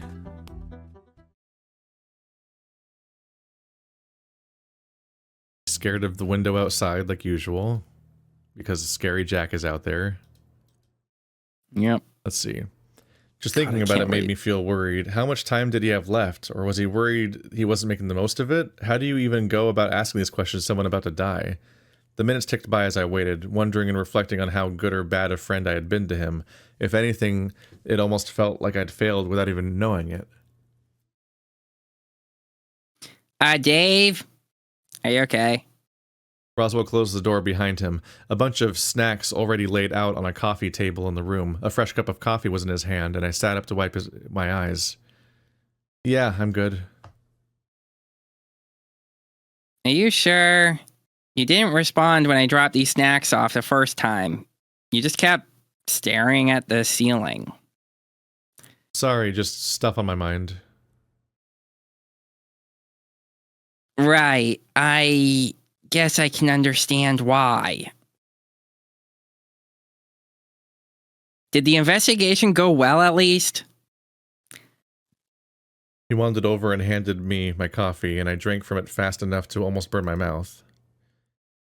I don't think Tyson's going to be a problem anymore. I have a plan, at least.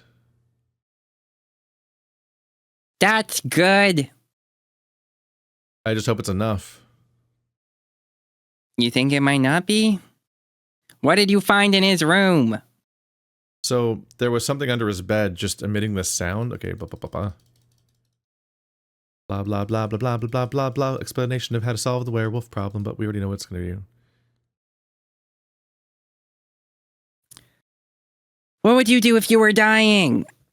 Dave, would you openly tell everyone you knew that you don't have long left, and then you have them pity you or fawn over you in your last moments? Well, no, I guess not, but I couldn't just not tell them. It's also just not like a little time left. You've known for like a decade that you were dying, apparently. With no apparent chemo? I guess maybe that was when he was away. That was my plan. Less for everyone to worry about than just coddle me like I was sick and injured. But you are sick. Sure, but you didn't know just how bad it was until I told you. You didn't know how bad it was while I was lying to you, Dave. That's not my fault, Dave. Now I just have to worry about, like, if every interaction we're going to have now is just because you're taking pity on me. People are trying to kill us. It's just not the topic right now. Is that why you told me to wait to answer your question? Basically, the last thing I want is you to agree just because you pity me. It wouldn't be right if you wanted to be together for what little time we may have together, and given what circumstances we find ourselves in. Should have just gotten the answer before he knew that you're dying then. Because it's really, you can't untangle that now. You dropped both things on you at the same time. Will you be my boyfriend? Also, I'm dying. Anyway. He left the comment there, shoving the piece of candy into his mouth and shitting back in the chair, staring at the ceiling. Then why did you tell me? Given our circumstances, it just felt right to clue you in. Okay, well then, in doing so, you decided that we're not going to date. Like, that's it. You can't just like hit somebody with like, this is my last week, I'm going to live. Will you date me? But you have to do it for not that reason. You have to untangle that thought and separately come to a conclusion, completely emotionally independent. Because if you pity me, I'll be able to tell. And like, what the fuck is this? You die in a week. Like, I'm not gonna be done processing that information in a week. So it's just too bad. You don't get to be in a relationship. I guess you're gonna die. I don't know what else you expect at that point. Like, what the fuck is that timetable? Ugh.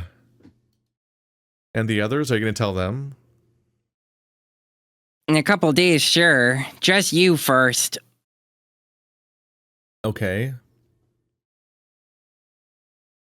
Dave, I need to ask you something else incredibly selfish. Incredible selfish. What? Is it something bad? I want you to promise me something. Something that is going to sound bad, but I promise I've thought this through. I'm not gonna like this, am I? You're not. No. But I have to ask anyway. He breathed in deep and huffed out through his nose, looking me in the eye. I thought you said licking me in the eye, and I was like, oh. If somebody has to die, it has to be me, which we've been through all this. I'm flattered. Yeah, realistically speaking. Oh, yeah, this is literally a copy and paste of a different conversation. Yeah, it's just the conversation about if somebody has to die, then let it be him. Yeah. Does it hurt? No, for the most part, it's just something that comes up every now and again with aches, but I'm used to it. Catching a cold in the woods wasn't good for me, though. And you will tell the others, right? His mysterious illness that just gives him a few aches, and then he just randomly dies after you read a letter. Well, he was passing out every now and then. Yeah. But so is Dave. And specifically is incapacitated for all of day 22, where they pointlessly argue about who else they should send in the woods, and then he gets better, and then they send him. Yay. Yeah. I think that this game is dumb. Sooner rather than later, yes. Okay, then what do I do now? I don't know. I'm not sure. You tell me. Fuck it. This game hurts my soul, Keith. It hurts. We gotta go. We gotta keep going. I know. I don't understand. You're dying and there's nothing I can do to help that. Not now anyway. I'm not a doctor. I can't magically heal you or ensure you survive. So just, what am I meant to do? There isn't anything you can do, Dave. Just let it happen. You be sad and you continue living, hopefully happier after you've had time to cry. But that's so, it's like waiting for Christmas to come, but the present is your friend dying. all I want is for you to remember me, Dave, except for after you forget me, when I want you to be happy.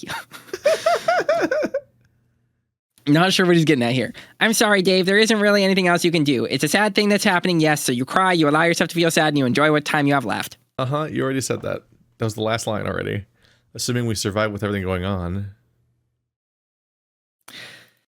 You will survive. You can't be sure about that. Then just promise me you'll try. If not for me, for your friends, your family, any reason you can muster to keep on living. Just don't give up, Dave. Is that why you're not sad about dying? You haven't given up? It's a combination of things. On one hand, being hopeful doesn't get me anywhere, but moping around being sad and waiting for it to happen isn't good either. I whined and sat back, clinging to my mug and staring at the ceiling. Sorry. We don't have to talk anymore if you don't want to. It's okay, just I'm gonna need some more time to process all of this is all. Do you want me to go so you can figure it out without me being just around? No, please stay. I think you leaving would just make it worse? For the rest of the afternoon, we just quietly ate our snacks while I thought things over. Roswell settled in with the book, and even if quietly, we enjoyed each other's company.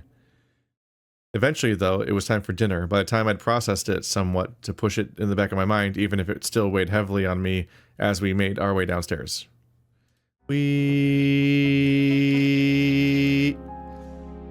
I'd gone to my room first to pick up some things and had them bundled up as I eased my way into Roswell's room.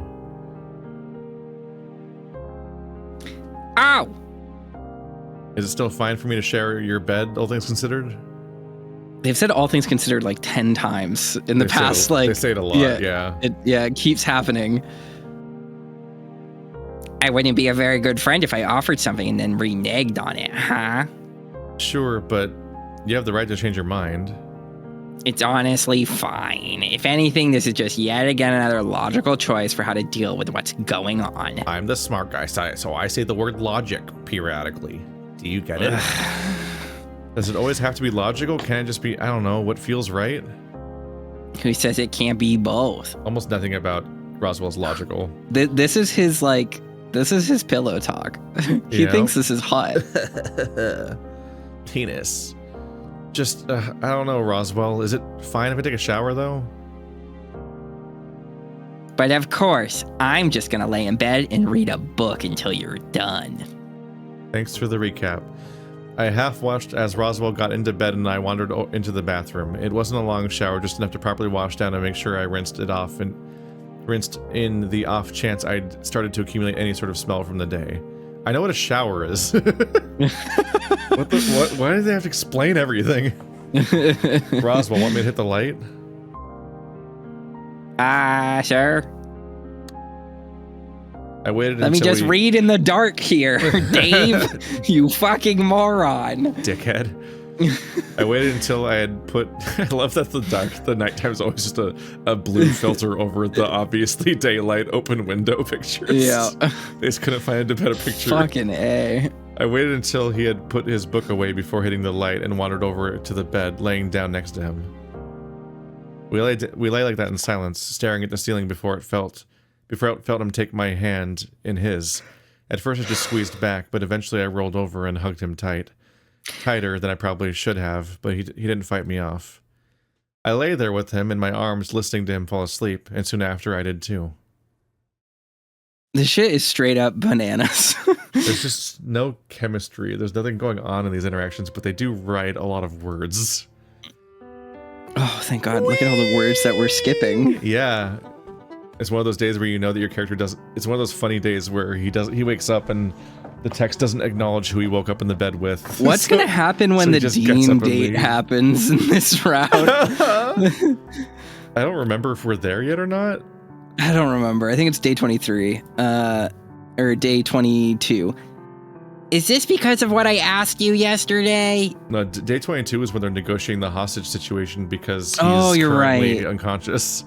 In my head, that's why I'm like, it's late enough that I'm like, are we out of time? I don't know. Does the Dean route not happen? Roswell's route? What in the world? What causes it to happen or not? I don't understand. Whatever can inflict the maximum amount of suffering to me specifically at any given point, I think is what determines it. Yeah, I don't know. A little, yeah. Well, maybe not just a little bit, but it's, yeah. I'm sorry to have asked that of you, but, well, you know how it is. I know. All the same, I can't just not have that talk with Dean either, you know? Who cares about Dean? No pressure either way on my end, but yes, I agree. You should talk to Dean about it regardless of what you decide for me. Right. You guys are not boyfriends. Oh yeah, we're breaking up with Dean. So it happens in Sal and Roswell's routes for some reason. In day 19, and in both cases, you're like, who the fuck is Dean? Yeah, like truly. In a daze, I wandered back inside. My face felt numb, my mouth drooped at the corners, and I just didn't know how I was meant to be feeling. Sadness for sure. Guilt was a solid maybe. The mix of emotions was new, but just as unpleasant, and I needed something to make it stop. I felt sick, and the cramping in my stomach made me pause. Grabbing onto the railing of the stairs before I could take more than the first step up. I didn't even know where I was planning on going, but I ended up sitting down all the same. With my face buried in my hands, I just sobbed. No tears, just whining out quietly as I let my emotions run free and vent in the only way I could manage. It was exhausting all the same, though. What? Exhausting all the same, as if like it's unexpected? Like the phrasing is weird, and sobbing with no tears is just weird too. Like, I'm trying to imagine what that looks like. Yeah, because tears come easier than sobbing. Sobbing is an intense, like... Sobbing, I just think of sobbing as crying with the sliders maxed all the way up. So I'm just I can't imagine sobbing without... By the time you're sobbing, I imagine you have to have like a more like bodily reaction to the crying beyond just the fact that tears are coming out. Yeah, I can imagine someone sobbing... not having tears is really confusing. I can imagine someone sobbing for so long that they run out of tears. But that's because tears are on their face. Like, you know what I mean? Yeah, like it feels like eviscerate. It's just a word that they didn't use correctly, I think. Dry sobbing is just a new concept to me, sobbing, like you're dry heaving. Sad. Dry. My eyes were dry heaving. I wonder if I should get Sal or talk to Orlando about what happened, but part of me didn't want to talk much at all given the last conversation upset someone that much. Roswell sat down quietly beside me. I didn't even notice him approach, and I couldn't say from which direction he'd appeared from. He stayed quiet, carefully placing a hand on my back and resting it there to point where I could barely feel it at all, but after long enough he broke the silence between us. Are you okay? No.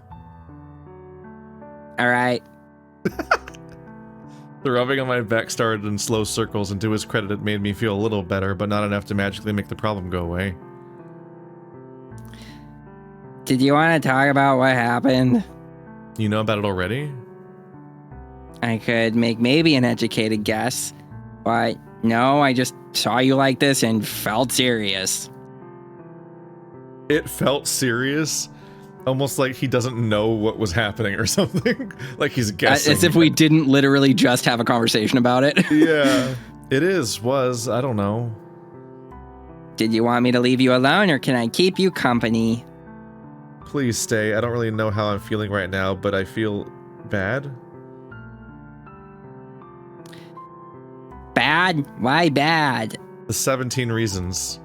I think I just broke up with Dean, or like ended whatever thing we might have had was. He nodded slowly, dipping his gaze. When he offered nothing in reply, I continued. He didn't take it well. There was yelling, and I thought I might have gotten punched, but I'm so glad you're in a relationship with this guy. And he was worried about Tyson being abusive. Yeah, but like the fact that he thinks Dean might hurt him is like, if that's on the table, then We've talked about this before, his weird like abuse reaction to things. Yeah, but he wanted to hear it as bluntly as possible. I don't know if that's better or worse, really. It's hard to say. I could imagine why you'd want to be told in simple terms what's happening. Because no one fucking explains things in this game. Yeah? When I was told about how long I've got left, they were very clear about what was going to happen, that I was dying, and so on. I quickly looked around to see if anyone else was within earshot, but Roswell didn't seem to care. For things like that, I can imagine why eliminating any room for doubt is important. I'm not going to go back for it, but I'm fairly sure that his line about his mom was that his mom didn't really tell him everything at first, but did say that he's going to die and he needs treatment. So the line that like when he found out they told him everything seems to contradict that line as far as I can remember, because I think they didn't tell him everything. They just I thought what he said was like, I'm a kid, and she just was very straight with me about what happened, and Dave was like, but you're a kid. Yeah, but it was just the fact that she was straight about the fact that he'll die if he doesn't get treatment. But I figured it was just all the details. But I think they specified that she didn't tell him everything yet. Yeah. So that contradicts them now saying that they told him everything. Anyway, telling someone you don't want to date someone. What? Isn't as important as that though? That's just weird. Okay, whatever. You tell me. From how I found you, it seems like it was weighty enough that you were affected in a big way. But that's different. Different how? He shook his head, standing up and skipping down to stand on the floor in front of me. Both of them are life-shaking events, maybe at different points on the same scale, but the same scale nonetheless. I slumped, pulling my gaze away. I guess so. I just feel gross for doing that to someone else. Would you have rather not say anything to Dean if you could go back and do it over? Well, that's not a good option either. How's that fair? Exactly. This is a stupid conversation. Exactly my point. It might hurt now, but it's best that you say something now as opposed to waiting. Take it from someone who really can't afford to wait.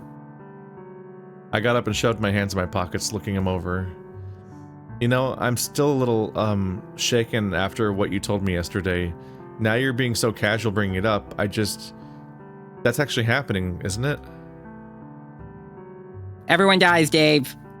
That's not what I meant, you know it. Well, what's the alternative? You know now, and there's no point in just pretending we didn't talk about it. Sure, but I don't like the thought of you just... Oh my god, Dave. He cut me off, putting a hand on my arm. Would you rather I not bring it up? A little, yeah. Okay, sorry. Sorry for dying. No, like, I get it, but can we just talk about something else right now? I'm already feeling kind of down. Yeah, right, okay.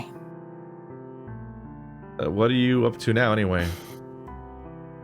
Nothing really, I was just kind of bored and just noticed you sitting here. You just sent me to have this conversation. No one else is doing anything? Well, I think Sal was upstairs chatting with Haas about something. Orlando, I'd imagined, is in the kitchen, and we know where Dean is. And Tyson? Haven't seen him since breakfast. Okay, well, did you want to do something? Sure, any ideas? Not really, I kind of... Did you want to do something? Yes, Dave. Tell me what you want to do. Beep, boop. Yeah, that's kind of, it often feels like it's just kind of being written in stream of consciousness. It's just like, I don't know, we'll figure out a thing to do, right? It's time to kill time in the narrative again. It's like, well, it's just like, it's just rude also to do that. Like, Brewing and I argue about this all the time because he'll be like, what do you want for lunch? And my immediate response is like, I can't think of anything. I don't know. What do you want? And then he's like, I don't know. I asked you, what do you want for lunch? So whenever fucking Roswell is like, do you want to do anything, Dave? And then Dave responds, yeah, I don't know. What do you want to do? And Roswell's like, I don't know. Sure, it's up to you. It's like, you're just going back and forth. You can cut out these lines. Just have people choose things. I mean, it is realistic, but it happens every single conversation. The ideal thing is just to fade to black and just actually just go to a new scene and just let it happen. And we'll be like, oh, they decided to do this. Because that's like how films are edited usually. You don't sit there and explain, like, logistically just, like, discuss, like, what you'd like to do next. Oh, I don't know. Like, probably should get gas. Probably should get gas on the way to the thing. And like, I want some snacks at the gas station. Like, okay. And it's like, does any of this matter? Or can we skip to the part where you're at the park and... I don't know, you lose your dog or whatever the fuck the plot is. Yeah. Like, well, I mean, like, the thing is that, like, you can have conversations. So the thing about this writing is that it feels like the writer has seen incidental mumblecore-esque characterizing conversations happen in a story, but doesn't know why or how to distinguish them from nonsense. Yeah, because you can have noise and being boring. Yeah, you can have logistics conversations that, like, aren't meaningful to the plot, but, like, the diction that a character uses and the way they talk and their casual back and forth nature can, like, do character building for people. Like, it can create an atmosphere or create a rapport between characters and let you understand who they are better. But this doesn't do that because it is just characters. Because the end result. What you want to do? Should we watch anime? Yeah, we should watch anime. Well, the Roswell whole sat and read a book again.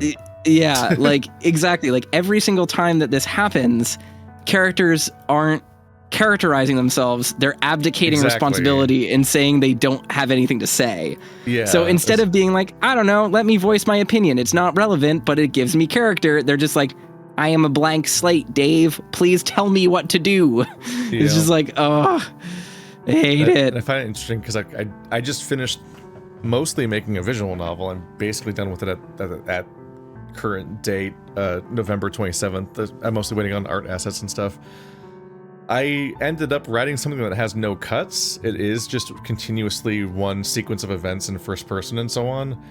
But I had multiple cuts in my first finished draft when I was starting to actually code it into a thing and like getting people to do art and everything, and that was the planned story at the time. It's just I only took away the cuts because of the fact that like there was moments where I was like, okay, this is a scene, this is a scene, this is a scene. I don't really have anything interesting to put between these scenes, so I'll just skip to the next scene because it's obvious what happened. Yep. But then I just came up with, I got audience feedback about gaps in the narrative, and it wasn't gaps as in like the cuts, it was gaps as in like, here's this or that thing that could use more fleshing out, or this character could use more time and so on. And then I ended up like, kind of like just having shower thoughts and ended up like thinking, coming up with scenes that would fit into those cuts that would flesh out the parts of the narrative that were more like, that were more thin.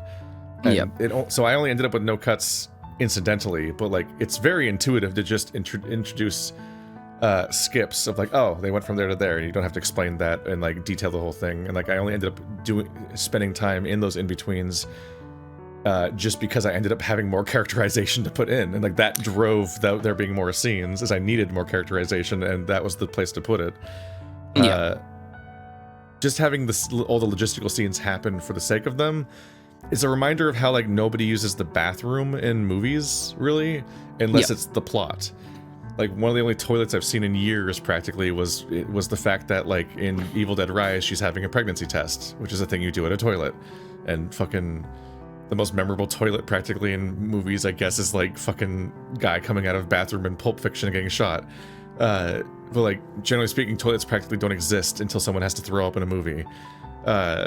Because why would you show those parts? And it's like, but this is the story that like has to explain getting out of bed, going back into bed, taking showers, taking every nap, taking breakfast and lunch and dinner in detail, and like it all has to be described. And so like every time you finish a scene, they always have to sit there and explain, I don't know, what's anyone doing? What do you want to do? What do I want? And it's like, it's really weird to like detail, like I'm dry sobbing because I broke up with Dean over our ambiguous relationship thingy, and then you just have to like hard transition in the conversation directly to like, I don't know, you want to play Galaga?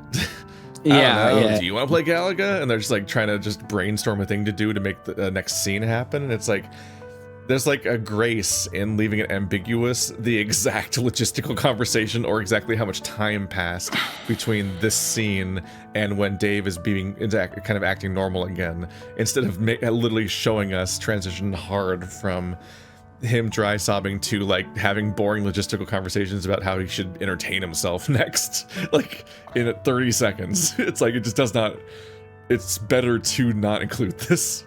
For reasons other than just the fact that it's also boring. It's also bad storytelling for the scene that you just finished. Not really. I kind of feel like drawing a little, but I don't have any of my stuff. Just a pen and my notebook. The notebook I mentioned again. That's not good enough. I guess it'd be fine. It's not really something we can do together, though. I'd be happy just reading a book while you drew. I don't think we necessarily need to be doing the same activity to enjoy each other's company, but... Unless you want to watch a movie. But you're going to be thinking about things even during the movie, aren't you? I'd say it's better to let what's in your head out onto the paper, even if you're just scribbling. You're probably right. I watched as Roswell started back up the stairs, stopping halfway up before looking back at me and gesturing me to follow. After stopping off at my room and then again at Roswell's, we entered the conservatory and got ourselves comfortable. Roswell sat by the window with a book, and I opened my notebook to a fresh page after skipping past all the notes I'd taken so far about the vault. What notes? Caught something in your mind for drawing? I want to know what's in his fucking notebook. What has he written? Not really. It was just going to let it happen, I guess. I gulped, hearing me say the words and remembering the same words echoing through my head. A chill went through my spine and I shuddered unrestrained. Called. Just... Oops. It would be better if he actually did accidentally quote himself, but he didn't say, let what happens happen. He said something else, so it doesn't actually match the quote that he is freaking out about it saying out loud. Just shaking off a bad thought. About Dean? About death, I guess. Do you want to talk about it, or? I don't know, maybe.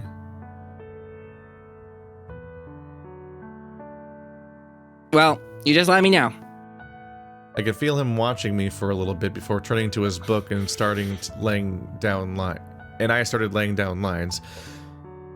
Scratchy and messy. I wasn't even sure what I was drawing until I had a face and found myself just drawing myself.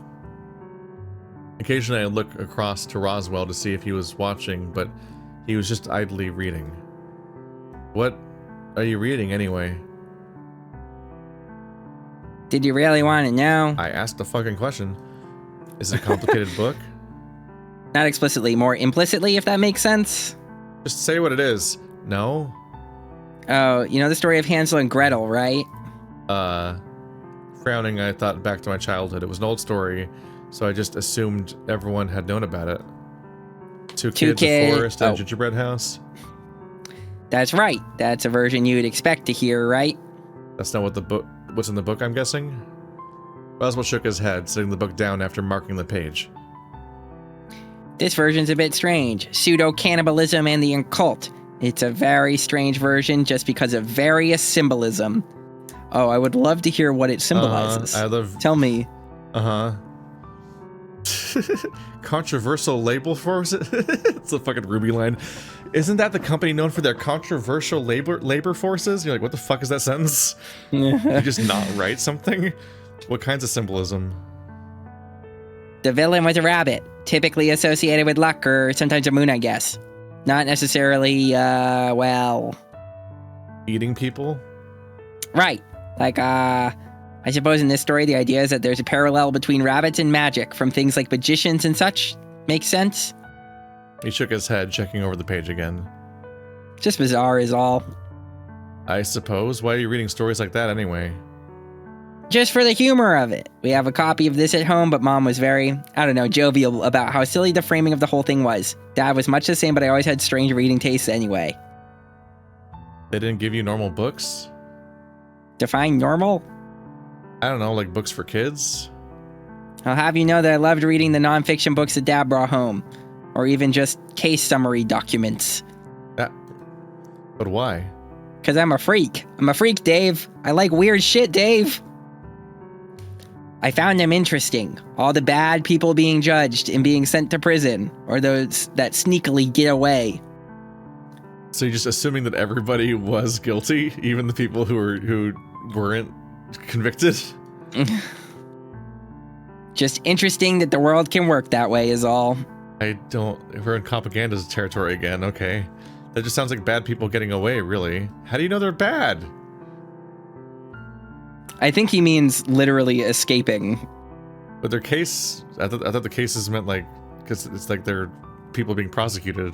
Sure, but I think he's saying like, there are cases of people who had escaped or been on the run for a long time or things like that, maybe. I don't know. Maybe. I thought his dad might have been a lawyer and he was prosecuting people and that's why he's bringing cases home. He is, but you prosecute people over a long period of time.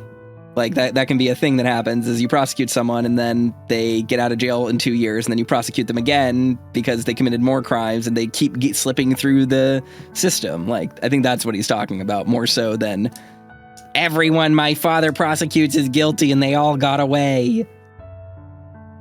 I fully expect them to do that. All right. I suppose my view on right and wrong are admittedly a little skewed. Do you know why? Well, in what world is a child being diagnosed as terminally ill right? But it still happened. That's not morality. You're stupid. That's literally not what right. Completely different thing. That's not your sense of right and wrong. This is not about morals. I nodded slowly, looking back to my notebook and feeling my whole body go slightly limp. Sorry. But you get what I mean, right? I do. It's still hard to process. Even a story like that feels strange. Who writes a story like that anyway? Someone with a sick sense of humor, much in the same way our story's unfolding, right? I don't like that this whole conversation is about a story that we don't know the events of, so we don't know what the fuck they're talking about. What do you mean?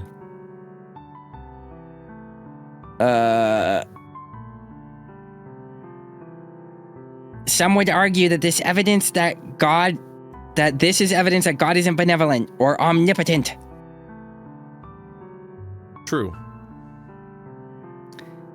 I also imagine Orlando would have opinions about the role God plays games too. About the role God plays games too, being there only to be slain and ousted from control. That sentence wasn't. Indeed. That sentence just wasn't. I didn't know you were religious, Roswell. Oh, I'm not. I'd much more believe in science than religion. So why are you talking about gods? I guess I'm looking at it in a sense that if this was all by some grand design by a higher power, they're a dick. I snorted as he frowned, but he looked thoughtful all the while. Was he smart?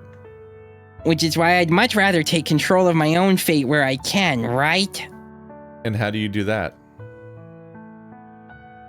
I guess it'd be my brand of bravery, perhaps. It also means that I get to decide what happens to me, and being on a timer for sure helps keep me moving forward. Yeah, but just tell me something? What? What keeps you moving forward even though that's going to happen? Like, don't get me wrong, I'm glad you're just... What I mean is, I think I understand. You're asking why I haven't just decided to spend all my free time on vacation or seeing the world or something? Right, like, your dad is a lawyer, so you must have memory, right? A bit presumptuous, isn't it? Oh, I think I said money, not memory. I guess, but like, look where we find ourselves, Roswell. Can you blame me, given we're in a mansion? How is it a counterpoint? That's evidence that he is doing the vacations. No, you're right. On both counts, really. Both my mom and dad earn a lot of money, but I guess the money side of things just wouldn't make me happy. He looked out the window, sighing. What's seeing the world gonna do for me? Where would I even go? No amount of money can cure what I have either, so money in this instance is just kind of worthless. I got up and looked out the window with him, spotting him smiling himself in his reflection. So I'd much rather just live a normal life. I feel like when the time comes, I'll be able to feel like I got the most out of it instead of just doing everything as a reminder that I'm on a shorter clock. Which is why the last month of my life is a death game and a mansion. Right, I get it. You don't sound convinced. This is the thing I just said. Well, it's not that so much as I just find it really unfair. That's because it's not. Grammatically, that's because it is unfair. You don't understand, I mean all of it. You dying, us in danger, you being fine about it, Dad dying. I breathed in deep and continued talking with my jaw clenched. It's not fair that I'm the one that gets the vault to work. It's not fair that someone decided that we have to be the ones targeted. I still don't know what that means. We're labeled for death or something, but never been explained what the fuck that means or even that it's concretely true. It's not fair that the mafia exists. It's all just so unfair. That's life, isn't it? Or at the very least, life as I know it. But that just circles back around to doing what you can and taking control over yourself. But how? I'm just one guy, and if I'm being honest, I'm not all that special.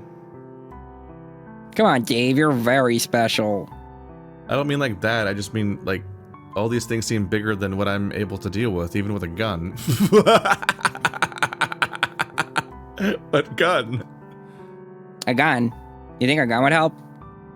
It doesn't need to be a gun, really, just anything that makes me feel like I could fight back or do something.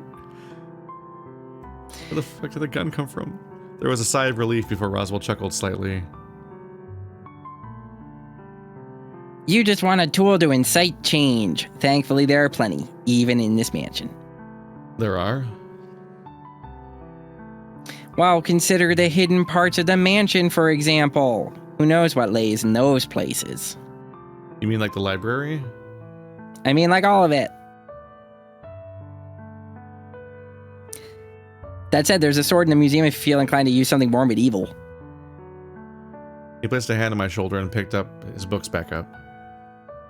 But remember, most of all, you're not alone in this. No matter what happens, or if the worst case scenario comes to pass, you're not alone.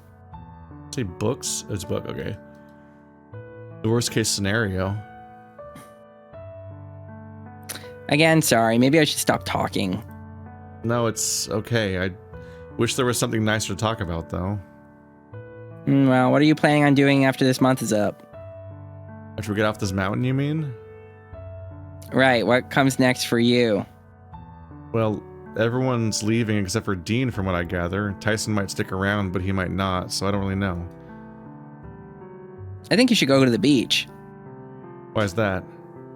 Because you like the beach? Chances are, if you were the one organizing this vacation, you'd have tried to go to a beach house and we'd have spent the month there. You know, this character aspect of you that we all know so well. The fact that you love the beach. It's like once per playthrough, it's mentioned that he likes the beach, I guess. Particularly, especially when he talks about having like a vacation to make up for this one, usually. That would have been nice, actually. Maybe I should. I can totally imagine you stocking up on some nice paint or markers or whatever and just drawing by the seaside to recover. You might need it, too. Plus therapy, probably. Right, and therapy. Wandering back over to my notebook. Did he move? Roswell started flicking through his book again. I continued drawing, letting my mind wander over everything Roswell had said, but ultimately thinking about the beach. Everything, it's always wandering. Time ticked on by as I filled my notebook with sketches of my friends, various doodles of how doing things or random shapes, at least until the ink in my pen ran out. Roswell seemed to have been amassing books, flicking through them with a frown as if looking for the answer to a question he'd realized was of vital importance. Every time I asked him how he was going with his books, he flashed me a smile and said it was going well, right before going back, as if not having been interrupted in the first place. I had retrieved another pen from nearby, by some miracle being left around, and continued drawing, but a lot more distracted by how Roswell was poring over the pages of his book. It's a miracle that the study had a pen? Dave. I was just staring into space and hadn't registered him addressing me at first, but did a double take when he called my name again. Huh? What? I was just wanting to see if you were hungry, that's all. Maybe a little? Want to go get a snack and watch a movie now? Aren't you worried that I'm going to be thinking about things while we watch it? From how you've been drawing the past few hours, you're going to be thinking things regardless of what we do, and I'm tired of reading. Oh, right, sorry. It's alright, I could use something sweet right about now anyway. We wandered down together, heading through the foyer directly into the kitchen rather than go through the dining room. It's not that bad, Orlando. It is. Those two really just... Orlando was going to say something else, but noticed us standing there, finger on Sal's chest. Are we interrupting something? Not particularly. Just talking about Dean. We can leave if you want. We just came to get some snacks. It's fine. You can stay. We're not finished talking, Sal. Yes, we are. Damn. Roswell had wandered over to the pantry and started rummaging for something to eat while Orlando and Sal stared off against one another. We're done, because if you want to tear into Dean about things he's done, you would best do that with Dean and not me. Orlando went to say something, but was cut off as Sal stepped forward, imposing his size. With that in mind, you'd best be respectful. My friend is hurting, and you're dredging up mistakes he's made is only going to make things worse. You want to talk to him about it, have some tact. It's Watanuki-san, I'm guessing. Yeah. Like Roswell said, we can leave if you want. No, it's fine. I'm gonna go talk to Dean.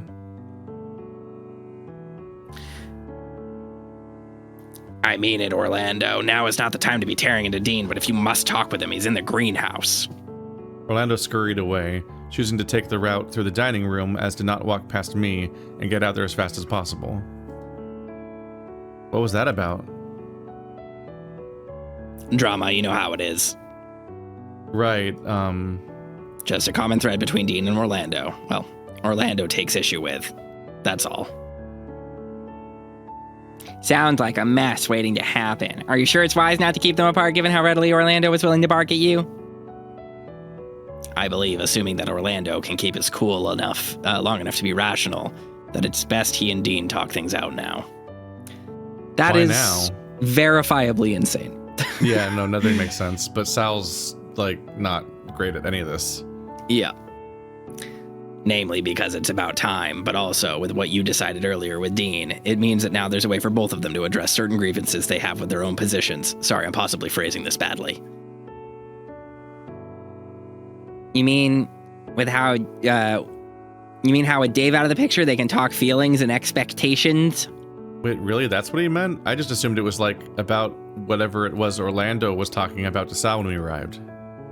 It's true. Dean was invested in Dave, as was Orlando. At least from what conversations I had with the pair of them, although neither handled their emotions well. Don't tell them I said that, please. Huh. I don't think that's very wise to put them in the same room now of all times then. Dean lashes out, but it's mostly all bark. Orlando is the same. Never seen evidence of either of those people lashing out. I imagine once they finish yelling at each other defensively, they'll both back down and be able to talk freely. And you're sure that's safe? Yeah, I've known them both long enough that yes, I believe so.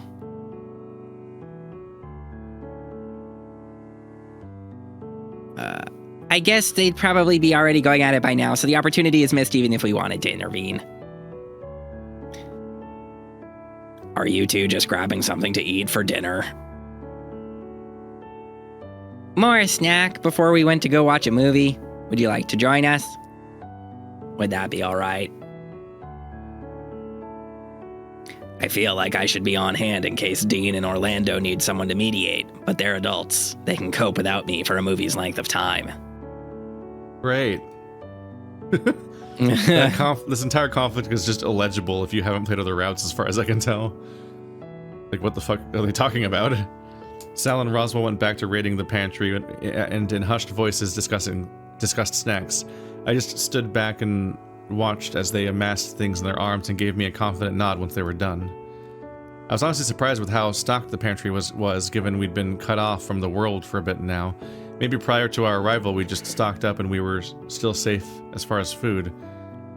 I thought that around now was when they started talking about how they might have to ration. It was. In other routes, yeah. It was a worry that maybe we'd run out, or maybe something to bring up later rather than sour the mood given how excited Sal and Roswell looked for movies and snacks. You guys looked excited for the movie, way more than I thought, way more than what I am anyway. Just gonna establish that I'm not excited about the movie.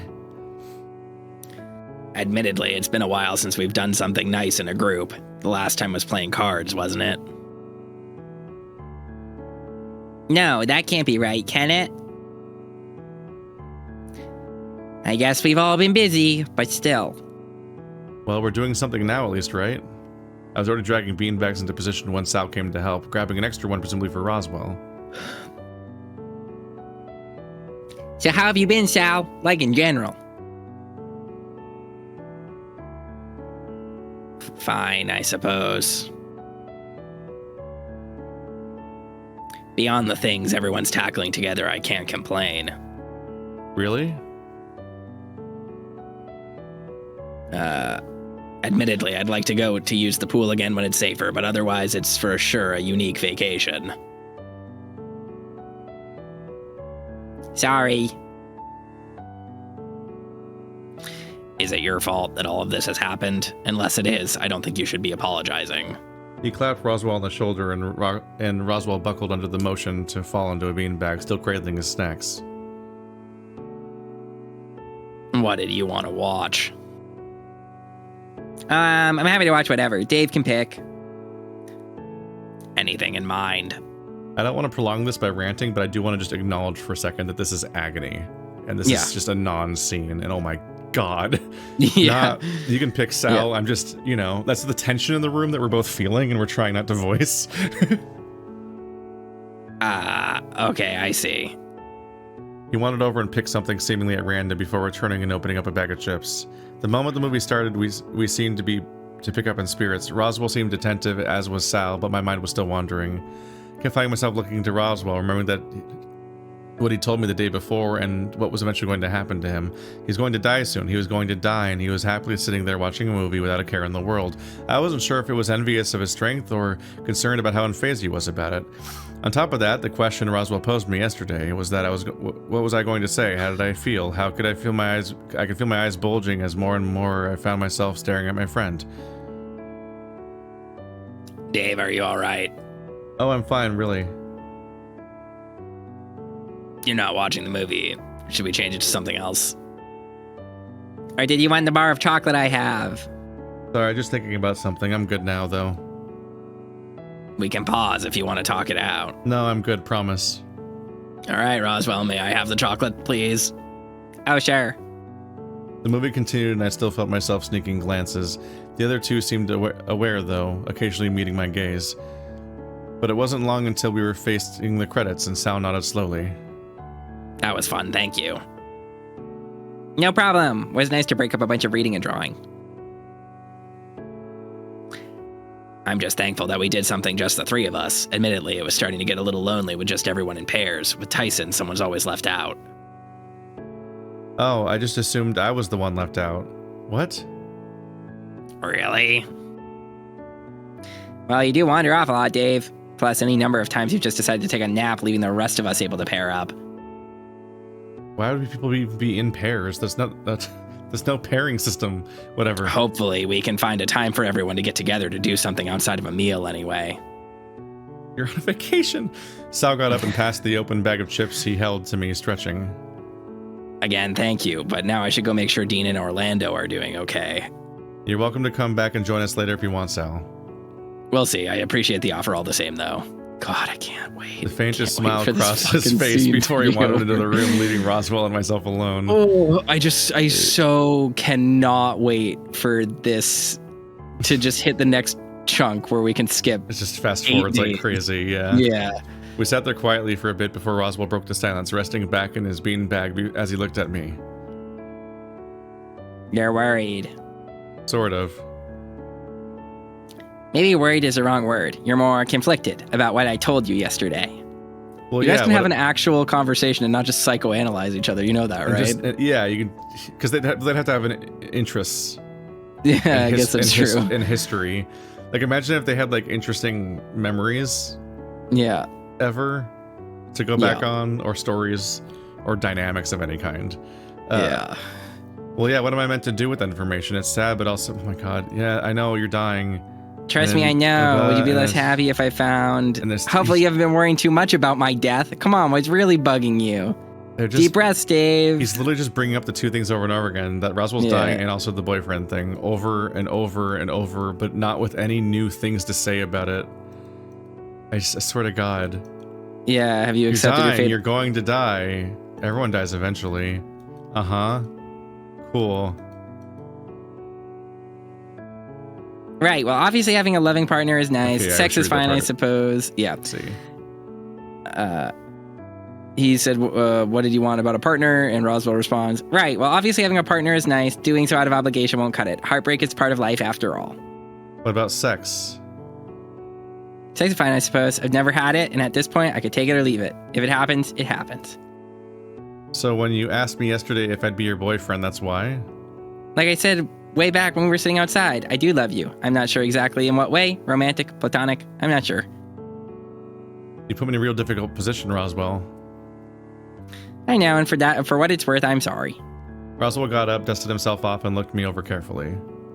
Can I ask you a favor? What's the favor? I want you to go think about things for a bit solo. I'm resolved on telling everyone about my time left tomorrow, so everyone's on the same page, so I'm sorry you have to wear that burden alone for an extra day. I got up, jittered, and not really sure what to think, but that was maybe the point of what Roswell was asking of me. But I think you need some serious time to process what's got you worried about all this. Remember, I'm the one dying, and I'm okay. All things considered, I'm okay. But, slumping, I nodded my head and buried my hands in my pockets. Please. Okay. In a daze, I wandered off, not even knowing where my feet were taking me, as I just thought things through. I was on auto, walking about the mansion until I took stock of where I was, looking around in the dark and letting my eyes adjust. Library? Looking over to the vault door, I felt a chill run down my spine, but all the same, I found myself wandering closer. But as my hand brushed the surface of the door, it groaned. Startled, I quickly stepped back, with my breath catching in my throat. Stepping through the door was Oswin, each step forward making me take one back. Do I want to know why you're in here, boy? Oswin? Yes? What are you doing here? He wandered over the table where we had our first in-person conversation and leaned against the table, looking me over in the darkness. I believe I asked you first. Right, thinking mostly. I don't even know why I ended up here, if I'm being honest. He grunted, gesturing to the seat that I'd taken during our first conversation, taking his in turn. Can I ask you something? I sat down and he quirked a brow, not giving me any indication of what I couldn't ask. Sorry, I have been staring at the wall since my last line of dialogue, and I totally zoned out. What is going on right now? Sorry, Dave, I was in another world. You've missed nothing. He's just talking to Oswin now because by his own admission, he just let his feet go here on autopilot, which just means that the author decided the next scene is going to be him with Oswin, and he doesn't want to justify him going to Oswin. Okay, Roswell told him to go think about stuff. That's what happened. Yeah. Okay. Yep. I truly, Keith, I don't know where I just went. No, your mind is frayed. I was completely gone for a minute. I don't even know how long it's been. That is the first time that has happened to me in a very long time. Yeah. What in the world? This dissociation brought to you by Password. I literally was like, I'm looking at my fucking Google Calendar, and I was just like, I heard you say something, and I was like, wait, what, did Keith talk to me? And then I realized we were on a recording, and I was like, wait, shit, did I just like forget to do dialogue? What time is it? What do you do when someone tells you that they're dying? It must have happened to you at some point, right? He stiffened and drummed his fingers on the table between us. It's never easy. But what do you do? Can I take a wild guess and assume you're talking about Roswell? Yeah, how'd you know? More so, I'm pleased I didn't go revealing his secret prematurely, but I've known for a while. Did he tell you? Dave, I do believe you've forgotten what I used to do for a career. So you knew because of that? Given what I was working on, I was approached by his mother to question if there was anything that could be done, anything at all. But there wasn't. Sadly, no. With my medical license revoked, I could hardly go walking into a hospital to administer tests myself, either. But what Roswell has is unfortunately untreatable now. He is going to die. It was hard for me to hear from someone other than him, and I could feel my eyes bulge and my face go numb to a feeling. What do I do now? My friend is going to die. What do I do? I imagine he's told you, and then his delivery left a little to be desired. He was so calm. Who says things like that? I don't understand. He turned 18 this year, I believe, so it makes it, 13, 14 years that he's known. That young, but that would mean he was a child when he was told, yes. It's a wonder that he's lived this long, but regrettably he's very much out of time. But that's horrible. Would you rather he have lied? He have been lied to? At what point is it more cruel to hide his lack of a future from him as opposed to placing this burden on a child?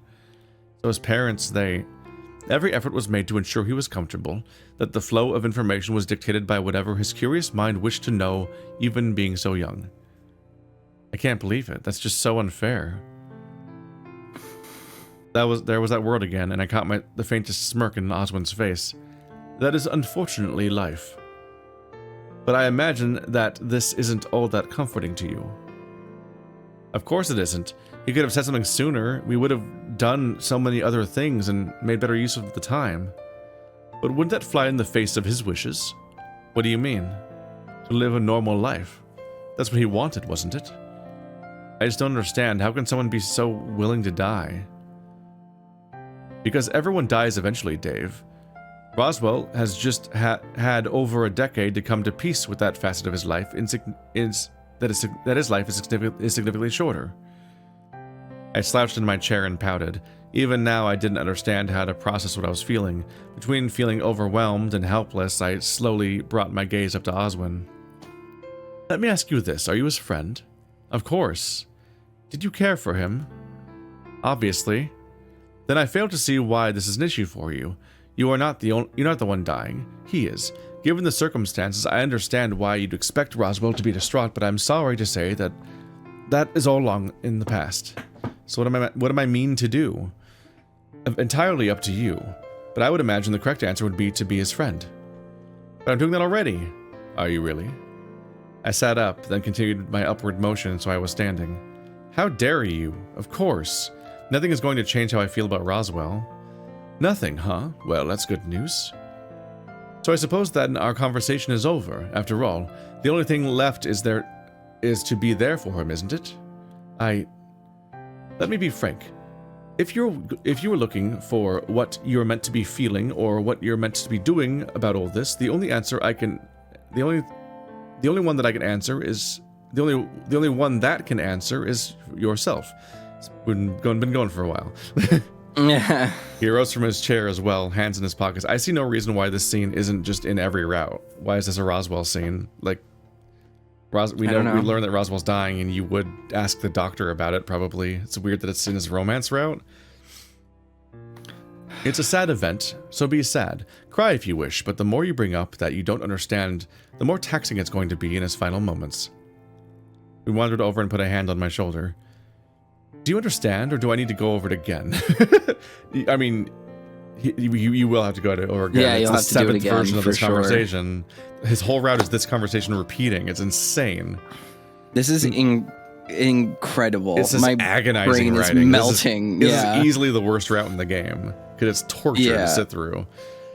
I don't know, man. I don't know. I don't know. Yeah, let's just keep going, dude. Let's just keep doing it. No, I get it. Good.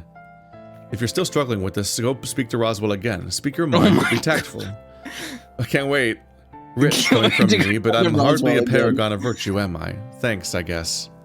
Now, if you don't mind, I have some reading I need to do. Things to look up, and I'd much rather do that without the audience. You can take the door there down to the basement.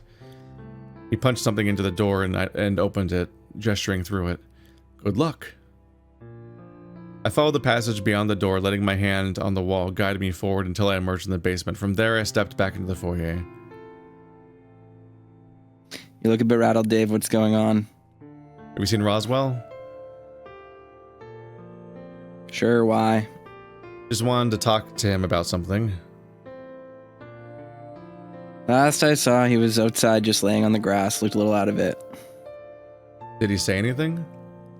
I asked, but he didn't give me anything to work with. Just said he was waiting. Huh, okay. Now, have you seen Orlando anywhere? Not for a while. Last I heard, he was talking with Dean about something before Sal left to go sort it out. The sound everyone just heard was Keith drinking laundry detergent. Uh-huh. Here it goes. Yum. Great. All right, I guess I'll go see what's going on, too. Everyone else is accounted for. Even Tyson? Yeah, he's around being a sourpuss, so I'm giving him some space. Okay, well, good luck finding Orlando. And you with Roswell, although he's just out front. Won't be hard to find. Cool. With the wave, he wandered towards the backyard and out of sight, whereas I went to the front in search of Roswell. There he is. Roswell, you out here? There he was, splayed on the grass, looking as happy as could be. I'm so ready for this to be done. Uh-huh. Any minute Welcome now. back, Dave. What are you doing? Waiting. Please just fuck already so I can hit skip. For what? Not what? Who? I assumed you'd be back sooner rather than later. You never were the one to want to leave something alone for too long after all. Is that true? It would take so long to unpack how wrong that statement is. Yeah. Most of the game is him leaving stuff alone for too long. Truly. From his dad to the fucking the werewolf password. He always sits on stuff. Pretty remarkable. This was important. I had to think quickly. This was not important. It was the same conversation you've been thinking about for 2 days. And nothing progressed. Sure you did. Come join me on the grass. I did as he said, wandering over and laid down next to him, looking up at the sky. Evening was starting to roll in. The soft blues of the sky were transitioning through warm peaks and oranges as the sun set. So, how was thinking? Tiring. I can only imagine. Roswell, can I be honest about something? Sure, what's on your mind? I have no idea how to feel or react to knowing that you'll be gone soon. Well, yes, I gathered that. I'm the one you said it out loud. It's more than that, though. I'm scared, ashamed, nervous, angry. I wish they would just say something. Just actually have anything happen in the story. Roswell sat up slowly, looking down at me, visibly confused. I think you might have the cycle of grief covered, if maybe a little out of order. Normally you phase through them rather than just having them all at once, you know? I'm sorry, not just about that, but I'm sorry that you're going through this. I don't know what it's like, but it seems horrible. It's not the best, nope. I've been a bad friend, haven't I?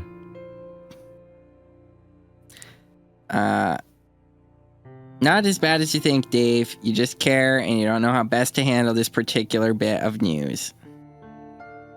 And there's nothing I can do? Nope. Up. Nothing you can do either? Outside of just waiting? Nope. Okay.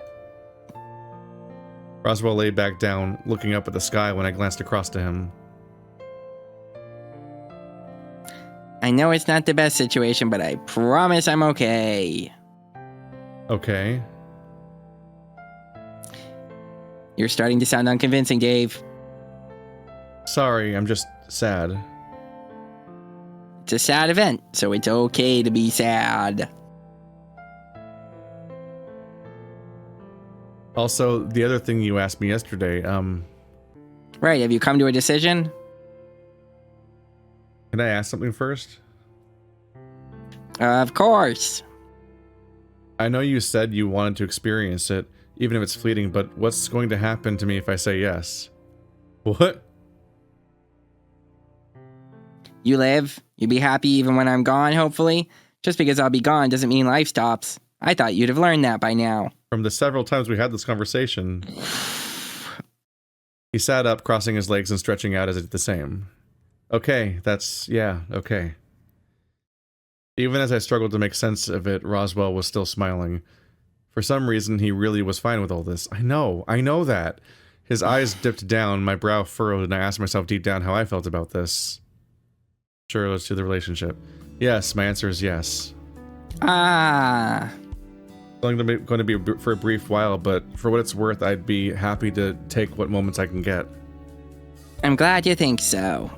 Roswell, I'm scared, though. When it happens, Dave, it's all right. When it happens, we'll tackle it together. It's not like he'll By not... definition, no, you won't. Yeah, you definitely won't. But also, it's not like he's going to not die if you don't date him for 5 minutes. Like, you're still going to deal with the exact same death no matter what. So I don't know why he's acting like the choice matters there. When it happens, we'll tackle it together. Cry, be sad. Don't forget to keep loving others the same way that you would have loved me. Who says I don't love you already? That would be nice. But are you sure? I don't know, but with the time we have left, I'd like to find out. You're silly, Dave. He took my hands in his, only briefly letting one of them leave to wipe his eyes. I love you, Dave. I had a goofy smile on my face, and my cheek started to burn. It was a nice feeling that was coming from in my chest, but I didn't know where to really place it. So what happens now? Nothing needs to happen if you don't want it to. Are you hungry? I think I filled up on snacks during the movie, so I'm probably fine for a bit. All right. Why? Were you asking me to dinner on a date? Well, we could probably go watch another movie or something with something sweet. I'm sure we could find something.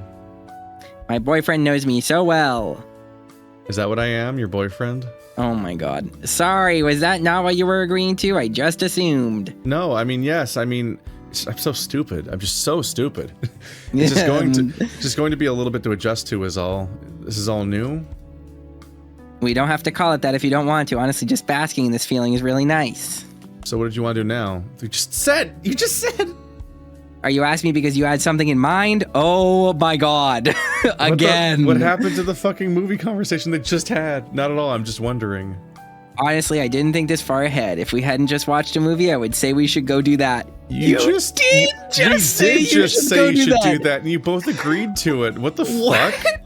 What is happening? Is it proofread at all? Like, did we have a communal stroke? We lost time. It's like I said, the cancer's in his brain.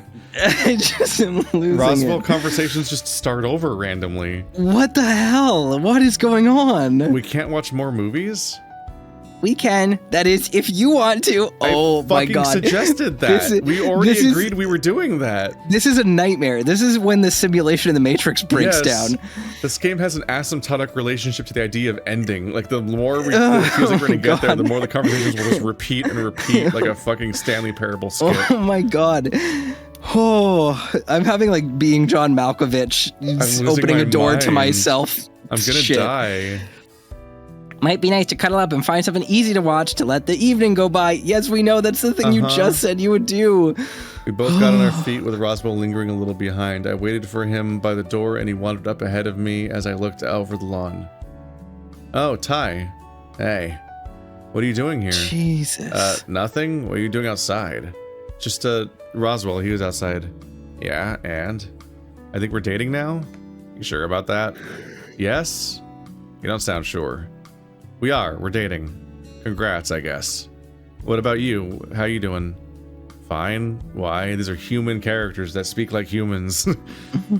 I was just thinking maybe you should take my bed again tonight. It helped with your headache, right? And where are you gonna sleep? Dunno, but up to you. How's your headache anyway? Fine. Still there, but it's better. So you'll take my bed again to stay on top of it? Sure, thanks. May as well head up now then. Not like anything's happening down here anyway. Oh, well, sleep well, Ty. Just had to fit that in somewhere. The words were barely out of my mouth when he came in close and gave me a hug. He didn't explain or say any more, instead just breaking away and heading him upstairs himself.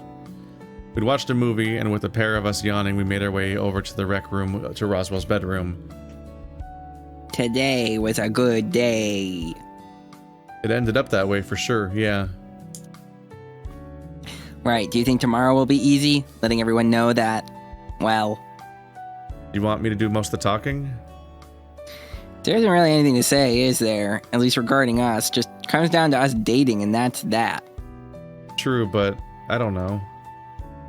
Anything else needs to come from my mouth, remember? While I appreciate the support, it's my news to give. Right. Roswell came closer and hugged me around the middle, cuddling in. But I could go for some cuddles in bed, I think. Probably won't take me long to fall asleep at this stage. Oh, should we turn in then? I was planning on having a shower first, but I'd say so.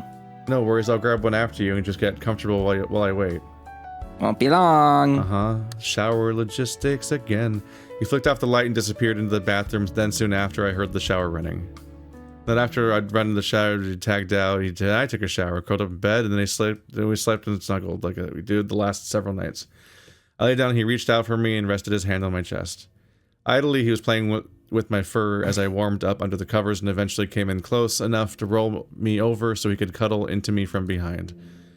It was nice if unexpected, and sure enough, I fell asleep cradled in the arms of my boar. He said my boar like the my wolf stuff.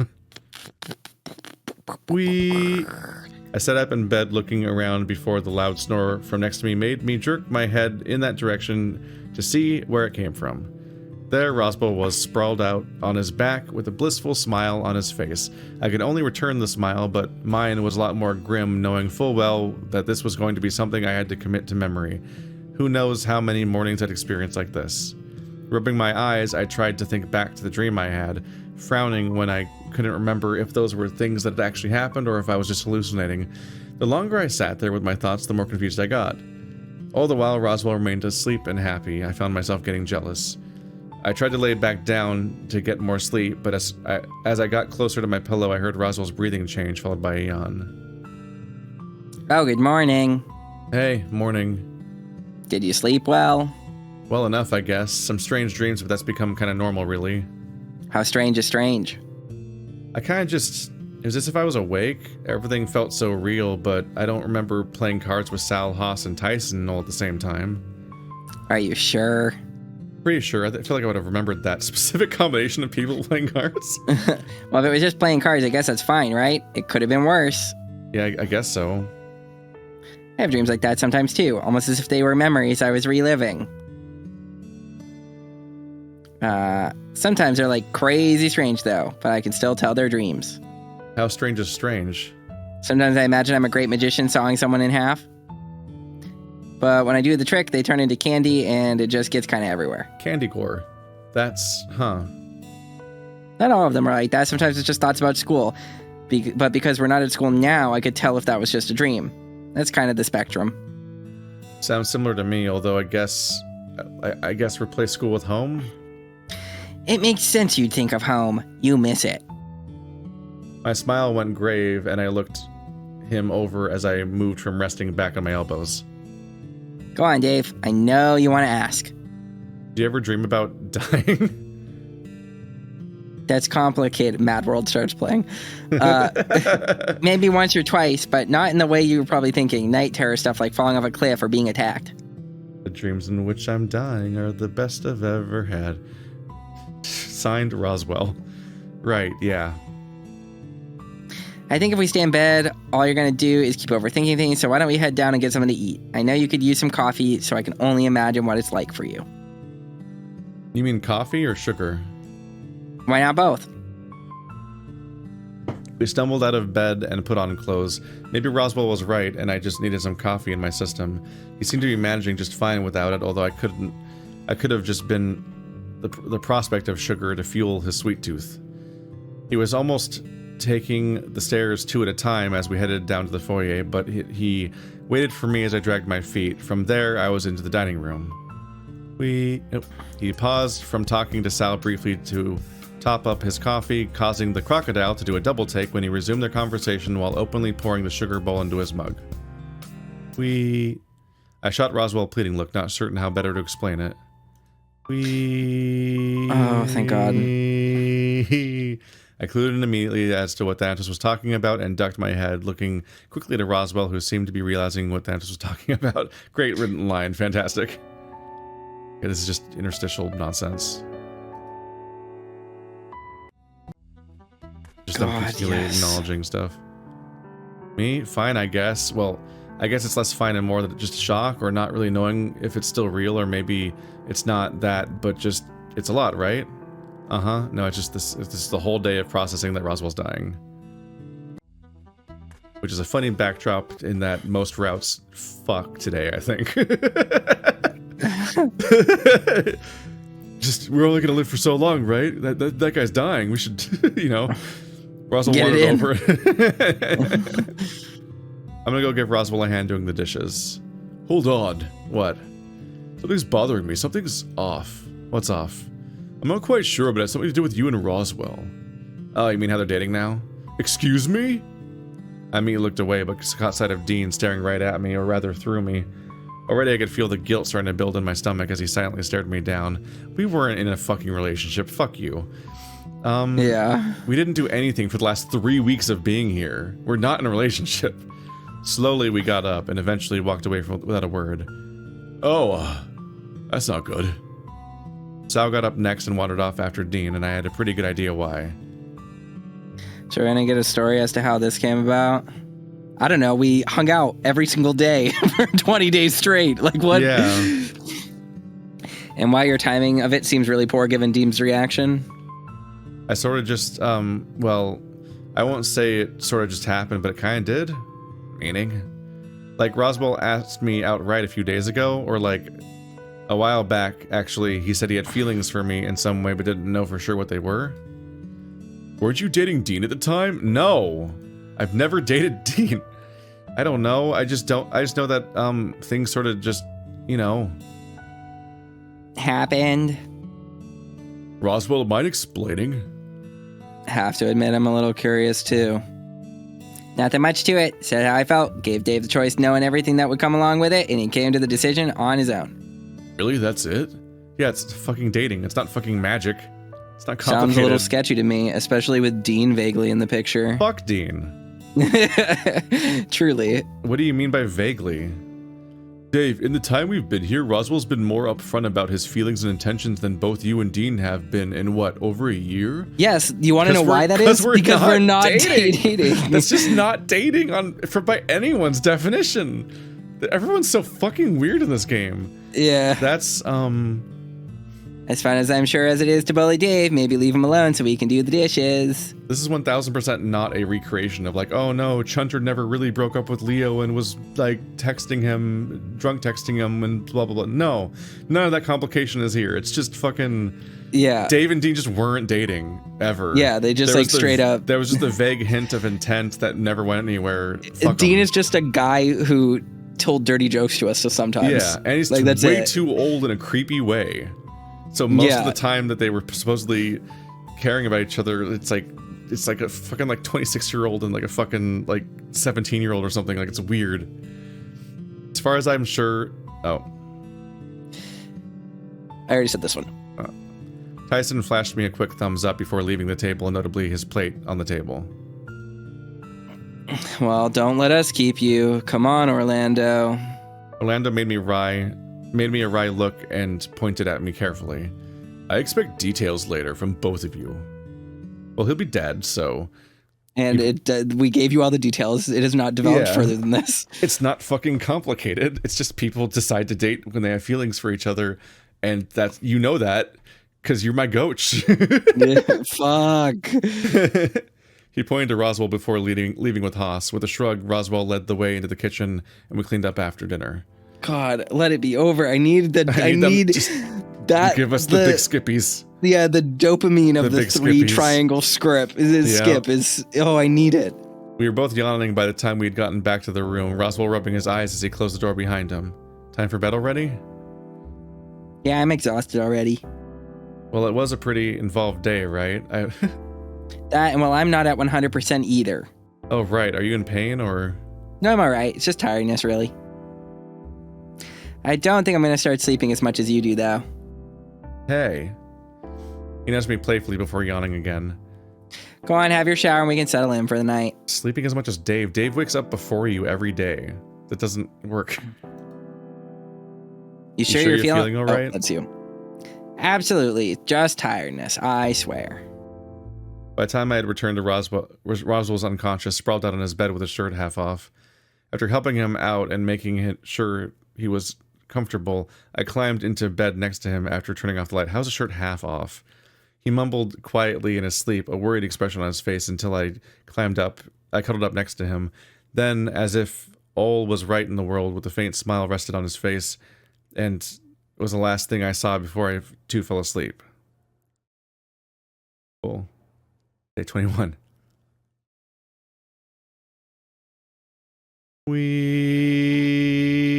One of these times, I just want you to press the 3 skip button, and I just want it to just cut to credits immediately. It's like that's the jackpot. That's the one I want. Well, there wasn't the only one hungry, it seemed. Roswell's stomach growling next to me hinted that maybe he too was ready for breakfast, although he hadn't awoken yet. I slowly got up and let the feeling return to my fingers as I thought about the dream I had, or maybe not a dream, but sure was something. Good morning. Roswell mimicked how I'd sat up and stretched out his fingers as well, rubbing his eyes. Did you sleep well? Pretty much. Don't think I had any strange dreams, so I must have been really tired. Kind of ready for breakfast. Me too, don't worry. How did you sleep? Oh, boyfriend of mine. Sorry, that made me gag. Me? Oh, that's a strange question. Not that strange, really. You just asked me the same question. No, not like that. Just, I'm not sure how I slept. I was asleep, right? I think so. Only you'd know, though, given I just woke up. Yeah, huh. Ready to head downstairs? I think so. I need some coffee in me and then maybe a bagel. Just a bagel. Maybe some scrambled eggs? You sure that's the line you want to follow that up with? Hey, I like eggs. Nothing wrong with that. You go get those eggs. You're not coming?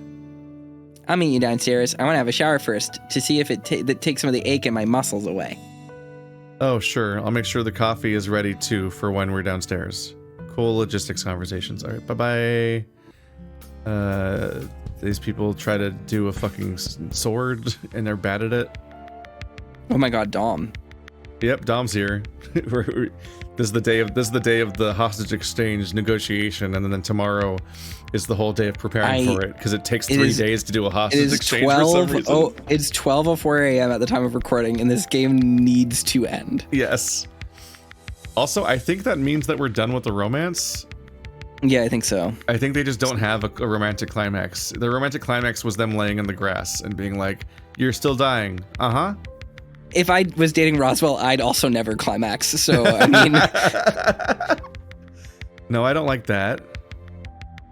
As much as I appreciate the sentiment, Dave, you and I both know that of everyone present, Roswell is the most suitable. That's definitely not true.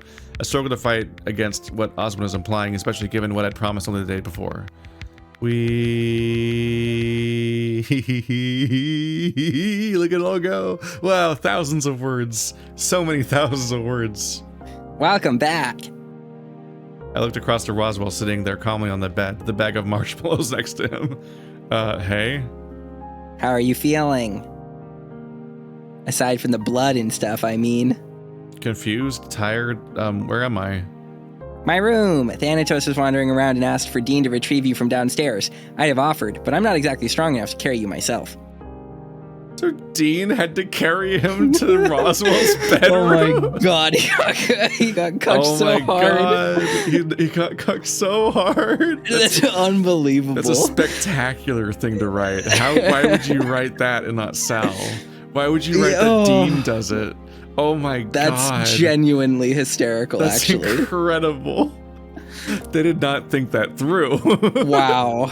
That's great stuff. I guess a strong character would carry him. Okay, and that's the whole thought. Didn't register the whole entire emotional context with having Dean do that. That's genuinely hysterical. It's like really funny. So you know where I was? What I was doing? Specifics, no, but I have a hunch. Oh, well, it wasn't all that important, really. Nothing of interest learned at all? I think I just need time to think things through. Dom showed up, plus what's going to happen in a couple of days. Roswell's nodding slowly, shifting the bag of marshmallows over to me, and I took one, squishing it gently between my fingers and thumb. It's a lot, huh? I feel trapped. I feel like we're trapped. We're not. Not really. There's at least 2 ways out, but... With neither being certain, we can't aim for the best case scenario of everyone getting out alive. It's not realistic. So you want to aim for less? That doesn't seem right either. Sorry, that's not what I meant. What I meant is, He trailed off, scratching his head and coming up short. Suppose I don't know what I meant. I just know that there isn't a situation currently presented to us that facilitates us all safely getting out. You were trying to make me feel better. It's not working. What would make you feel better? Is there anything I can do? I shook my head, opting to put the marshmallow into my mouth and shifting so that I was sitting on the edge of the bed. From there, I stood up and felt the aches in my body from where I'd fallen down. Are you gonna take a shower? Yeah, I can't smell anything except blood right now. Then we should probably find out what's happening with Your dinner. body's rejecting the game. My body's rejecting the password. Oh, you missed dinner. You were out for hours. Oh. I could go get you a sandwich if you want. That's all we had otherwise. Shaking my head, we continued over to the bathroom. Shaking my head and continued over to the bathroom and carefully peeled off what I was wearing. So I continued, I guess it was missing. Do you understand how crazy it is that a road was fully blown up and emergency services haven't been here for 2 weeks? Uh-huh. That's bananas. Just no one noticed an explosion where an entire road is obliterated. Because they're not that far from civilization. Presumably no, because that would let's not get in this. We just need to read. Strange roads. We just need to read. I need to stop getting. I know, I did it. I know, I did it. I'm sorry. It's all right. I think I'll just take the shower and go from there. Sure, okay. Roswell? What? Things are going to turn out okay, right? For you? Don't worry, Dave. I'll be fine. I'll be dead. I took a shower, and when I came out, Roswell was still sitting on the bed, though he changed into his pajamas. Just looking at him comfortable made me a little jealous, and I wandered over slightly groggy from the heat. Not being able to smell blood anymore helped too. As I got closer, he pulled back the covers and I slipped in, my head feeling heavy the moment I hit the pillow. I was asleep shortly after I saw him start to make his way to the other side of the bed, but deep down I could feel his hand take mine as a sign that things would be alright, if only for now. Day 22. The useless day. The useless day. That's stupid. I looked over to Roswell as he seemed to be in the middle of having a nightmare, face scrunched up and twitching every now and again, to the point of it was bordering on thrashing. Roswell? Placing a hand on his shoulder seemed to help him keep still, but his expression was pained and he remained asleep. His breathing was hard, tears at the corners of his eyes. He looked uncomfortable, but clutched the blanket close to him all the same. I placed a hand on his forehead on a hunch and realized immediately I had no idea how to tell if someone had a fever. It hot. He felt warm enough, so maybe he was just sick, or maybe... My blood ran cold, wondering if that was it, if Roswell was going to die while I watched. But when he opened his eyes slowly, focusing on me gradually and speaking, speaking in almost a whisper. Dave? Are you okay? Sorry. You look like you're having a bad dream. Yeah, I'm okay now, just so tired. Did you want to sleep more? He went to say something, but I just watched as his eyes closed and he fell right back asleep. It was worrying seeing him like this, but there wasn't much I could do. At the very least, it seemed as though he wasn't having another nightmare. I got dressed and headed downstairs. Roswell needed the additional rest, and the both of us could do well with a cup of coffee, or Roswell would when he was up and about. Dean had the right idea, as he was already outside enjoying a cup, and I figured I'd prioritize getting one for myself.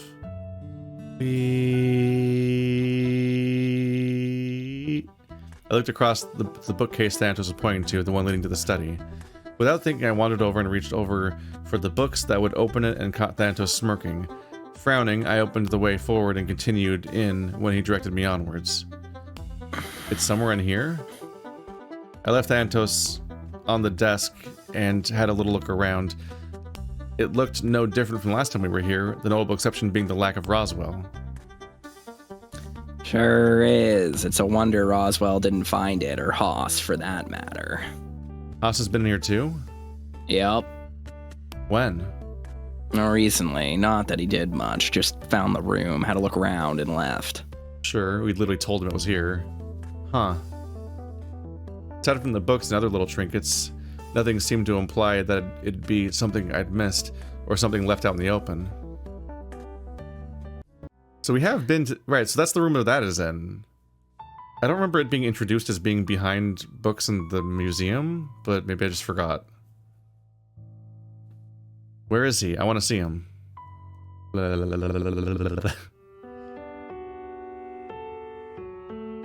guess it's just the two of us now, anyway. Implication was clear, knowing full well that Roswell wasn't likely going to be in the position to come with us. Okay, it's just talking about him taking off. Because he always talks about taking off. Day 23. It was you. The whole time it was you. Putting our friends in danger? And for what? You even put yourself in danger. Just yells at Roswell for one line. With a sigh, I rubbed my face looking at him. This really hurts, you know. I tapped my chest, shaking my head. It's hard to wonder if you said or did things to manipulate me into liking you, into being boyfriends for the next week or so. I don't want to believe you did, but... I'm sorry, I can only promise that never factored into it. I've loved you in what way I do for so long that I wanted that nice thing at least as reassurance that I'd made the right choice. You made the wrong choice not telling me after the first time. He was quiet, hanging his head. This is a lot. In a very difficult position you put me in. You tried to kill people. I know. That's not okay. I know. So where do we go from here? I don't know. Do you want to break up? No, that's not what I meant. Then what do you mean? It's insane. What an insane insert in the middle of that. That kills people. Oh my god, look at it go. Fucking Reaper thing that's just floating around in these cutscenes. It just starts happening like it's normal. Pew, pew. God, I'm so stoked for this to be over. Roswell was hard to find at first, but I found him quietly stroking a lifeless Thanatos. He must have retreated at some point on our way out, but when he looked up at me, he looked shaken. Or maybe it was just tiredness, but I had to imagine that having Benson die in his arms, Thanatos now gone, and everything peaceful again was a lot to process. He just sat quietly for a bit before I found myself starting to fall asleep, to which Roswell asked if I would be better of sleeping in a bed. I was too tired to move, and while not comfortable, I was just thankful to be getting the sleep I could. Same. I get you, man. Big mood, frankly. My eyes wandered over to the bench sitting over to the side, and sure enough, there was Roswell. His eyes were closed, and he was still, though I could tell that the chances of him just sleeping were slim. As I got closer, I noticed him holding an envelope, or rather, it was tucked between his fingers in his lap. What I could make out before touching it was that my name, and only my name, was written on the front. I placed Thanatos next to him, hands trembling as I went for the envelope. Easing it away from him, I opened it carefully and read what was inside. He's just dead when we get here in his Oh my god. What? I love that.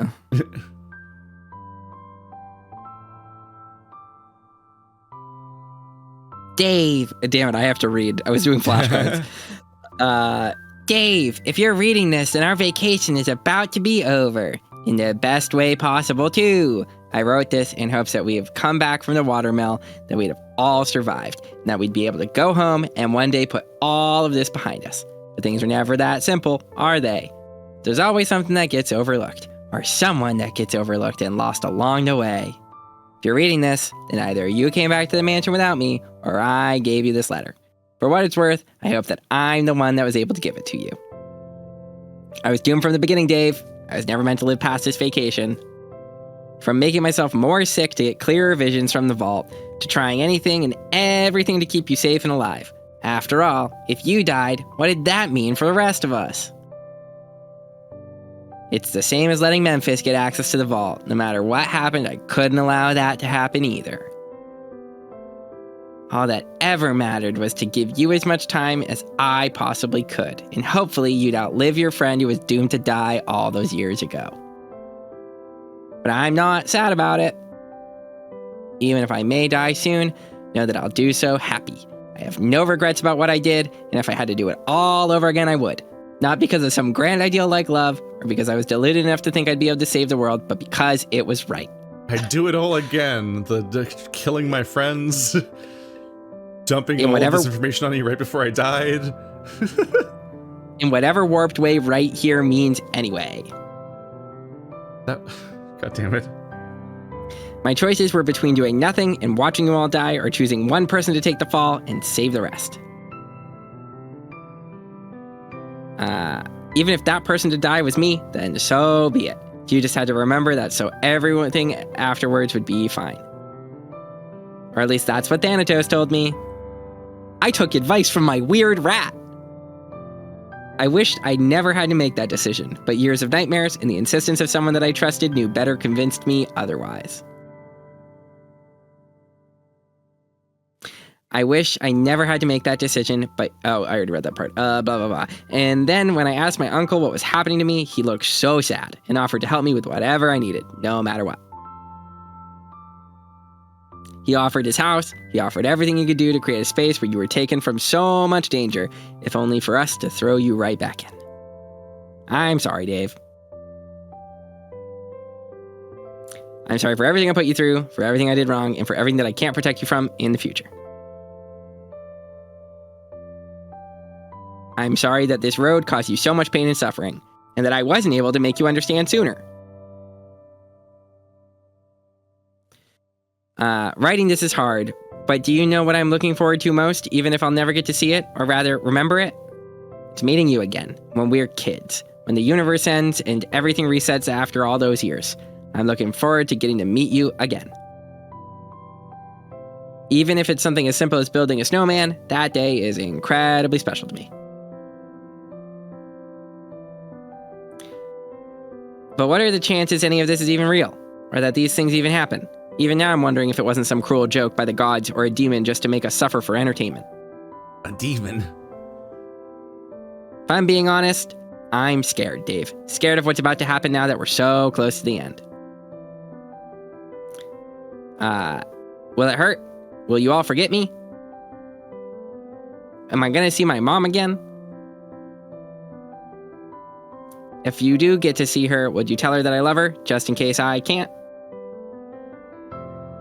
Sorry that I couldn't be around longer, Dave. Do you know all of the countless nights I've spent thinking about you with a smile on my face? Even if they're childhood memories, and maybe an innocent crush, I like to think that at some point along the way, it turned into love. Maybe it was that reason that I wanted to do everything I could to keep you safe, hoping that you'd try and do the same for me if you could. But I know there isn't. That medicine that was in the vault is a lie that's better off destroyed anyway. It was made for my dad, or that's what I was led to believe. In another place or time, it might have worked for me. But I didn't know the code until Thanatos really started making me think about it. Before you go wondering, it's best if I don't give you that code, Dave. That way, if this is how everything ends, that medicine can't be given to the wrong people, or used as a weapon to prey upon those that are desperate enough to fall for a fake. It's a cruel world we live in, after all. Dave, from the bottom of my heart, thank you so much for being my friend. For being so much more to me than I ever realized. And for what it's worth, I wish you every bit of happiness you can get, because you deserve it. They say that when you think of a person you love, your heart beats faster, which means in a sad way, the more I think about you, the closer I get to the end of my time with you too. That's not... What? Yep, nope. So goodbye, Dave. Love you and I always will. Like you have a time limit on how many heartbeats you have. Roswell. The note does not update in the route where you actually romance Roswell. There's no... It doesn't actually acknowledge their relationship. Like that, it's just the same note. Also, like, that's the entire fallout to the drama and betrayal of finding out that Roswell was the mastermind behind everything. When you're dating him, is you get 2 lines of dialogue of like, Roswell, that hurts. And that's all they thought. That's all the depth they got from that relationship and that betrayal. Cool, got it. What total waste of a route. This shouldn't exist. There's no reason for this route to exist. Half of the stuff that's here should just be the plot of the game because it's Roswell, and the rest of it shouldn't exist because he's just an undateable, terrible character. Standing there in front of him, I could tell he was at peace. While not smiling, he looked calm. He was dead. As I struggled to come to terms with what was in front of me, the weight of the envelope registered as heavy enough to have more than just paper in it. Inside was another medal, one engraved with a stylized M. Roswell. I flinched, hearing Oswin bellow from somewhere in the backyard. Immediately understood the position that I was in and started to cry, already missing Roswell, sad for the discovery that Oswin was about to make, and the tragedy that he wasn't coming home with us. Where's my fucking skip buttons? I trudged back the way I came, having left the letter with Roswell and Thanatos. It's a letter to you. He looked up as I made myself known, emerging from the hedge maze. Though this is new, because he always dies here in the stories. That's normal. 3 weeks later.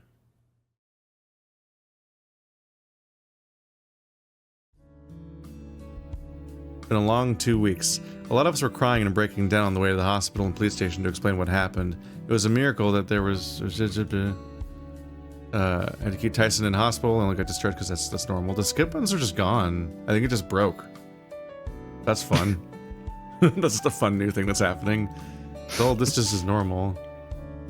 Sat on the ground in front of Roswell's grave. Somewhere below the surface, he lay quiet and asleep permanently. Meanwhile, he remained up above having to live. We remained up above having to live on. Sure, I had Tyson to lean on now that he was out of hospital, but he spent a lot of time fighting off night terrors about what times he got to sleep, I let him keep it. The others, though, were leaning on each other already, so it felt bad to impose, even if I knew it wasn't. I placed my hand on the soil and looked down, trying to peer through it to Roswell. Part of me hoping his ghost would come out and just talk to me. Another part wanting him to explain things again, even if I'd read his letter multiple times over since the first time.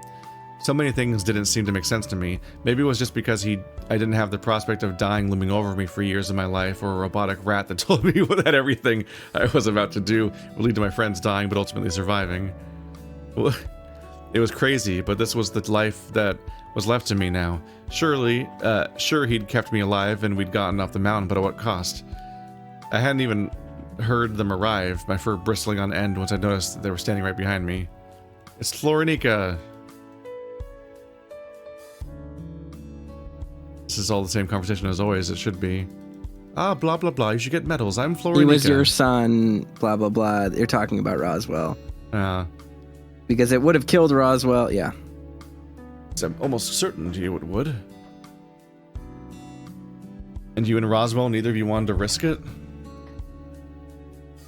Roswell was made unaware of the truth of that medicine. It would be cruel to give a child false hope that this medicine could fix him, only for it to be denied him upon realizing that it was the most potent poison. That, or it would... It's unfortunate the skip buttons are just gone, so I can't tell what's new or not, because I can't remember if this is new or not.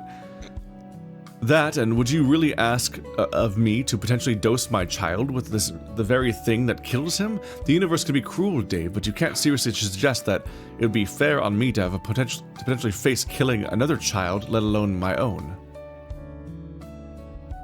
I've already killed 100 children, Dave. How the universe can't be cruel enough to make me do it again?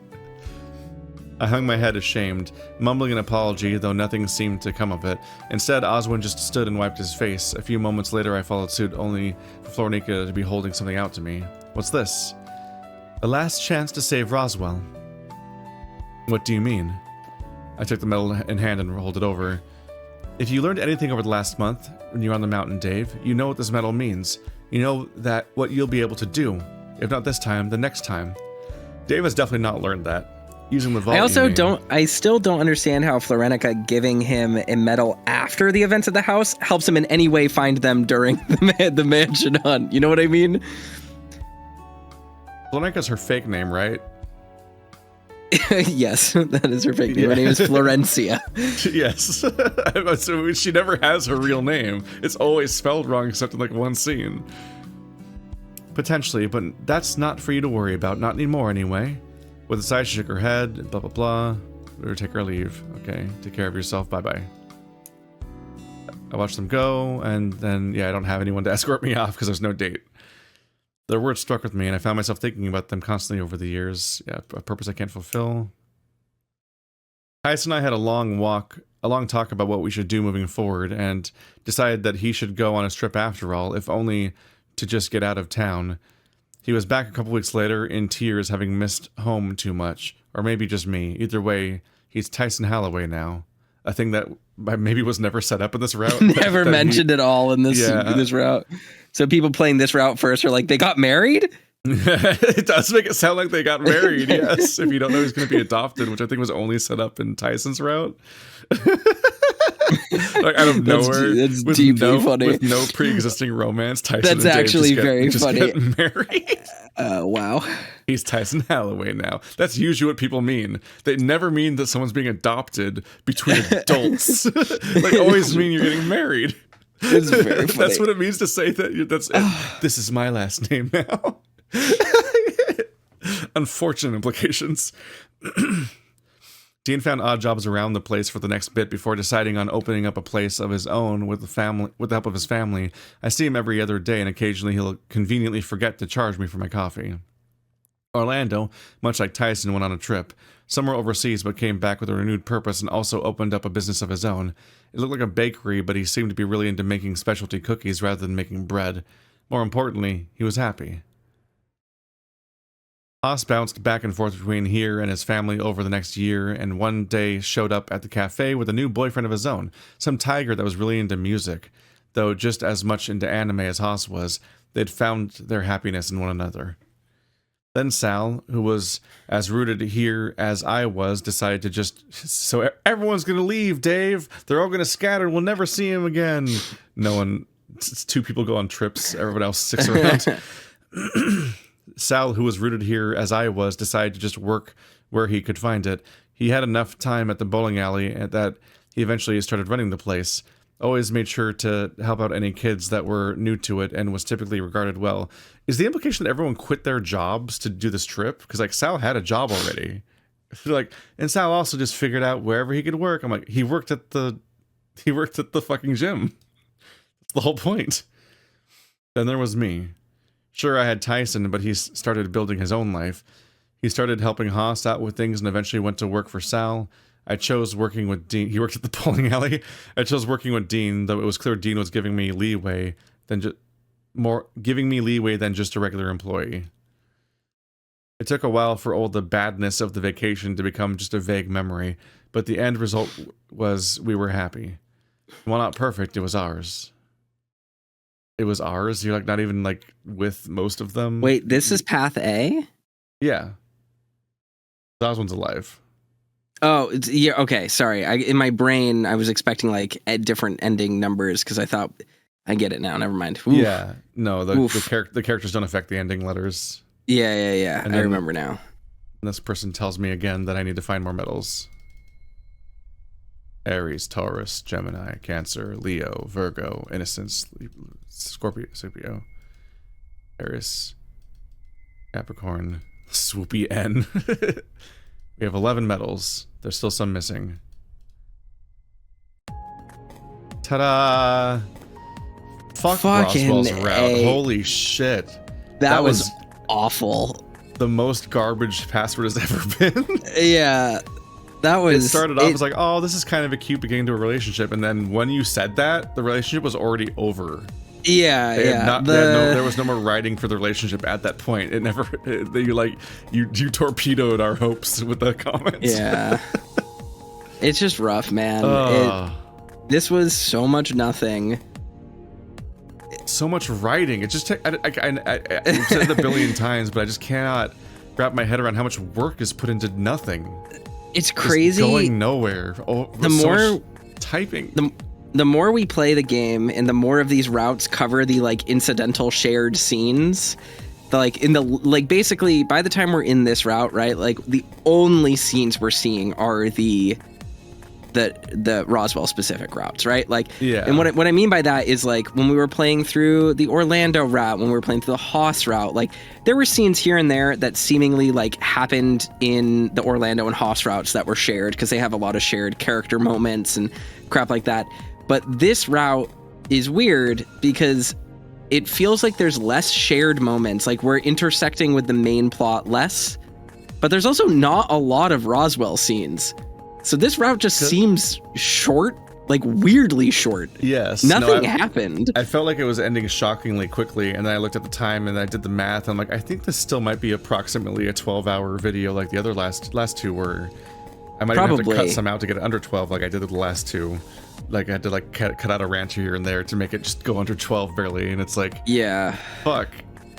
How did it take just as long? Because like the other ones at least had some kind of like progression to them. I mean, dubious. We talked about all the repeating stuff in all of them, but like, I don't know. I guess we're coming fresh off of Orlando, which was like funny and tragic and stupid, and the weirdness of how it still is revolving around Dean, but like it was the most competently written of all of the character routes so far, and like almost worked on some level.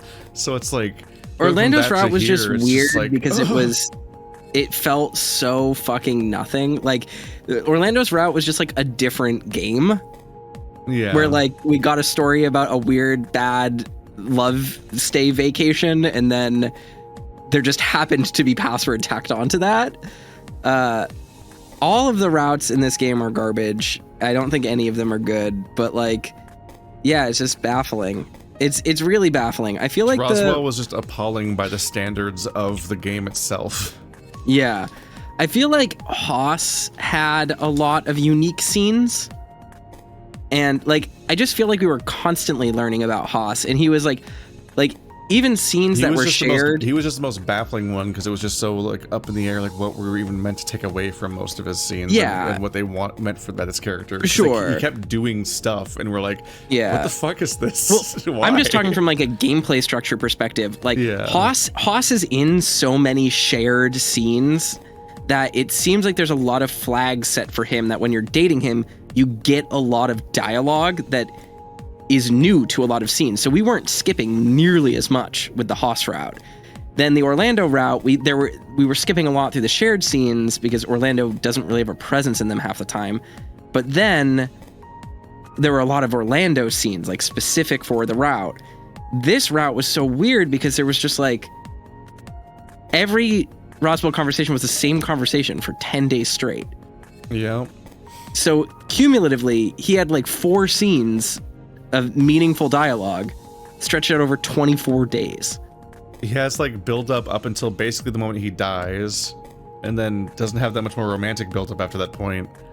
And then like starting around the time they go to the road on like day 12 or 13, he just like disappears. Like the 5 hours we did today, basically, because we did this in 2 sessions. The 5 hours ish that we did today was just one conversation over and over again for his entire thing, culminating in just the choice of Dave to date him, which led to nothing as well. Yeah, and then they just lay down the grass, and then like, I guess we're dating now. And the letter doesn't even fucking change. No, and like there's no more scenes really. It's just they go to bed a few times. Yeah, and he's like, "Is he gonna die right now? Am I watching him die?" And just more. It's just more dilemmaing about, or more like agonizing over the fact that Roswell will die. And then that's just this whole thing. It's like, as much as like Roswell is unaffected by his impending death and acts like aloof or whatever about it and unbothered, it's actually a really grim story about the idea of having a relationship with somebody that's terminally ill, because it's from Dave's perspective, it's literally all he ever thinks about, and they're never happy together really. And even after they choose to make the most of their life together, they don't do anything. They just continued to have Dave agonize over it all the time, and that's all that happens. Like, that's the entire route is really like rough if you're like looking for representation of like being somebody that's terminally ill or anything like that. Like if that's the fantasy of that dating that character or something, like, nope. Dave just is agonizing over that dilemma the entire time, even after they start they call it official, and then there's no like golden ray of sunshine moment, or like this is why life was worth it moment. Like, they didn't like think to include that, so it was just that forever. And so anyone like that's just gonna come around, just come away from this thinking, oh, I'm just a burden on the people in my life. That's the takeaway from the story. And that's grim. Like, that's a grim like note to deliver, even if you want to pay lip service to the idea that Roswell like is like, he's over it, man. He's come to terms with it. It's cool, but we didn't get to spend time exploring that character or like the idea of being happy with them. And that's just rough. So do you think that'd be the whole point of this route? And instead, I'm just left wondering why it's an option. Yeah. Roswell should just be the plot character, and you can't date him, because this didn't work even a little bit. Woof. All right, 1 to go. Yeah. We finally get to see what the fuck the Dean relationship is supposed to be, which has been magnificently quarantined from the entire game somehow, despite being brought up constantly. So, wow. Definitely can't wait to get answers now. It's gonna all make sense. It hurts. See you guys next time.